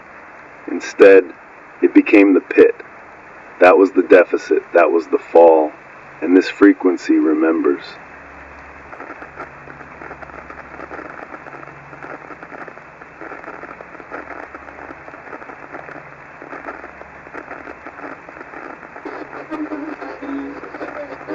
This is Richard Sheridan, speaking again from my cabin in the Appalachian Highlands of West Virginia. Tonight I want to step back from the day-to-day grind of survival, chopping wood, tending goats, boiling creek water, and look at the bigger picture. Not just how America collapsed, but why. Because collapses don't happen overnight. They are foretold, written in signs like cracks in a foundation, and America's signs were clear for anyone willing to read them. Historians used to list the 10 signs of empire collapse. I remember reading them once in a university lecture and again in briefing notes before a CNN segment. At the time, they felt like abstractions: Roman decadence, Byzantine corruption, British overreach. Now, looking back from the silence of the 2030s, I see them as a checklist we went down one by one. Let me take you through those signs, with the American examples I witnessed as a reporter, and the echoes I hear now in these mountains. The first sign, corruption. Every empire rots from the inside out when leaders sell favors, enrich themselves, and betray the people they claim to serve. I reported on Capitol Hill, watched lawmakers leave late-night sessions only to meet lobbyists for steak dinners at Morton's a block away. I saw insider trading disguised as coincidence, campaign coffers swelling with corporate cash. I covered Wall Street bailouts in 2008, when banks that gambled away trillions were rescued with taxpayer money, while ordinary families in Ohio and West Virginia lost their homes. Corruption wasn't hidden, it was televised, and we tolerated it until tolerance became surrender. The second sign, inequality. Every empire sharpens its divide between rich and poor until the gap becomes a chasm. I walked through Manhattan's Upper East Side, where doormen opened glass doors for families sending their children to Dalton or Brearley. Then I boarded a train to the Bronx, where schools had broken windows and kids lined up for free lunches that were sometimes their only meal. I remember filing a report from Silicon Valley, where engineers sipped cold brew in cafeterias with sushi bars, while just blocks away, tent cities stretched under overpasses. America's Gini coefficient, the measure of inequality, climbed year after year, but you didn't need a statistic to see it. You just needed a pair of eyes. The third sign, decadence. Empires distract themselves with luxury, entertainment, and excess as their foundations weaken. I think of Las Vegas, neon towers shimmering in the desert while water reservoirs like Lake Mead dropped to historic lows. I think of Super Bowl halftime shows that cost millions while teachers in Detroit bought pencils out of pocket. I think of influencers unboxing sneakers on YouTube, watched by millions of kids who didn't have heat in their homes. We laughed at bread and circuses in Rome, but we lived our own version with Netflix and TikTok. The fourth sign, an overextended military. The Pentagon budget ballooned year after year, larger than the next 10 nations combined. I covered stories of bases in Germany, Japan, South Korea, the Middle East. Trillions spent projecting power overseas while bridges collapsed in Minnesota and water pipes corroded in Michigan. Young men and women deployed again and again, while back home their families lined up at Walmart and Food Lion using SNAP benefits. Our empire guarded oil fields and shipping lanes, but it couldn't guard its own children from hunger. The fifth sign, failing education. I spoke of this in my last broadcast, but it bears repeating. Teachers striking in Chicago, students sitting in freezing classrooms in Detroit, kids learning more from TikTok than textbooks. Ivy League scandals made headlines, cheating, bribery, admissions bought with donations, while public schools crumbled. The promise of education as the great equalizer became a cruel joke. The sixth sign, collapsing trust. Trust in institutions, in leaders, in neighbors. Pew Research surveys showed it dropping year after year, but I didn't need surveys. I saw it in the eyes of people I interviewed. They didn't believe Congress, they didn't believe the courts, they didn't believe the media, and eventually, they didn't believe each other. When trust collapses, no system holds. Contracts mean nothing. Laws carry no weight, even money dissolves into barter. The seventh sign, political dysfunction. Capitol Hill gridlock became a punchline, but it was also a death sentence. I reported on government shutdowns where federal workers missed paychecks, TSA agents walked off the job, and food inspections halted. I remember a shutdown winter in D.C., walking past the Lincoln Memorial with tourists shaking their heads at locked gates. A country that couldn't keep its own monuments open thought it could govern a world. Dysfunction metastasized into paralysis, and paralysis into collapse. The eighth sign, environmental strain. Empires exhaust their land, their water, their soil. America fracked its bedrock, drained its aquifers, poisoned its rivers. I reported from California wildfires, flames consuming entire towns like paradise. I covered hurricanes slamming into the Gulf Coast, leaving behind waffle houses flattened and refineries leaking. Each disaster was labeled historic until historic became routine. The ninth sign, fractured culture. Once America shared at least some common narrative. Walter Cronkite on the evening news, kids watching Saturday morning cartoons, families at church on Sunday. By the 2020s, we lived in silos. Algorithms fed us different truths. Neighbors spoke different languages of reality. Red states, blue states, rural hollers, coastal enclaves. A country that could no longer talk to itself was already broken. And the 10th sign, loss of resilience. Empires fall when they can't adapt to crisis. I saw it in the pandemic, when hospitals overflowed and supply chains snapped. I saw it in the panic buying, Costco shelves stripped of toilet paper, Kroger aisles empty of flour, Walmart freezers gutted of frozen pizzas.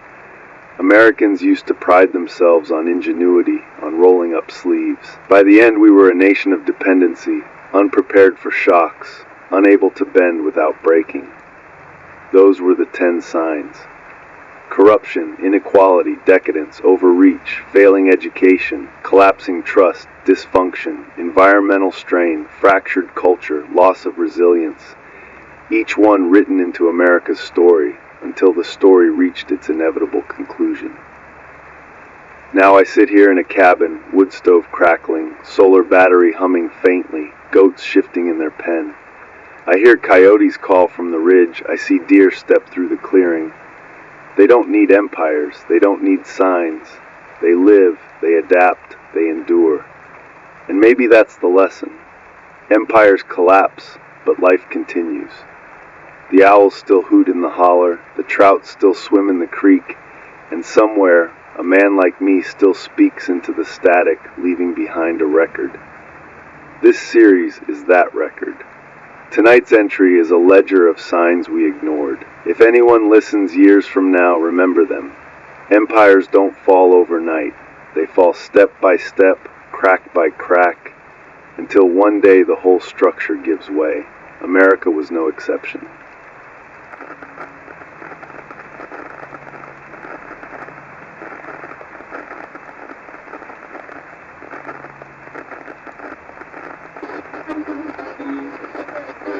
This is Richard Sheridan, speaking again from the Appalachian Highlands.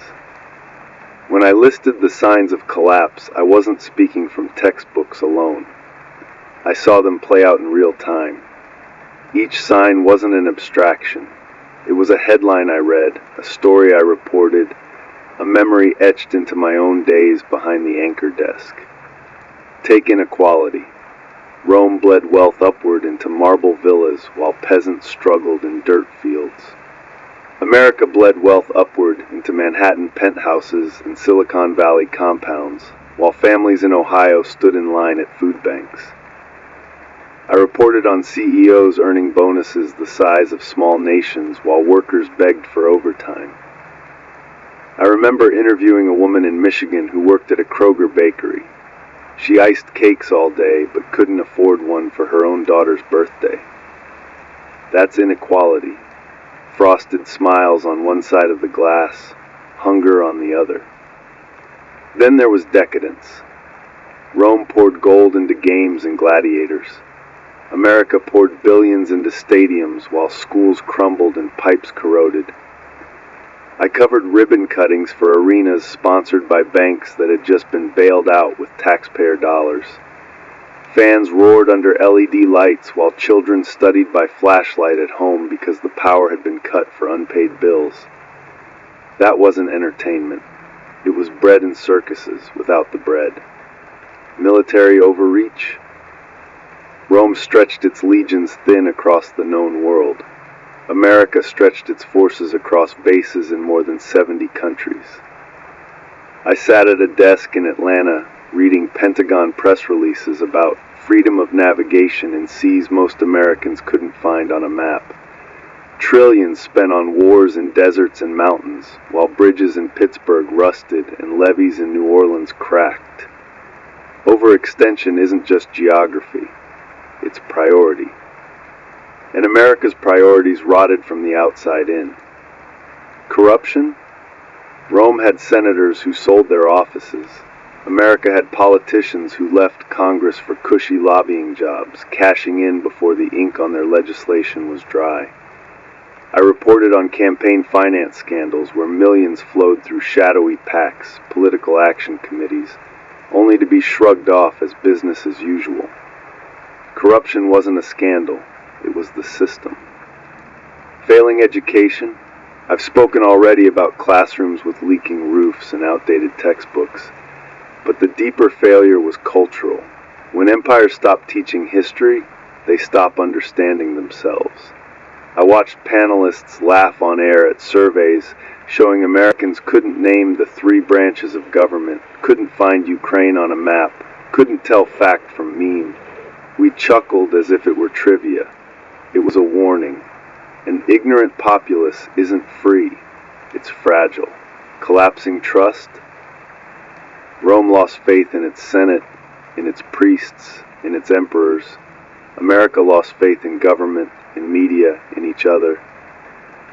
Pew polls showed trust in federal government down to 20%, but I didn't need polls. I saw it in the eyes of people at rallies shouting fake news. I saw it in comments flooding every story online, suspicion dripping from every sentence. When trust dies, contracts mean nothing. And when contracts mean nothing, collapse is a matter of time. I remember the day I realized the signs weren't isolated. I was reporting from Wall Street during a market panic. Screens flashed red, brokers shouted, phones rang off the hook. Behind me, an executive brushed past, muttering that the system was fine.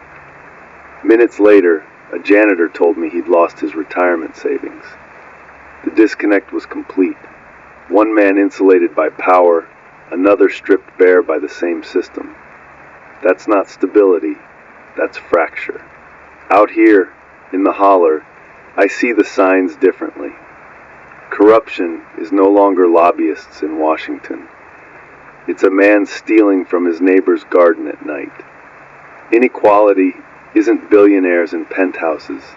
It's one family with a goat while another starves. Decadence isn't billion-dollar stadiums. It's a memory of Dollar General shelves once filled with chips and soda, now bare as bones. Overreach isn't foreign wars. It's families walking miles for water because they built lives far from sources they could trust. The signs scale down. They're visible everywhere. I carry books in the cabin, old history texts, ones I scavenged before the shelves were stripped. Sometimes I flip through them at night by lantern glow. Rome's decline, Britain's colonial overreach, warnings written long ago, and every page reads like a mirror. We thought ourselves different, exceptional. We weren't. Empires end in patterns. Ours ended the same. This frequency remembers. It remembers bonuses at Wall Street firms while food banks overflowed. It remembers stadium lights blazing while classrooms leaked. It remembers Pentagon press releases and rusted bridges.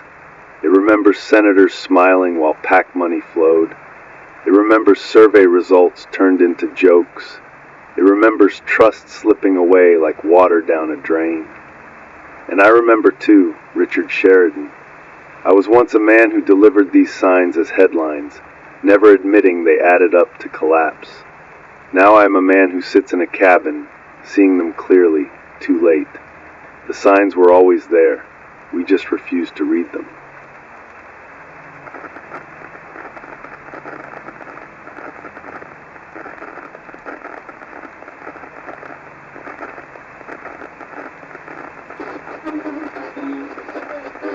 This is Richard Sheridan, speaking once more from the Appalachian highlands. I've walked through the signs of collapse, inequality, decadence, overreach, corruption, ignorance, mistrust. And the temptation is always to say, well, those were warnings. But the truth is harsher. They weren't warnings. They were the collapse itself. We were already living it long before the shelves emptied or the lights went out. I remember covering a story in Washington about lobbying. A senator had retired on a Friday and started a 7-figure lobbying job the following Monday. We reported it as business news, dry and detached. But in that quiet handoff, from public servant to corporate mouthpiece, was a sign as clear as any fallen empire. The republic was already gone, hollowed out from within. I remember filing stories about military budgets climbing higher than ever, even as bridges collapsed. Minneapolis, 2007, a bridge on I-35W fell into the river during rush hour. 13 people killed. I went on air reading details, playing clips of twisted steel pulled from water. Engineers warned of infrastructure decay, of billions in deferred maintenance. But the next year, the Pentagon asked for even more billions, and got them. That was a sign too. When an empire spends more to project power abroad than to hold itself together at home, it's not warning, it's failure. And then there were the culture wars. I moderated debates where panelists screamed at each other about statues, about pronouns, about football players kneeling, and I realized even then that we were fighting over symbols while the foundation cracked. Rome argued about rituals while its granaries emptied. America argued about hashtags while its families lived in tents. Another sign. People always asked, when will America collapse? They expected a single date, a single disaster. But collapse is slower, quieter. It's 1,000 small cuts. It's water bills you can't pay. It's schools where textbooks are older than the students. It's hospitals that run out of antibiotics. It's neighbors who stop trusting each other. Collapse doesn't announce itself. It erodes. And then one day, you look around, and the empire you thought eternal is already gone. Out here, I see the signs every day. My woodpile is a sign, because it tells me that energy is no longer cheap or invisible, but labor and sweat. My rain barrels are signs, because water once invisible in pipes is now something I measure in gallons. My shotgun is a sign, because security isn't police or courts anymore, but what I can hold in my hands. I've read historians who said Rome didn't fall in a day. It fell over centuries, crumbling in slow motion. I think about that sometimes by lantern glow. Did Roman farmers know they were living through collapse? Did they feel the signs in their empty barns, their higher taxes, their corrupt governors? Did they whisper about it around hearth fires while their leaders denied it? I think they did. I think they felt it the way we felt it, in bills, in shortages, in silence. And yet people lived on. That's the part history forgets. After Rome, farmers still sowed fields, mothers still sang to babies, shepherds still led flocks through hills. Collapse isn't only endings, it's continuance too. Out here tending goats, splitting logs, hauling water, I am proof of that. The empire ended, but I endure. I carry guilt, yes. I reported the signs without connecting them. I let viewers believe each headline was separate, not part of a pattern. But I also carry a duty now, to speak the pattern clearly, to name it, to record it, so that if anyone listens in years to come, they'll know we weren't blind. Some of us saw. Some of us spoke. This frequency remembers. It remembers Wall Street bailouts while families lost homes. It remembers stadiums glowing while schools rotted. It remembers Pentagon wars while bridges collapsed. It remembers panelists screaming while shelves emptied. It remembers trust breaking, knowledge fading, dignity dissolving. It remembers every sign. And I remember too, Richard Sheridan. I was once a man who read these signs as news copy, never daring to string them together. Now I am a man who lives with their consequences, who sees them not as warnings, but as the collapse itself. If you're listening, take this truth with you. Empires don't end when flags fall or palaces burn. They end when the signs are ignored, when the rot becomes routine, when decline becomes normal. That was America's end, and this frequency remembers.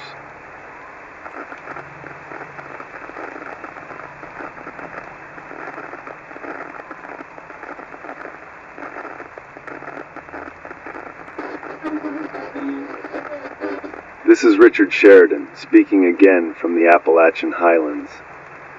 When I said the animals are my companions, I wasn't being poetic.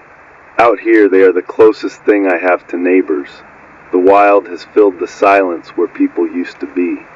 The deer come first to mind, white-tailed, graceful, and maddeningly persistent. They slip through the trees like ghosts, ears twitching, tails flicking, hooves light on the leaves. They love my garden rows. Beans, kale, potatoes, anything green becomes a buffet for them. I strung pie plates on twine. I sprayed homemade pepper mixes. I even tried building a crude fence from scavenged pallets. Still they come, especially at dusk, noses down, chewing with soft indifference to my efforts. I watch them from the cabin window sometimes, shotgun across my knees, debating whether to scare them or shoot them. Most nights I let them be, telling myself their survival is as honest as mine. But when the cellar runs low, I shoulder the .22 and make the harder choice. Survival doesn't allow sentiment. Then there are the raccoons, clever thieves with hands too human for comfort. They pry at latches, lift lids, knock over buckets. More than once I've woken to the sound of feed bins clattering, chickens squawking in protest. I shine a lantern and see their eyes gleaming, bold as burglars. I've trapped a few, sometimes let them go, sometimes skin them for meat and fur. Their resilience is unsettling. In another world, they'd be lockpickers, mechanics, magicians. Out here, they're survivors, same as me. Coyotes haunt the nights. Their howls start on one ridge, answered by yips on another, weaving into a chorus that chills the blood. The first time I heard them up close, I thought they'd surround the cabin. The chickens went still. The goats pressed against their pen walls. I sat by the door with the Mossberg across my lap, heart thudding, every sense alive. They didn't come closer that night, but they reminded me the wild has its own order, its own hunger, its own patrols. And then the owls, barred owls mostly, with their strange refrain. Who cooks for you? Who cooks for you all? At dusk, their calls echo through the holler, solemn and unafraid. Once, one perched on the cabin's rafter, its round face turned toward my lantern. We stared at each other for a long minute, two solitary creatures sharing the night. When it flew, its wings made no sound. Silence wrapped in silence. I've seen black bears, too. Once in late summer, I found one nosing through my compost heap. It flipped a bucket with a casual paw, sending scraps tumbling. I banged a pan, heart pounding, and it turned its shaggy head toward me. For a moment, we studied each other. It could have charged. I could have fired. Instead, it huffed, snorted, and lumbered back into the trees. The bear got what it wanted. So did I, a reminder of my smallness. Each animal sharpens me. Each encounter strips away the softness that cities cultivate.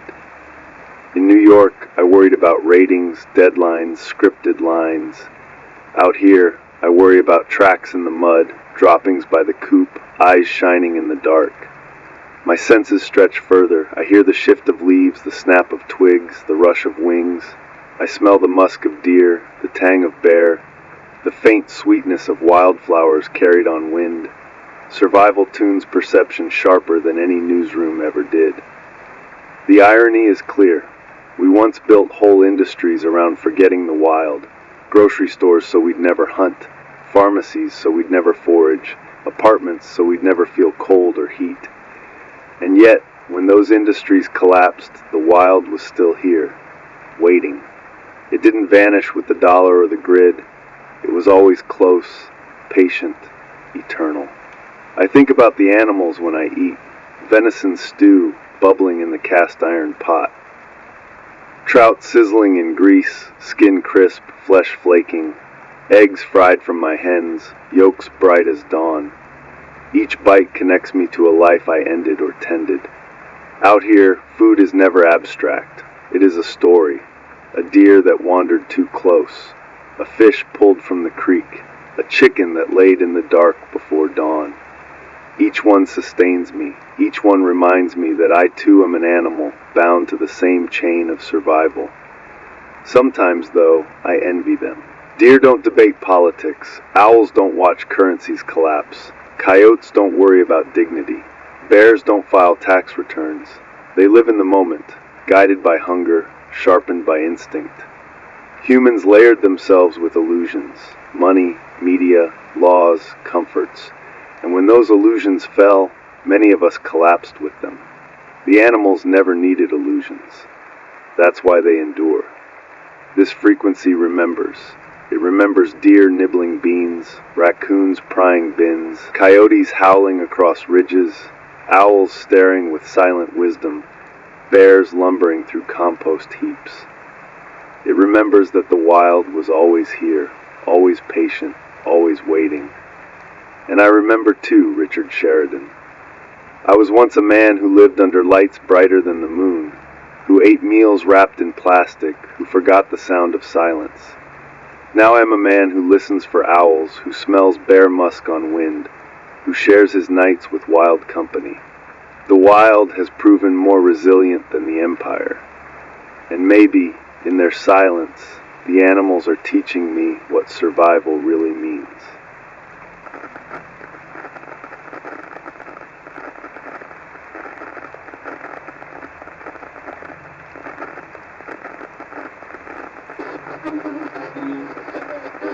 This is Richard Sheridan, speaking once more from the Appalachian Highlands.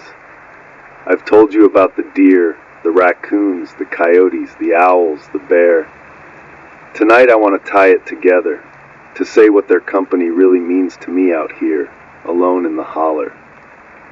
Solitude has weight. At first it presses heavy, like a stone on the chest. You listen too closely for silence. You fear the emptiness between your own heartbeats. But over time, you realize the world is never silent. The wild is always speaking if you tune yourself to hear. The barred owls remind me of that most nights. Their calls ring out across the valley. Who cooks for you? Who cooks for you all? The first time I heard it, I thought someone was mocking me in the dark. Then I realized it was just the owls, repeating a rhythm older than language. Now I smile when I hear them, because their voices stitch the night together. The coyotes sharpen me. Their yips and howls ripple like laughter across the ridges. Sometimes they sound jubilant, sometimes mournful, sometimes mocking, always hungry. When they cry out, the goats shift nervously, the chickens huddle in corners, and I sit straighter, hand on the shotgun, heart alert. They keep me from forgetting that danger doesn't always announce itself with malice. Sometimes it just sings into the night. The bear humbles me. A black shape in the dusk, a snout rooting through compost, a body that could topple me without effort. I measure myself against it and realize how fragile I am. The bear doesn't know about nations or currencies or elections. It doesn't care about acronyms like IMF or GDP. It knows hunger, it knows winter, it knows survival, and in that simplicity, it has outlasted us. The deer teach me patience. They appear at the edge of my clearing like ghosts, silent, watchful. They nibble at beans, at kale, at anything tender. I watch them through the glass, deciding whether to let them eat or to raise the rifle. Sometimes I fire and their bodies fill my cellar with venison. Sometimes I let them pass because I can afford mercy. Either way, they remind me that survival is never clean. It is choice layered on choice, each one shaping tomorrow. The raccoons make me laugh, even as they infuriate me. Their clever fingers undo latches, spill feed, knock over buckets. I curse them in the dark, chase them with lantern light. But sometimes when I see their eyes gleam and their paws work like little mechanics, I can't help but respect them. They are thieves, yes, but thieves that outwit me half the time. In their mischief, I find something like company. The truth is, animals adapt better than we ever did.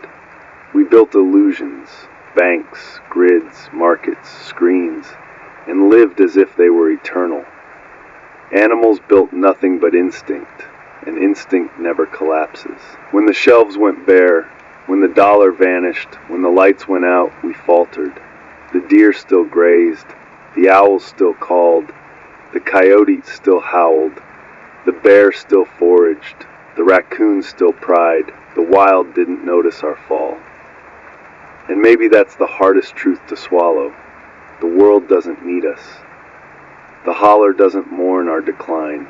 The owls don't care about our silence. The creek still runs whether or not factories hum. The forest still grows whether or not cities shine. Collapse is a human story, not a natural one. Nature doesn't collapse, it continues. That continuity is what steadies me. Some nights when loneliness cuts deep, when I miss the hum of newsrooms and the chatter of colleagues, I step outside and listen. Coyotes in the distance, owls in the trees, rustle of deer in brush, crackle of raccoons in bins. Each sound reminds me I am not alone, not really. I am surrounded by life, by company as wild as it is constant, and so I live with them. I guard my beans, I defend my hens, I chase thieves. I hunt when I must. But I also listen. I also learn. I also give thanks. Because in their presence I find continuity, and in continuity I find strength. This frequency remembers. It remembers newsroom lights brighter than moons, streets so loud you couldn't hear owls even if they called. It remembers grocery stores so full you never thought of deer as food, neighborhoods so lit you never feared coyotes in the dark. It remembers a world that thought itself separate from the wild, immune to instinct, immune to hunger. And I remember too, Richard Sheridan. I was once a man who measured life in deadlines and ratings, who ignored the wild except when it appeared in segments with dramatic footage. Now I am a man who listens for owls, who watches deer shadows, who wakes to raccoon thievery, who braces at coyote howls, who nods at the shadow of a bear. Collapse taught me this. Humans were never the masters. We were just another species, cushioned by illusions. When the illusions fell, the wild remained, and in their company so do I. This frequency remembers.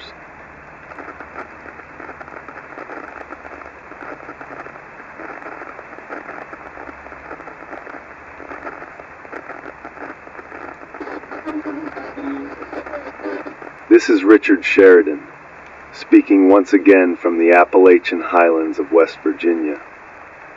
Tonight's subject is the company I keep, the kind with 4 legs, wings, and claws.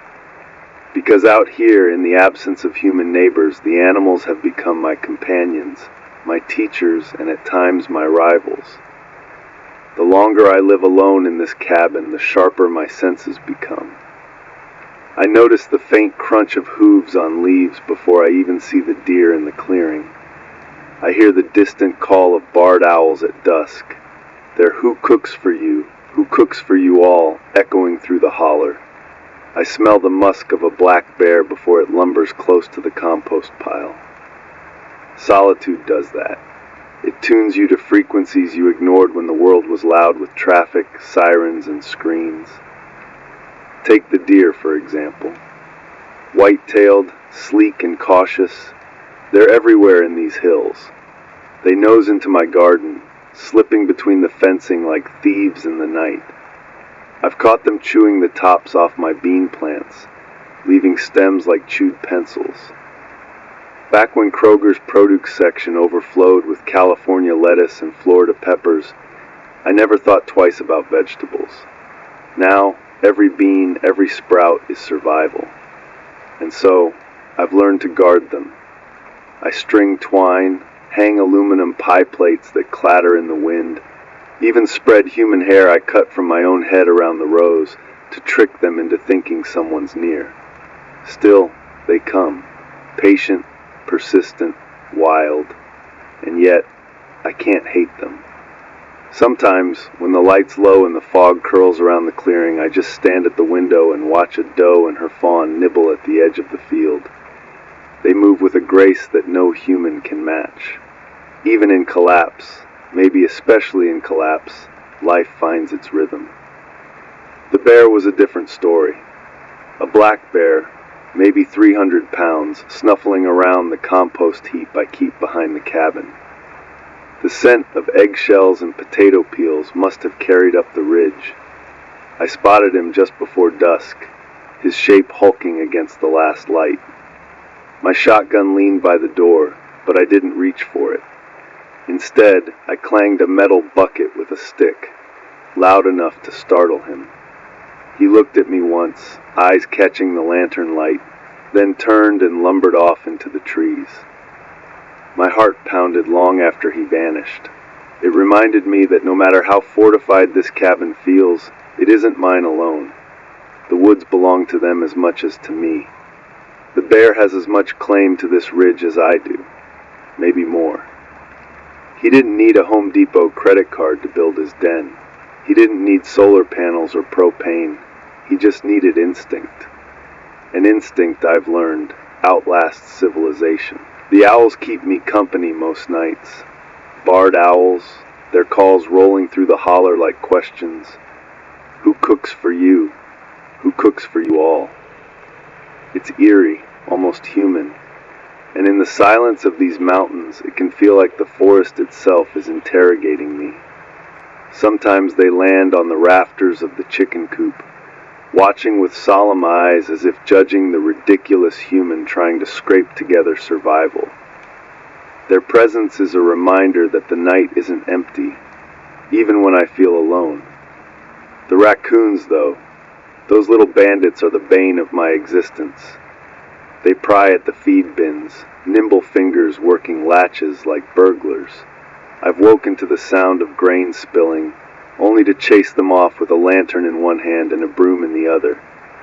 Their eyes glow like green marbles in the beam.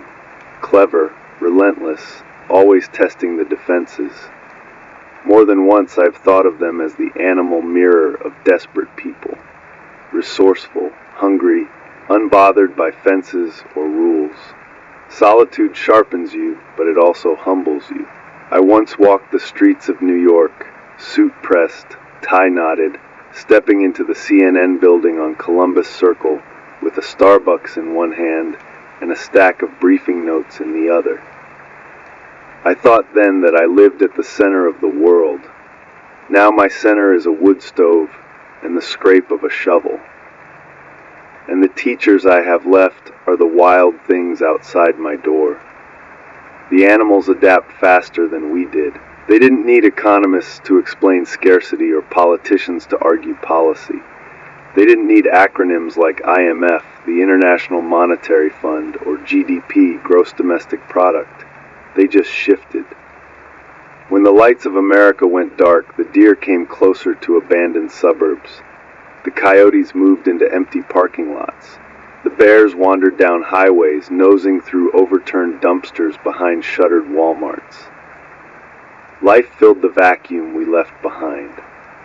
I remember once, years before Collapse, covering a story in New Jersey about suburban deer. Families complained that herds were eating their landscaping, nibbling azaleas in cul-de-sacs. At the time, it was treated as nuisance news, a light segment between heavier stories. Now I see it for what it was, a glimpse of how quickly nature reclaims space. Out here, I take comfort in it. When I fish the creek for trout, I sit in silence, listening to the water gurgle over stones. The line drifts, the bobber bobs, and every so often I feel the tug of a fish. I pull in a rainbow, its scales flashing pink and silver, and I thank it before cooking it in a cast iron pan with a sprinkle of salt I ration carefully from my dwindling supply. Coyotes howl in the distance, answering each other across the ridges. Their voices remind me that I'm never truly alone, even when human voices are gone. Wild company, that's what I have left. And maybe it's better this way. Humans built skyscrapers, satellites, algorithms, and we collapsed under the weight of our own cleverness. The animals never needed any of that. They just lived one day to the next, and when the empire fell, they were ready. This broadcast, like the ones before, is my record. A reminder that the end of America isn't the end of life. The deer still eat beans, the owls still question the night, the bears still roam, and I, Richard Sheridan, still sit by a lantern in a cabin, speaking into the static, leaving behind a trace of what it felt like to live through the downfall.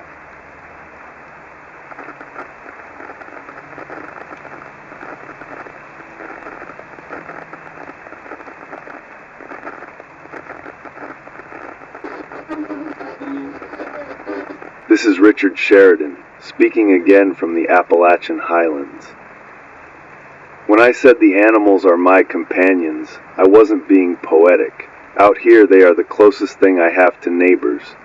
The wild has filled the silence where people used to be. The deer come first to mind, white-tailed, graceful, and maddeningly persistent. They slip through the trees like ghosts, ears twitching, tails flicking, hooves light on the leaves. They love my garden rows. Beans, kale, potatoes, anything green becomes a buffet for them. I strung pie plates on twine.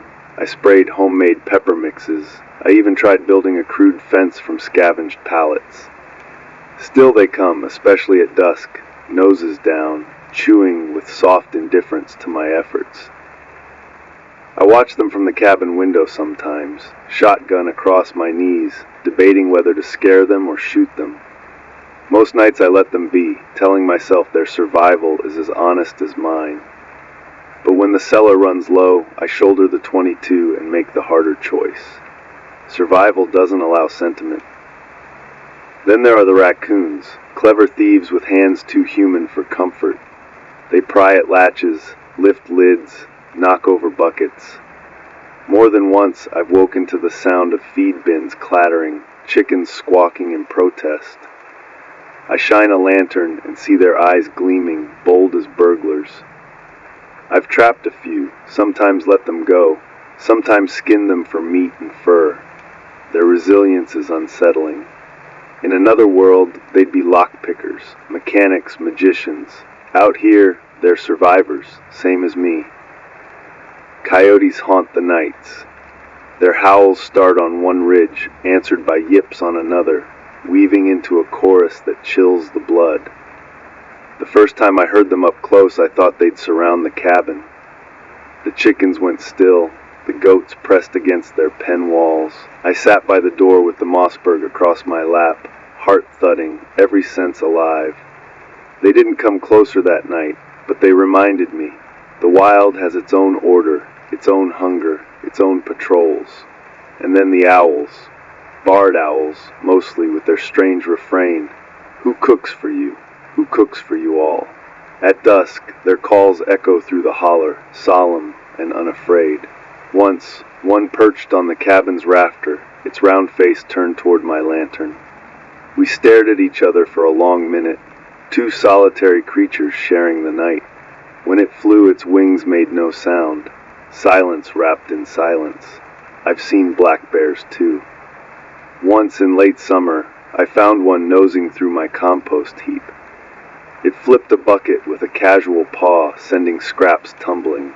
I banged a pan, heart pounding, and it turned its shaggy head toward me. For a moment, we studied each other. It could have charged. I could have fired. Instead, it huffed, snorted, and lumbered back into the trees. The bear got what it wanted. So did I, a reminder of my smallness. Each animal sharpens me. Each encounter strips away the softness that cities cultivate. In New York, I worried about ratings, deadlines, scripted lines. Out here, I worry about tracks in the mud, droppings by the coop, eyes shining in the dark. My senses stretch further. I hear the shift of leaves, the snap of twigs, the rush of wings. I smell the musk of deer, the tang of bear, the faint sweetness of wildflowers carried on wind. Survival tunes perception sharper than any newsroom ever did. The irony is clear. We once built whole industries around forgetting the wild. Grocery stores so we'd never hunt, pharmacies so we'd never forage, apartments so we'd never feel cold or heat. And yet, when those industries collapsed, the wild was still here, waiting. It didn't vanish with the dollar or the grid. It was always close, patient, eternal. I think about the animals when I eat. Venison stew bubbling in the cast iron pot. Trout sizzling in grease, skin crisp, flesh flaking. Eggs fried from my hens, yolks bright as dawn. Each bite connects me to a life I ended or tended. Out here, food is never abstract. It is a story. A deer that wandered too close. A fish pulled from the creek. A chicken that laid in the dark before dawn. Each one sustains me. Each one reminds me that I too am an animal, bound to the same chain of survival. Sometimes, though, I envy them. Deer don't debate politics. Owls don't watch currencies collapse. Coyotes don't worry about dignity. Bears don't file tax returns. They live in the moment, guided by hunger, sharpened by instinct. Humans layered themselves with illusions. Money, media, laws, comforts, and when those illusions fell, many of us collapsed with them. The animals never needed illusions. That's why they endure. This frequency remembers. It remembers deer nibbling beans, raccoons prying bins, coyotes howling across ridges, owls staring with silent wisdom, bears lumbering through compost heaps.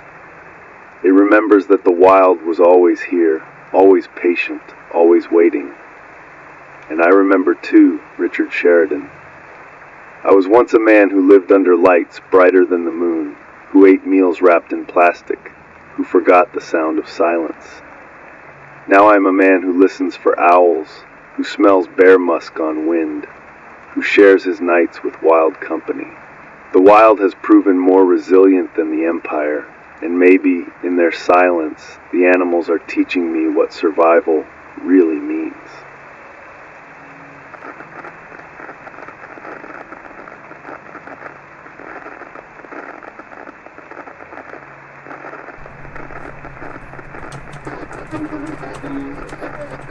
This is Richard Sheridan, speaking again from my cabin in the Appalachian Highlands. Tonight's broadcast is about Main Street, the storefronts and diners and strip malls that once told the story of America's towns, now hollowed out like abandoned shells. I used to think of Main Street as cliché. Politicians love to say it, to pit Main Street versus Wall Street, as if it were just a metaphor. But Main Street was real. It was the diner where you knew the waitress by name. It was the barber shop where the radio played high school football scores on a Friday night. It was the corner gas station with a rack of Slim Jims and Folgers coffee brewing on a hot plate. Main Street was where America lived, even after Wall Street gambled it away. When I traveled as a reporter, I made a habit of visiting those places. I'd stop at diners off I-79 in Pennsylvania, order black coffee and scrambled eggs, and eavesdrop on truckers talking about fuel prices.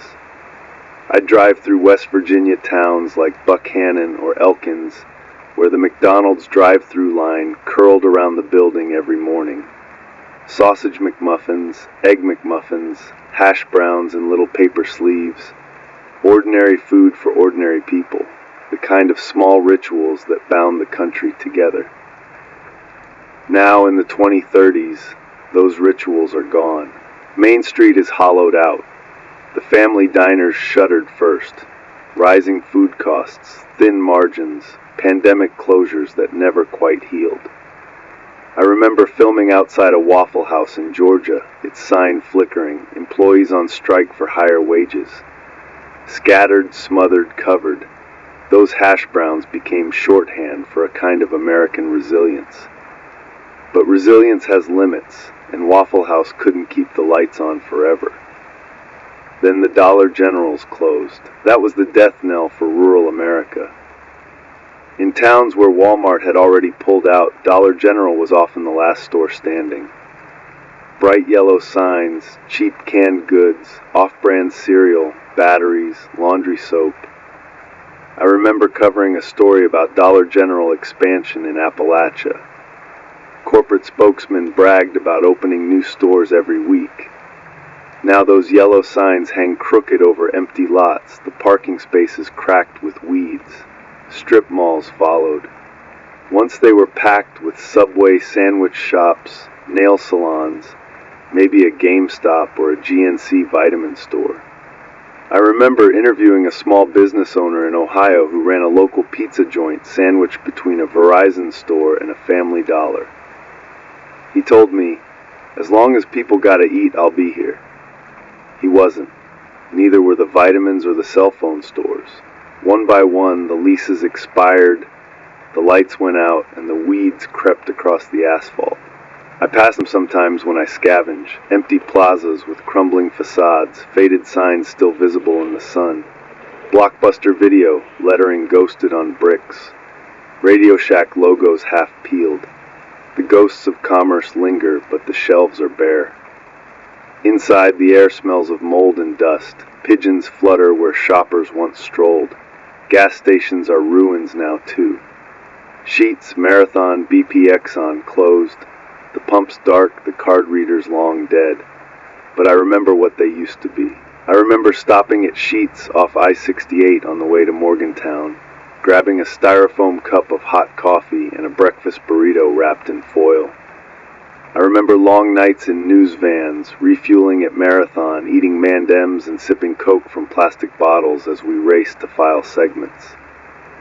That was the pulse of Main Street: caffeine, sugar, fuel, motion. Now the pumps are tombstones. I still drink coffee, but not the way I used to. No drive-through, no convenience store pot steaming by the register. Just a dwindling can of Folgers tucked in the root cellar, red plastic tub, familiar as sunrise. I ration it, a scoop at a time, brewed in a dented percolator on the wood stove. When I take that first sip in the morning, it isn't just caffeine, it's memory. It's every roadside cup, every diner refill, every newsroom late night when coffee kept me upright. Folgers has become a thread tying the past to the present. The wildlife doesn't miss Main Street. Deer wander through the empty parking lots, nibbling at weeds, pushing through cracks. Raccoons scavenge the dumpsters behind shuttered Walmarts, their little hands digging through styrofoam clamshells. I once watched a black bear lumber through an abandoned strip mall in Elkins, pushing its nose against glass doors like a curious customer. The animals don't care about vacancy rates or commercial real estate reports. They adapt faster than we do. But for people, Main Street was identity. When it died, something inside America died with it. I think back to the anchors we used to trot out. Small business is the backbone of America, they'd say. I repeated it myself more than once. It was a cliche, but it was true. And when that backbone snapped, the body fell. Now I walk through the silence, flashlight beams sweeping across broken tiles and peeling paint. I see the booths where families once ate pancakes, the counters where teenagers once bought sodas, the shelves where old men once bought their newspapers and lottery tickets. And I know that Main Street isn't coming back. This broadcast, like the others, is my record. Tonight's chapter is about the hollowing out of Main Street, the death of small business, the shuttering of Dollar General, the empty plazas, the cold gas stations, the forgotten diners. If anyone listens years from now, let them understand this.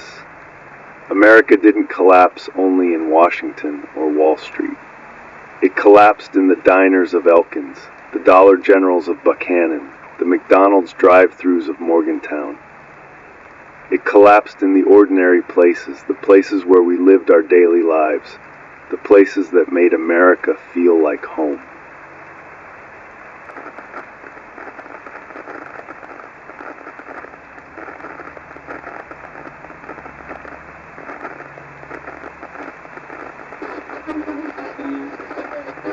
This is Richard Sheridan, speaking again from the Appalachian Highlands. When I talk about Main Street being hollowed out, I'm not speaking in metaphor.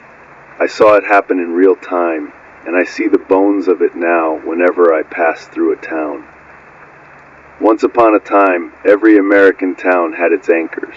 The family diner, the corner hardware store, the gas station with a bell hose that chimed when you pulled in. Even chain stores, Dollar General, McDonald's, CVS, blended into the rhythm of daily life. They weren't just businesses. They were routines, rituals, landmarks of stability. I reported from plenty of those places. I remember standing in front of diners during morning shoots, neon open signs glowing in the windows, coffee brewing, waitresses in aprons hustling plates of bacon and eggs to regulars in flannel jackets. Men leaned on counters with steaming mugs. Kids flipped pancakes with too much syrup. Jukeboxes glowed in corners. The diner was America condensed. Chatter, community, routine. Now, the windows are boarded. The booths are ripped out. The coffee pots are shattered on tile floors. Rats scurry through where the jukebox once stood. The smell isn't bacon and coffee anymore. It's mold and dust. I stood in one once, a place outside Elkins. My boots crunched on broken glass. A ketchup bottle still sat on a table, glass thick with dust, label peeling, a ghost of abundance, a memory of breakfast. Dollar General was another anchor. Out here in Appalachia, it was more than a store. It was lifeline, groceries, socks, duct tape, notebooks for school. I covered a story once about food deserts, and a woman told me, Dollar General's the only grocery we got. At the time, it sounded like exaggeration. Now I know it was truth. Those yellow signs once dotted every back road. Now they hang crooked on empty shells of buildings. Their parking lots weeds and cracked asphalt. Gas stations were the pulse of small towns. Sheetz, BP, Marathon, even the local mom and pop stations with handwritten signs for specials. 2 hot dogs for $1, coffee free with fill-up. I remember getting coffee at a Sheetz off I-79, hazelnut swirl pouring into a foam cup, grabbing a breakfast sandwich wrapped in foil, handing the cashier a 10, and walking out with change jingling in my pocket. Now the pumps are dead, the card readers blank, the hot dog rollers rusted in place, the smell of gasoline is gone, replaced by the must of emptiness. Strip malls tell the story too. Once they were filled with nail salons, pizza joints, vape shops, payday loan offices, discount clothing stores. I remember filming stand-ups in front of them during the retail crash of the 2020s. Chains closing, employees laid off, parking lots thinning out. Now the strip malls are carcasses. Weeds push through cracks, vines crawl over for lease signs, storefronts gape like broken teeth. The death of Main Street was gradual, then sudden. First came online shopping. Amazon ate the little shops alive. Then came inflation, rising rents, vanishing customers. Pandemic closures, I use that word cautiously here, but you know what I mean, wiped out thousands more. And finally, when the economy buckled and the dollar faded, the last open signs blinked out. I think about the little things we took for granted. Gas station coffee, bitter but hot, poured into paper cups with lids that always leaked a little. The convenience of grabbing Advil at CVS on the way home. The sound of a McDonald's drive-through speaker crackling, "Welcome to McDonald's, can I take your order?" The ritual of swiping a card, hearing the beep, signing a receipt. They were small, mundane, unremarkable, and yet they were civilization. Now my coffee comes from a dwindling can of Folgers, brewed in a battered percolator on the wood stove. Bitter as ever, but precious now. My medicine is what I scavenged years ago. Bottles of Tylenol, bandages, alcohol wipes stored in the cellar. My breakfast is beans and eggs from the hens, not hash browns from a drive-thru. None of it is convenient. All of it is survival. The wild doesn't care about Main Street. Deer walk through parking lots where strip malls once buzzed. Weeds reclaim sidewalks once swept by shopkeepers. Raccoons nest in roofless diners. The silence is louder than the old chatter. Where once I heard cash registers, I now hear coyotes. Where once I smelled freeze and coffee, I now smell mildew and rain. This frequency remembers. It remembers the hiss of fryers at McDonald's, the beep of registers at Dollar General, the bell hose ringing at gas stations, the steam of coffee poured at dawn. It remembers nail salons humming with dryers, hardware stores clinking with tools, strip malls glowing at night. It remembers every anchor of daily life that once kept Americans tethered to each other. And I remember too Richard Sheridan. I was once a man who filed reports from these places, who bought coffee at their counters, who took them for granted as constants.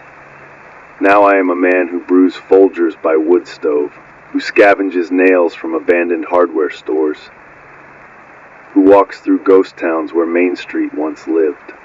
Main Street didn't collapse all at once. It hollowed out slowly until it became a shell, and when the shell cracked, America cracked with it.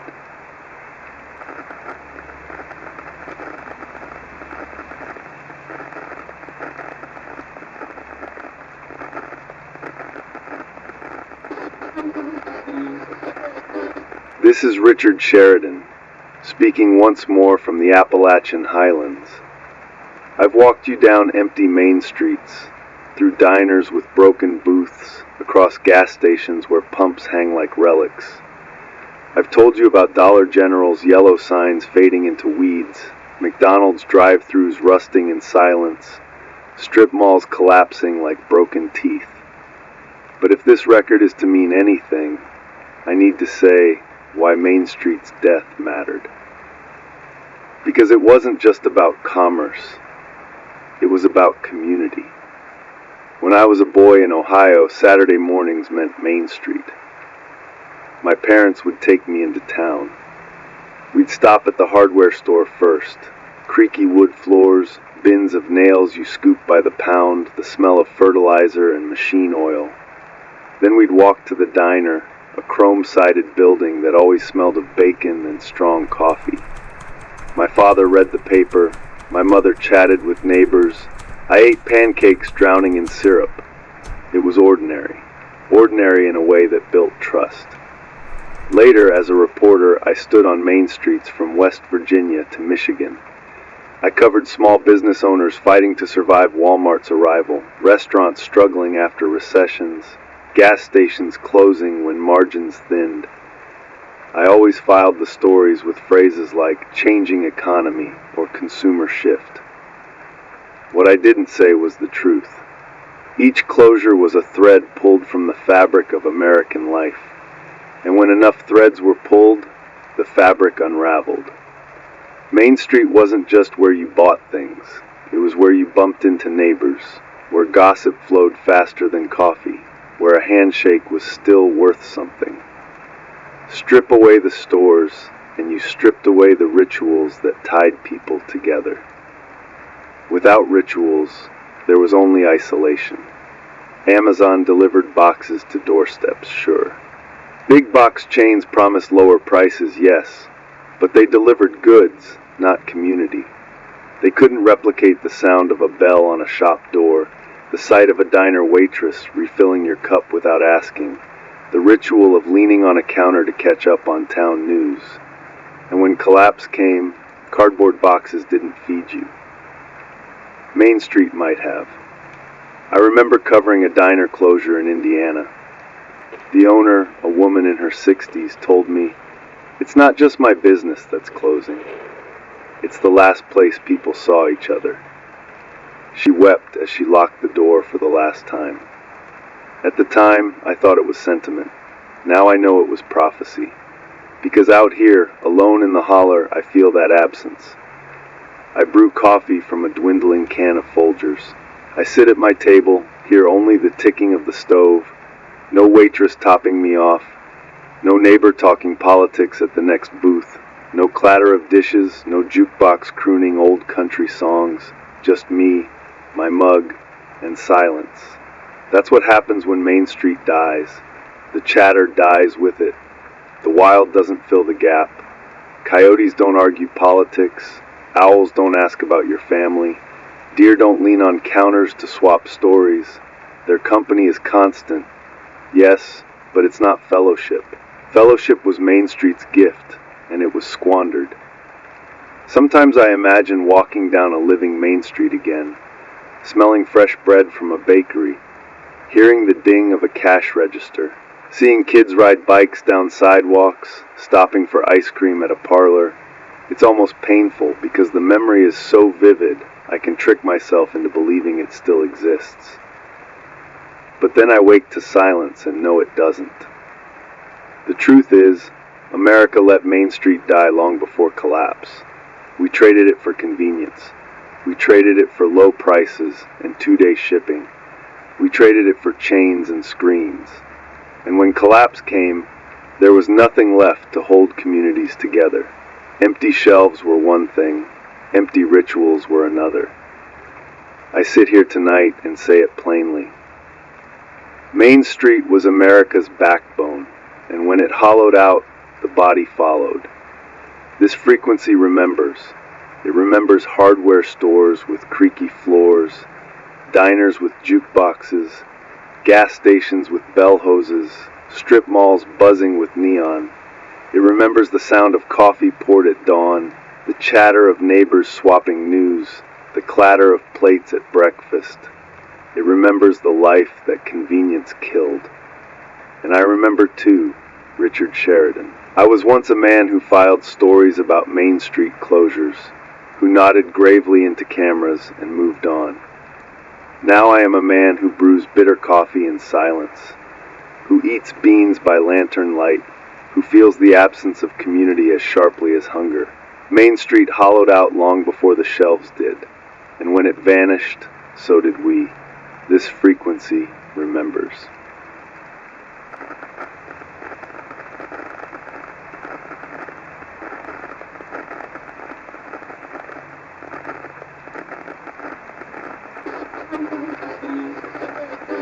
This is Richard Sheridan, speaking again from the Appalachian Highlands of West Virginia. Tonight's broadcast is about health, our bodies, our hospitals, and the fragile systems we built to care for them. Systems that collapsed under their own weight long before the country did. I spent years reporting from hospitals. I walked the fluorescent hallways, stood in buzzing ERs. That's emergency rooms, the front lines where patients rushed in at all hours of the night. I toured ICUs, intensive care units, where machines kept people alive with tubes and wires, and I saw even then how thin the margin was between order and chaos. I'll never forget the outbreak years. I won't say its official name, it's become almost taboo now, but you know the one I mean. The virus that swept across the world around 2020, the one that emptied streets and filled hospitals. I stood outside Elmhurst Hospital in Queens, New York, as ambulances lined up like hearses. Nurses wheeled patients on stretchers through sliding doors that never closed. Refrigerated trucks hummed outside, holding what the morgue couldn't. Inside, the ER overflowed. Doctors ran on caffeine and desperation. You could see the fear behind their goggles, fogged with their own breath. That was a warning, a system stretched to the breaking point.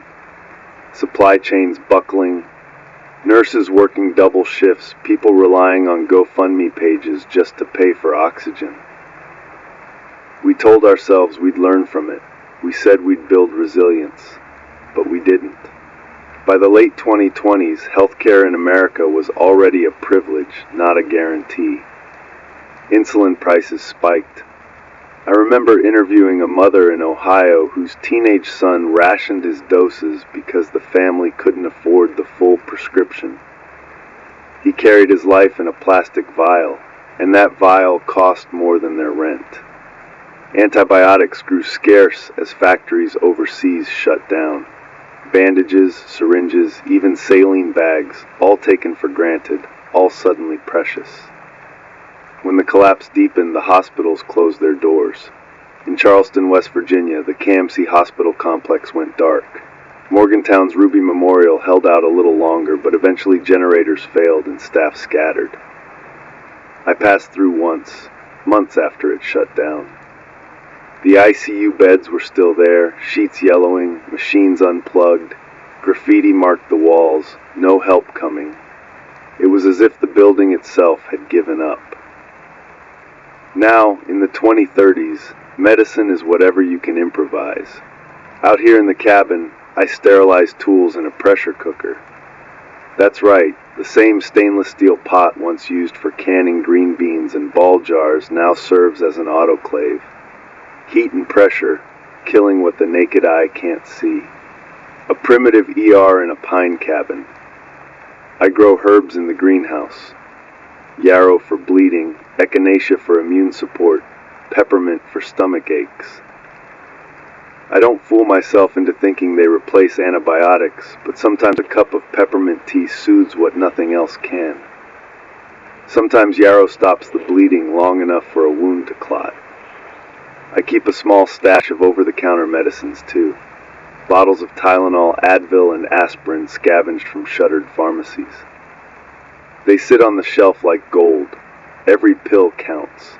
A fever reducer, a painkiller, a single night of rest. They're treasures now. The irony is sharp.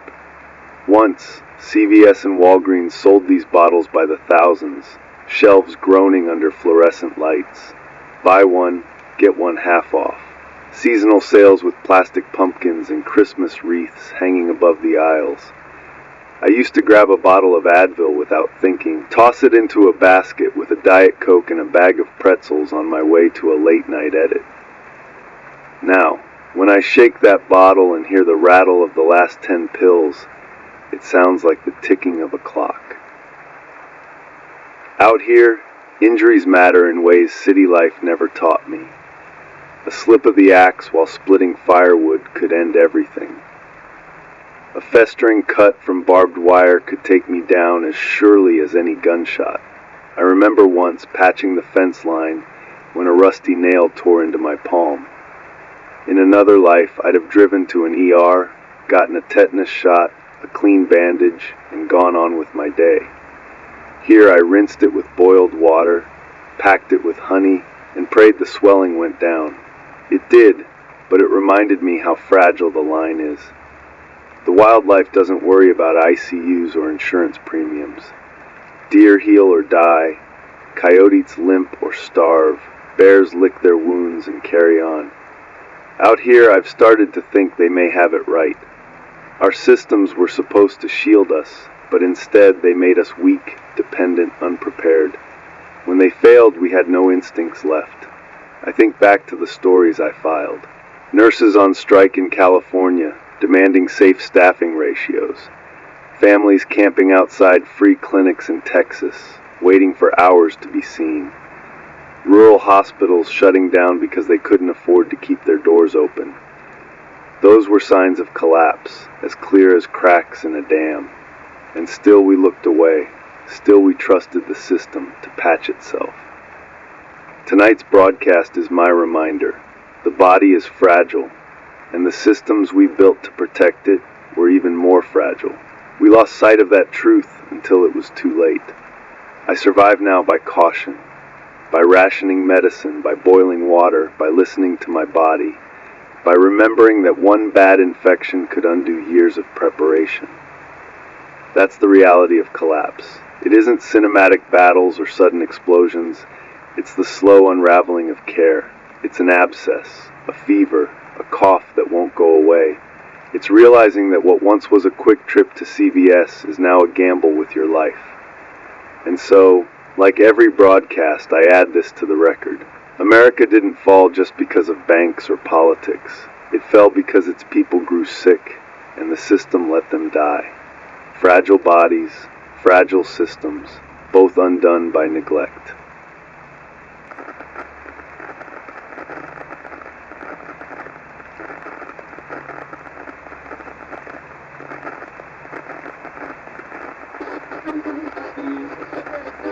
This is Richard Sheridan, speaking again from the Appalachian Highlands.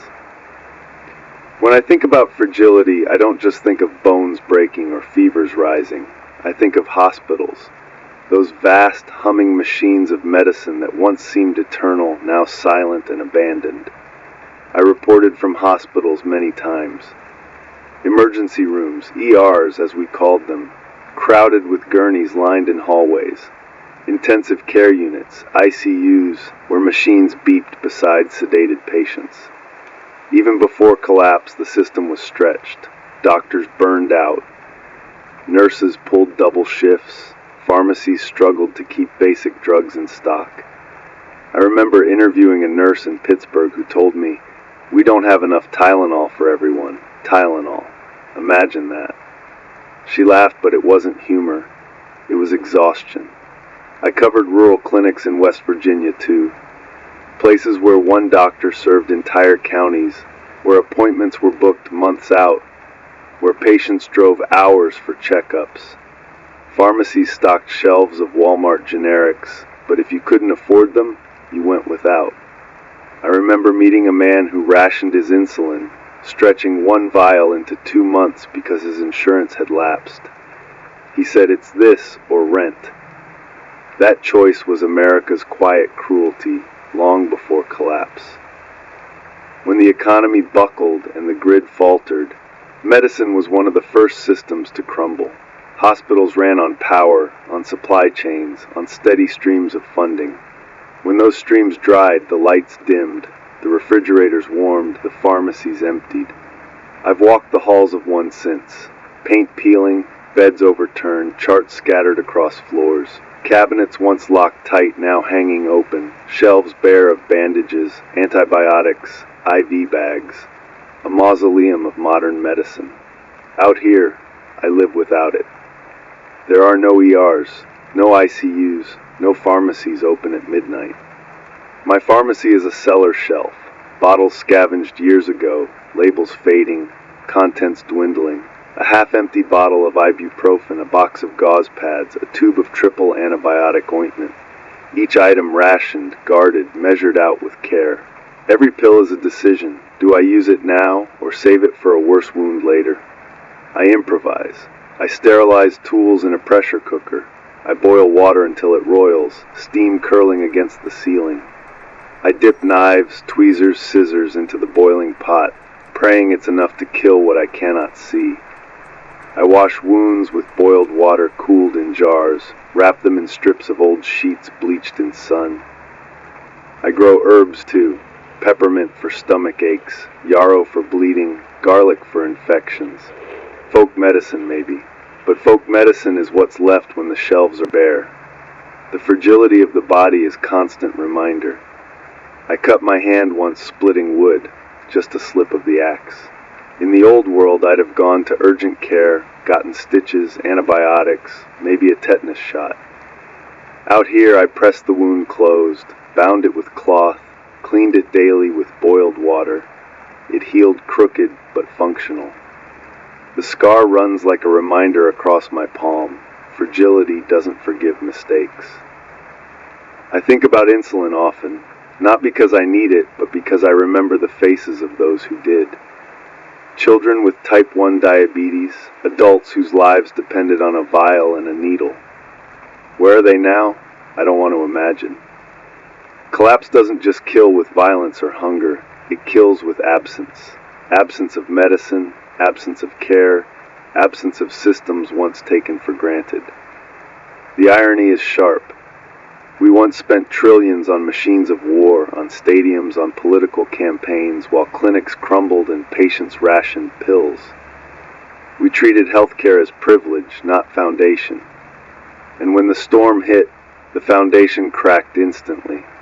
The animals remind me of contrast. A deer limps past my cabin, leg broken from a fall, still grazing on beans. A raccoon loses an eye in a fight, still pries open bins. Coyotes howl with ribs showing, still hunt through hunger. They endure without hospitals, without ERs, without insurance cards. They survive by instinct, by resilience. Humans once had that too, buried under layers of technology. Now stripped of layers, we are fragile again. This frequency remembers. It remembers ER hallways lined with gurneys, ICUs filled with beeping machines, pharmacies stocked with rows of orange pill bottles. It remembers rural clinics where one doctor served a county, pharmacies in Walmart aisles, families at counters deciding between medicine and rent. It remembers the silence when the machines shut down, when the shelves went bare, when fragility returned. And I remember too Richard Sheridan. I was once a man who reported on shortages from well-lit studios, who nodded gravely while anchors debated healthcare policy. Now I am a man who sterilizes tools in a pressure cooker, who grows herbs by the cabin, who guards a dwindling bottle of ibuprofen like treasure. Fragile bodies, fragile systems. That was America. That is me.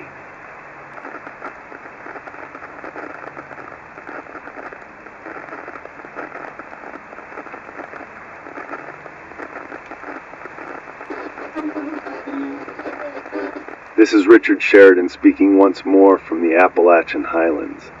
I've told you about ER hallways, rural clinics, pressure cookers, and jars of fading pills.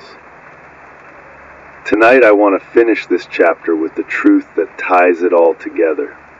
America collapsed not because people were weak, but because the systems that carried them were fragile. And when fragile systems fail, fragile bodies follow. I remember filing a segment years ago about prescription prices. We interviewed a family outside a CVS. The mother held 2 bottles in her hand, one an antibiotic for her youngest, the other an inhaler for her eldest. She told me, "We can only afford one this month." She said it flatly, without tears, as if she'd already accepted that someone in her family would go without. That was the system, choices between breaths and cures. Looking back, it was collapse in miniature. I think of the rural towns where Dollar General pharmacies replaced clinics. Shelves of aspirin, cough syrup, cheap vitamins.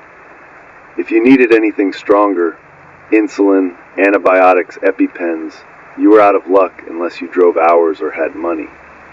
That wasn't resilience, that was neglect. And neglect always exacts its price. When the supply chain snapped, when the lights flickered out, when the dollar lost its weight, medicine evaporated. Shelves cleared, refrigerators warmed, trucks stopped, and the fragile bodies that had been kept alive by fragile systems failed.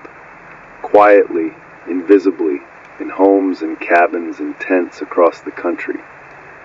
Collapse wasn't always loud. Sometimes it was a cough that turned into fever with no antibiotics to stop it. Sometimes it was a cut that festered because there were no stitches. Sometimes it was a child who never got their shot because the clinic never opened again. Out here, I live with that knowledge every day. My body is fragile too.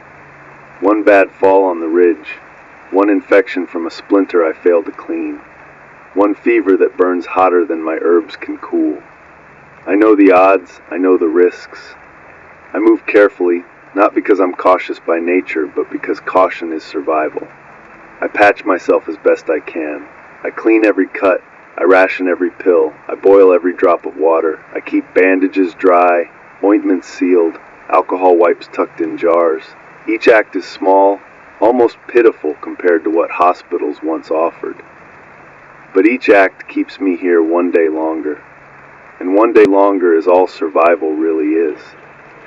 I carry guilt too. I remember the headlines I delivered. Healthcare debate heats up in Washington.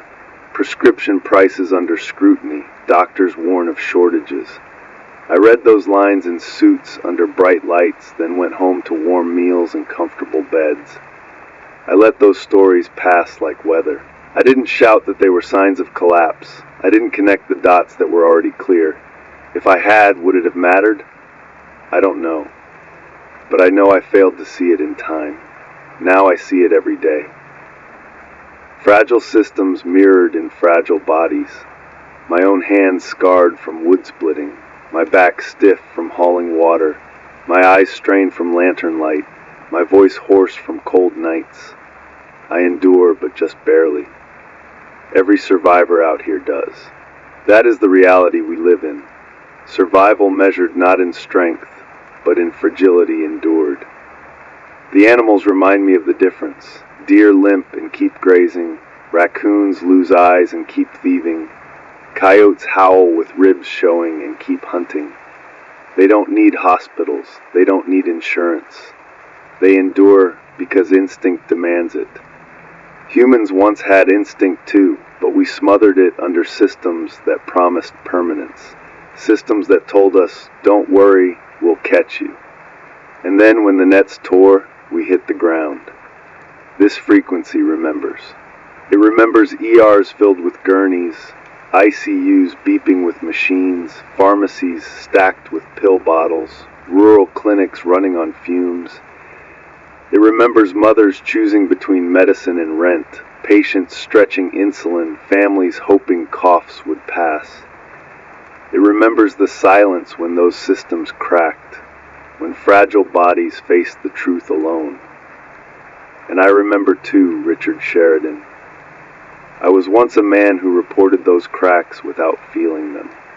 Now I am a man who tends his own wounds with boiled water and cloth strips, who guards each pill like treasure, who knows fragility as daily reality. America didn't collapse with bombs or invasions. It collapsed with neglected bodies, neglected systems, neglected truths. Fragile on fragile until it broke, and this frequency remembers.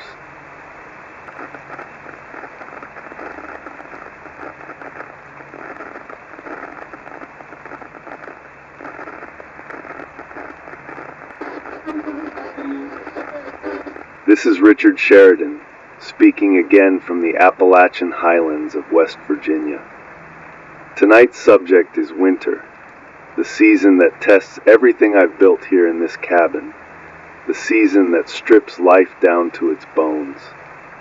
When people picture Appalachia, they think of green hills in summer, fog rolling through the hollers, banjos on porches. They don't think of January, when the wind cuts through the valley like a knife and snow piles against the doors. Winter in the holler is not picturesque. It is survival, plain and simple. I start preparing in October. Cutting firewood is the first priority. Oak, mostly, if I can get it. Hickory, too, dense, hot-burning, long-lasting. I cut and split until my shoulders ache, stacking cords against the cabin wall. Each split log is more than fuel. It is a kind of currency. Every piece means another night with warmth, another pot of beans bubbling on the stove, another chance to push through the cold. The work doesn't stop at firewood. Tarps must be checked and mended, the roof patched against leaks, the greenhouse insulated. My greenhouse is little more than salvaged plexiglass and 2x4s, but it keeps spinach and kale alive when the temperature plunges. I line the inside with old moving blankets I scavenged from an abandoned U-Haul depot, layering them at night and peeling them back by day to let in weak sunlight. Each leaf of kale that survives the frost is worth more than gold. Clothing becomes armor. I wear an old Carhartt jacket, the kind farmers and construction workers swore by long before collapse. The canvas is frayed at the cuffs, but it still blocks the wind. Underneath, I layer wool sweaters scavenged from Goodwill bins years ago. When the cold bites hardest, I pull on the parka I once wore covering blizzards for CNN. It's navy blue, goose down, the network's logo still stitched faintly on the sleeve. Back then it was a uniform for live shots outside storm zones. Now it's my shield against nights that dip below zero. On my feet, thick wool socks I bought in bulk from Walmart long before the shelves emptied. They're scratchy, but they hold heat, and I mend them with needle and thread when they tear. The air in winter carries its own weight. Wood smoke curls from the chimney, settling in the holler like incense. It clings to my clothes, my hair, my bedding. It seeps into jars in the cellar, into the pages of the books I read by lantern. Some nights I lie in bed listening to the stove crackle, the wind rattle the eaves, and I think, this is what civilization has come down to: fire and silence. The silence of winter is heavier than any noise I remember from my city years. Snow falls like a blanket, muffling everything. The creek freezes at the edges, water whispering beneath ice. Coyotes grow quiet, deer bed down. Even the owls call less often. The holler becomes a sealed chamber holding me in. I remember New York in winter, horns blaring, steam rising from manholes, sirens wailing down 8th Avenue. Now, when snow seals the valley, the loudest sound is my own breath. Food becomes routine, monotony enforced by necessity. Potatoes from the cellar, beans cooked slow on the wood stove, eggs if the hens haven't stopped laying in the cold. Sometimes a trout from the creek pulled through a hole I break in the ice with the butt of an axe. I remember McDonald's drive-through breakfasts in Morgantown, hot sausage biscuits wrapped in wax paper, coffee steaming in cardboard cups. Now I brew the last of my Folgers in a dented percolator and eat fried potatoes on a tin plate. Funny how memory turns convenience into luxury. I once reported on families in rural West Virginia struggling with winter heat bills. I interviewed a woman in Logan County whose electric bill hit $900 in February. She worked at a Dollar General by day and cared for her kids at night, but still had to choose between paying for heat and buying groceries. I remember her eyes, tired and sharp, telling me, "This isn't living, this is just waiting to freeze." That was before the grid failed completely. Now, no one has $900 bills. They just have cold and whatever firewood they managed to stack before the snow. Wildlife adapts better than we do. Deer paw through snow to nibble at frozen grass. Rabbits huddle under brush, leaving delicate tracks across the clearing. A fox once trotted past my cabin in January, its coat bright against the white, its eyes fixed on survival. The animals don't complain about cold or bills or broken systems. They endure. Watching them, I sometimes wonder if collapse is simply returning us to their state, stripped of pretense, left with nothing but instinct. I mark time in winter not by clocks but by chores. Morning, stoke the fire, fetch water from the creek before it freezes solid, feed the goats and chickens. Afternoon, split another armload of wood, check the greenhouse, mend a tarp or a sock. Evening, cook, read by lantern, write notes for these broadcasts. Survival is rhythm, and rhythm keeps the loneliness from swallowing me whole. This broadcast, like the others, is part of my record.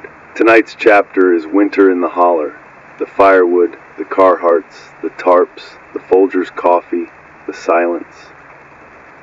If anyone listens years from now, I want them to know that America didn't just collapse in headlines or riots. It collapsed in the daily grind of keeping warm, in the quiet weight of snow on rooftops, in the smell of wood smoke rising from cabins like mine.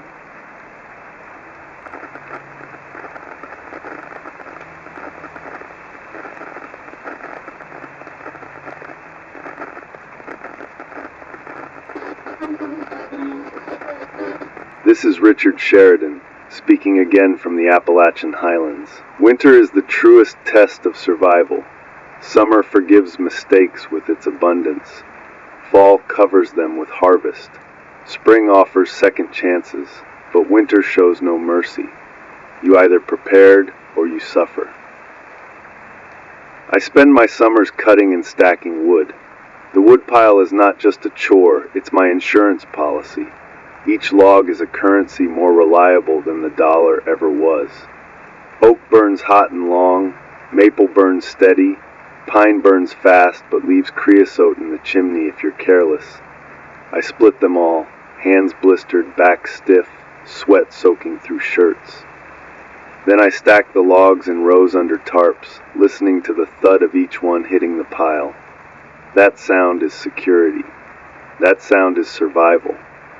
When winter comes, I ration the wood the way I ration food. A few logs in the stove during the day, more at night when the temperature drops below freezing. Some mornings I wake to frost on the inside of the cabin windows, my breath visible, the goats' water frozen in buckets. I stoke the stove, coax the embers to life, feed them kindling until the fire roars. Heat comes slow, creeping through the cabin like a reluctant guest.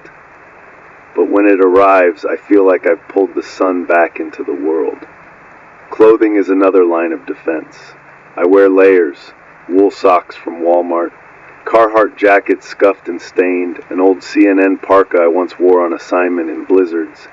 Back then it was wardrobe, part of the image. Out here it's armor. Every hole patched, every zipper forced to work one more season. I wrap scarves, pull on gloves, wear hats until my hair mats underneath. Fashion is meaningless now. Warmth is everything. The greenhouse is my experiment against the cold, a frame of scavenged lumber and plastic sheeting patched with duct tape, anchored with cinder blocks. Inside I keep greens alive as long as I can. Kale, spinach, hardy herbs. I line the base with water jugs painted black. hoping they absorb heat by day and release it by night. Some nights it works. Other nights I wake to frost-bitten leaves drooping like surrender flags. Still I try, because fresh food in January is a victory worth chasing. The silence of winter is different from summer silence. In summer the woods buzz with insects, owls call, coyotes howl, frogs croak by creeks. In winter silence thickens, snow muffles every sound, footsteps vanish into powder. The forest stands still, branches heavy with ice. On those nights, the only noise is the crack of wood in the stove and the pop of sap boiling out of logs. It's a beautiful sound, but it's lonely too. I think often of winters past. Manhattan winters meant taxis spraying slush on curbs, coffee shops steaming with warmth, corner vendors selling hot pretzels. CNN studios ran warm under banks of lights, even when snow swirled outside. In Washington, I walked past monuments glowing white against dark skies, tourists bundled in coats. In Atlanta, winters were mild, barely winters at all. Out here in the holler, winter is not background, it is foreground. It is the force I wrestle with daily. Neighbors once meant help in winter. Borrowed shovels, shared snowblowers, casseroles delivered after storms. Out here, neighbors are shadows in the distance, campfires flickering on ridges, smoke curling into gray skies. I don't borrow or lend. I rely on myself, and I suspect they do too. Winter has a way of sealing each person in their own silence. The animals endure better than I do. Deer dig through snow to find acorns. Rabbits nibble bark from saplings. Coyotes pad across ice, leaving tracks that vanish in the next storm. Birds huddle in branches, feathers puffed, eyes alert.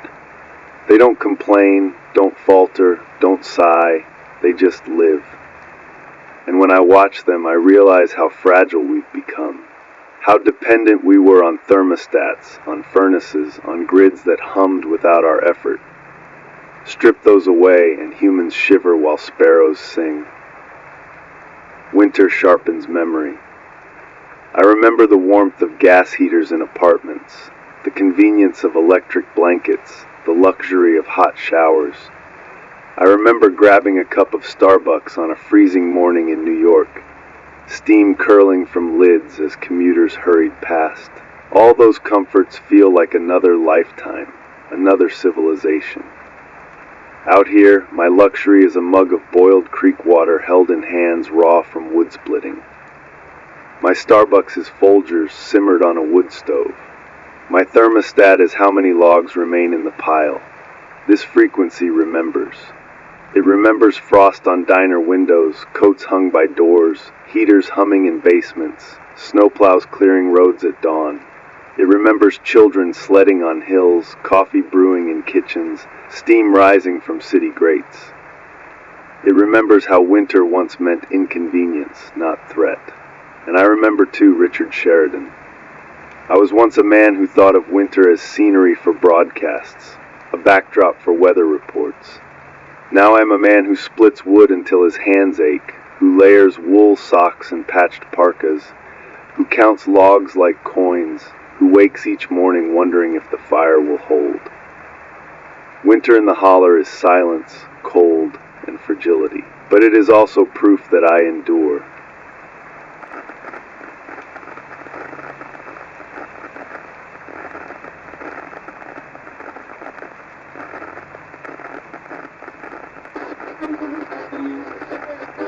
This is Richard Sheridan, speaking once more from the Appalachian Highlands.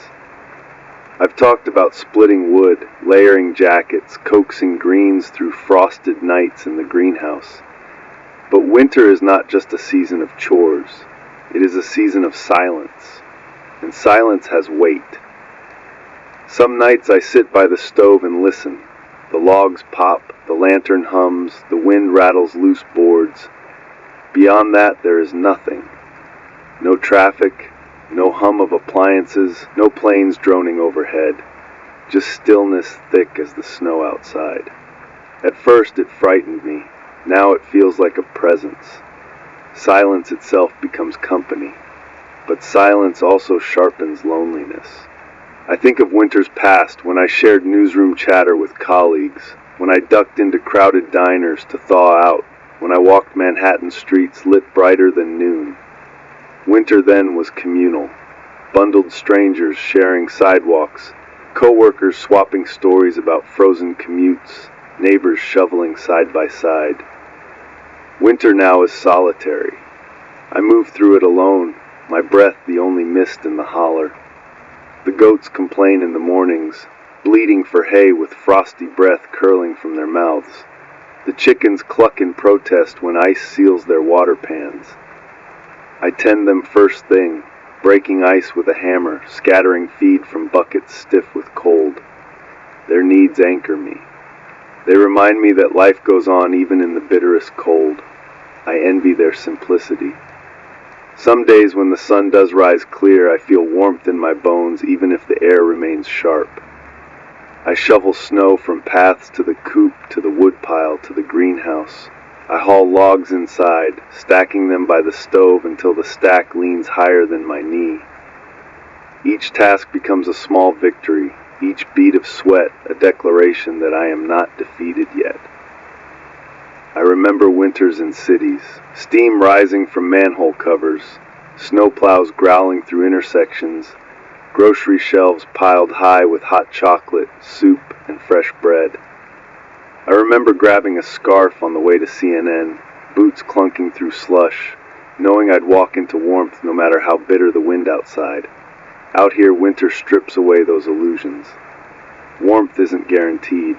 Bread isn't waiting on shelves. Hot chocolate is a memory, not a commodity. Out here, warmth is what you cut, haul, and stack. Food is what you grow, hunt, and guard. Survival is labor, not convenience. The hardest part is the long nights. Darkness falls by late afternoon, and the cabin becomes a box of shadows. I light the lantern, read old books until my eyes blur, listen to the crackle of the stove. Sometimes I talk aloud just to hear my own voice. Sometimes I step outside, stare at stars scattered like diamonds across the frozen sky, and feel so small I can hardly breathe. Winter doesn't let you forget your fragility, and yet winter gives gifts too. The air is cleaner, sharper. Each breath tastes pure. Tracks in snow tell stories I'd never see otherwise. Deer trails weaving through trees, fox prints circling the coop, rabbit hops across fields. On quiet nights, I hear owls call, their voices carrying further in the cold. Coyotes sing sharper, their hunger clearer. The world feels distilled, stripped of excess, pared down to essence. Small comforts keep me going. The first sip of coffee in the morning, steam curling from a chipped mug. The glow of embers when I open the stove door, red as a heartbeat. The scratch of pen on paper when I write notes in the margins of survival manuals. The crackle of ice breaking under my boots as I haul water. Each comfort is minor, but together they hold me upright. This broadcast is part of that too. Speaking into static, recording the weight of winter, knowing that maybe no one hears, but leaving a trace anyway. A trace that says I was here, I endured, I saw the season through. Winter has a way of teaching truth. It teaches that civilization was a buffer, not a guarantee. It teaches that strength is measured not in boldness, but in endurance. It teaches that warmth is not a right, but a reward for labor. It teaches that silence can be both enemy and friend. This frequency remembers. It remembers gas furnaces humming in basements, electric heaters glowing in bedrooms, supermarkets steaming with fresh bread, snowplows clearing roads, neighbors shoveling side by side. It remembers Starbucks cups steaming in hands, coats piled by doors, children sledding on hills. It remembers how winter once meant inconvenience, not survival. And I remember too, Richard Sheridan. I was once a man who thought of winter as backdrop, something to be reported with weather maps and ratings chatter.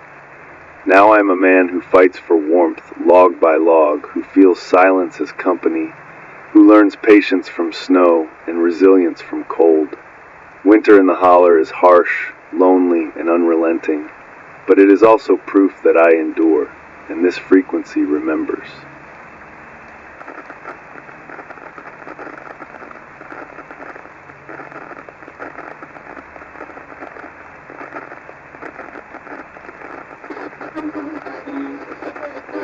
This is Richard Sheridan, speaking once more from my cabin in the Appalachian Highlands of West Virginia. If you're still listening, if anyone is still listening, then you know this has been my record. So many broadcasts, each a piece of the puzzle, each a fragment of America's downfall as seen from these hills. Tonight will be the last, not because the story is finished, it isn't, but because I have said all I can say, and now the silence must carry the rest. I don't know if there's anyone out there. Sometimes I imagine a family in a farmhouse in Kentucky, huddled around a battered AM/FM radio, straining to catch my words between the static. Sometimes I imagine a ham operator in Ohio, headphones pressed tight, scribbling notes on legal pads as I speak. Sometimes I imagine nothing at all, that these words vanish into the ether, never heard, never answered. That possibility haunts me, but it doesn't stop me, because even if no one hears, at least I've left something behind. Let me be clear about this. America didn't collapse in a single day. It wasn't an invasion, or a meteor, or a single blackout that shut everything down. It was slower than that, crueler than that. It was death by neglect, corruption, and denial. Piece by piece, we let the foundations rot until the roof fell in. Neglect, that was the first wound. Roads crumbling, bridges rusting, pipes leaking lead into children's cups. I remember driving past the Brent Spence Bridge connecting Cincinnati to Kentucky. Traffic snarled, concrete chunks falling like teeth from a rotting jaw.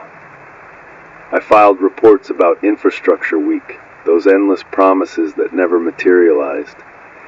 And now when I scavenge, I cross bridges choked with weeds, the rebar showing through like exposed bone. Corruption, that was the rot in the marrow. Wall Street bailed out while Main Street withered, lobbyists feeding senators steak at Morton's while schools in Detroit couldn't afford working boilers. CEOs cashing bonuses while Walmart cashiers swiped EBT cards. Electronic benefit transfer, the digital version of food stamps, just to buy their kids' notebooks. We normalized it, we televised it, and we told ourselves it was business as usual. And denial, that was the final blow. We saw the signs. Tent cities in Los Angeles, food bank lines in Cleveland, opioid overdoses in West Virginia towns like Huntington. We saw wildfires consume California, hurricanes level Louisiana, drought parch the Midwest. We saw it, and we denied it. We wrapped ourselves in slogans and screens, convinced ourselves tomorrow would look like yesterday, until it didn't. That's how America fell. Not with a bang, but with a long shrug. Here in the holler, the evidence surrounds me. The Dollar General in Elkins, its windows broken, shelves stripped. The McDonald's in Buchanan, drive-through sign toppled, fryer grease congealed in silence. The CVS in Charleston, its aisles once stacked with Tylenol and toothpaste, now picked clean, the red logo faded to pink. These were the places where ordinary Americans lived their daily lives. They were the true monuments of our empire. Not the Capitol Dome or the Pentagon walls, but the Walmart Supercenter glowing at midnight, the Sheetz gas station brewing endless coffee, the McDonald's handing out hash browns in paper sleeves. When those went dark, America did too. I live differently now. My mornings begin not with headlines and rundowns, but with splitting kindling and checking the chicken coop. I fry potatoes on the wood stove, sip coffee from my dwindling Folgers can, and listen to the creek whisper under ice. My wardrobe isn't a suit and tie, but layers of wool socks from Walmart, patched sweaters, and the old CNN parka that still carries the faint smell of city winters. My calendar isn't filled with meetings and broadcasts. It's measured in firewood stacks, rain barrels, and jars of beans in the cellar. Wildlife has become my neighbors. Deer step through the clearing at dusk, nibbling at what's left of my garden. Owls perch on the coop, their calls haunting and familiar. Coyotes prowl the ridges, their howls stitching the night together. They don't need economies, acronyms, or elections.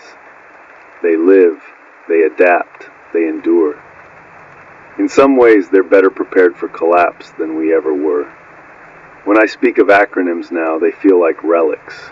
ER, emergency room, ICU, intensive care unit, HUD, housing and urban development, IMF, International Monetary Fund, CISA, Cybersecurity and Infrastructure Security Agency, SNAP, Supplemental Nutrition Assistance Program. Once they were pillars of policy, pieces of a system. Now they're just letters, echoes of institutions that failed us. I have no illusions about my own fragility. A slip of the axe, a cut that festers, a fire that catches in the wrong place, any of these could end me. But before that day comes, I wanted to leave this behind. A record, a reminder, a voice in the static saying, "We were here, this is how it ended, this is how it felt." America's downfall wasn't a headline. It was a lived experience. It was the mother choosing between paying a $900 heat bill or buying groceries. It was the teenager in Detroit learning history from TikTok instead of textbooks. It was the veteran in Seattle sleeping under a bridge while a stadium glowed across the street. It was the father in a Chevy Malibu outside a Walmart, insisting his family wasn't homeless as long as the engine still started. It was all of us, ignoring the cracks until the cracks became canyons. Tonight, as I sit by the wood stove, the lantern flickering, the wind rattling the eaves, I know this may be the last time I key this microphone. My voice may drift through static, lost among the frequencies, never landing on another ear. But if it does, if you're still listening, know this. America wasn't destroyed. It wasted away. It neglected, corrupted, and denied itself into oblivion. And this voice, Richard Sheridan, once of CNN, now of a forgotten cabin in West Virginia, is leaving a final note in the silence. My name is Richard Sheridan, and this was my record.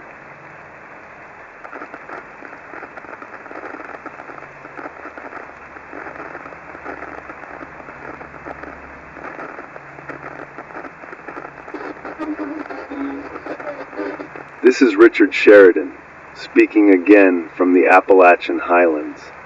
I don't know if anyone hears me. That's the truth. I circle around every night when I sit down by lantern glow, microphone crackling, stove popping behind me. My voice travels into the static, into the ether, into silence. Maybe it reaches a receiver in a farmhouse across the ridge. Maybe it reaches no one at all. Maybe it travels endlessly, bouncing between abandoned towers until it fades into nothing. There was a time I never had to wonder. When I sat in CNN studios, I knew millions watched. I could feel the weight of their eyes through cameras. Rating sheets arrived every morning, graphs spiking or dipping, proving who listened and who didn't. Even if they cursed me, even if they shouted fake news at screens, I knew I was heard. That was power of a kind. Out here, that certainty is gone.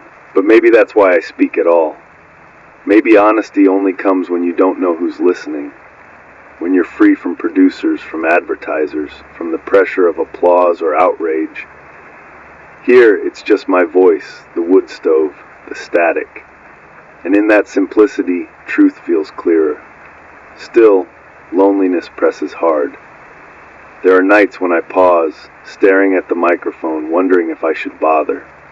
The thought cuts deep. If no one hears, what's the point? And then I remind myself, the point is the record. The point is leaving something behind, even if only static carries it. To say, we were here, we lived, we fell.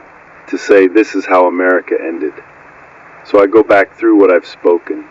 hunger lines that turned into empty shelves, homeless camps that spread from city underpasses to country hollers, lights that went out one region at a time until darkness swallowed the nation, water poisoned, bottled, vanished, dollars devalued, bartered away for bullets and beans, guns once politics, now survival, media unraveling into spectacle, schools failing, children lost to distraction, corruption, decadence, overreach, all the signs of empire's end.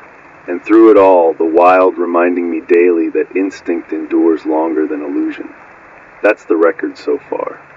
Not polished, not neat, but honest. I sometimes imagine a listener out there.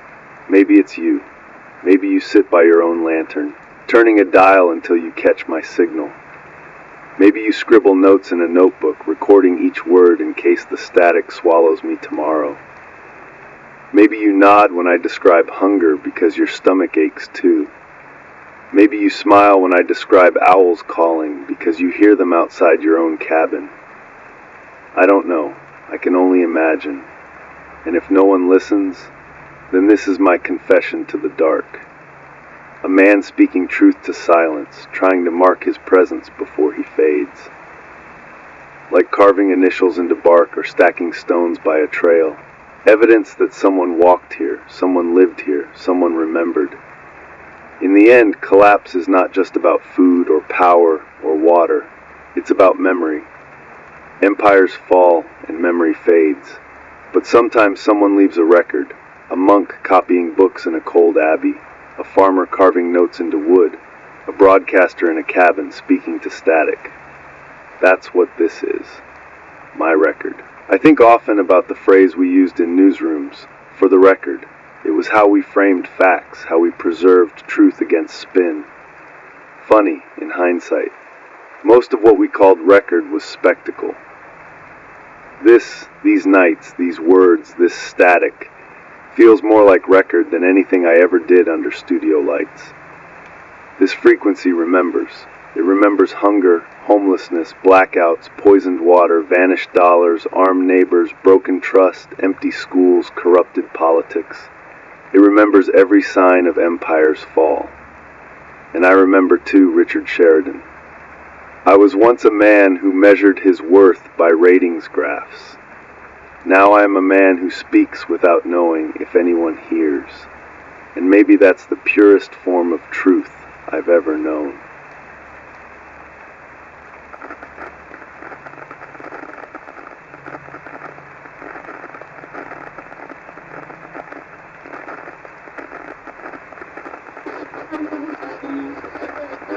This is Richard Sheridan, speaking one last time tonight from the Appalachian Highlands.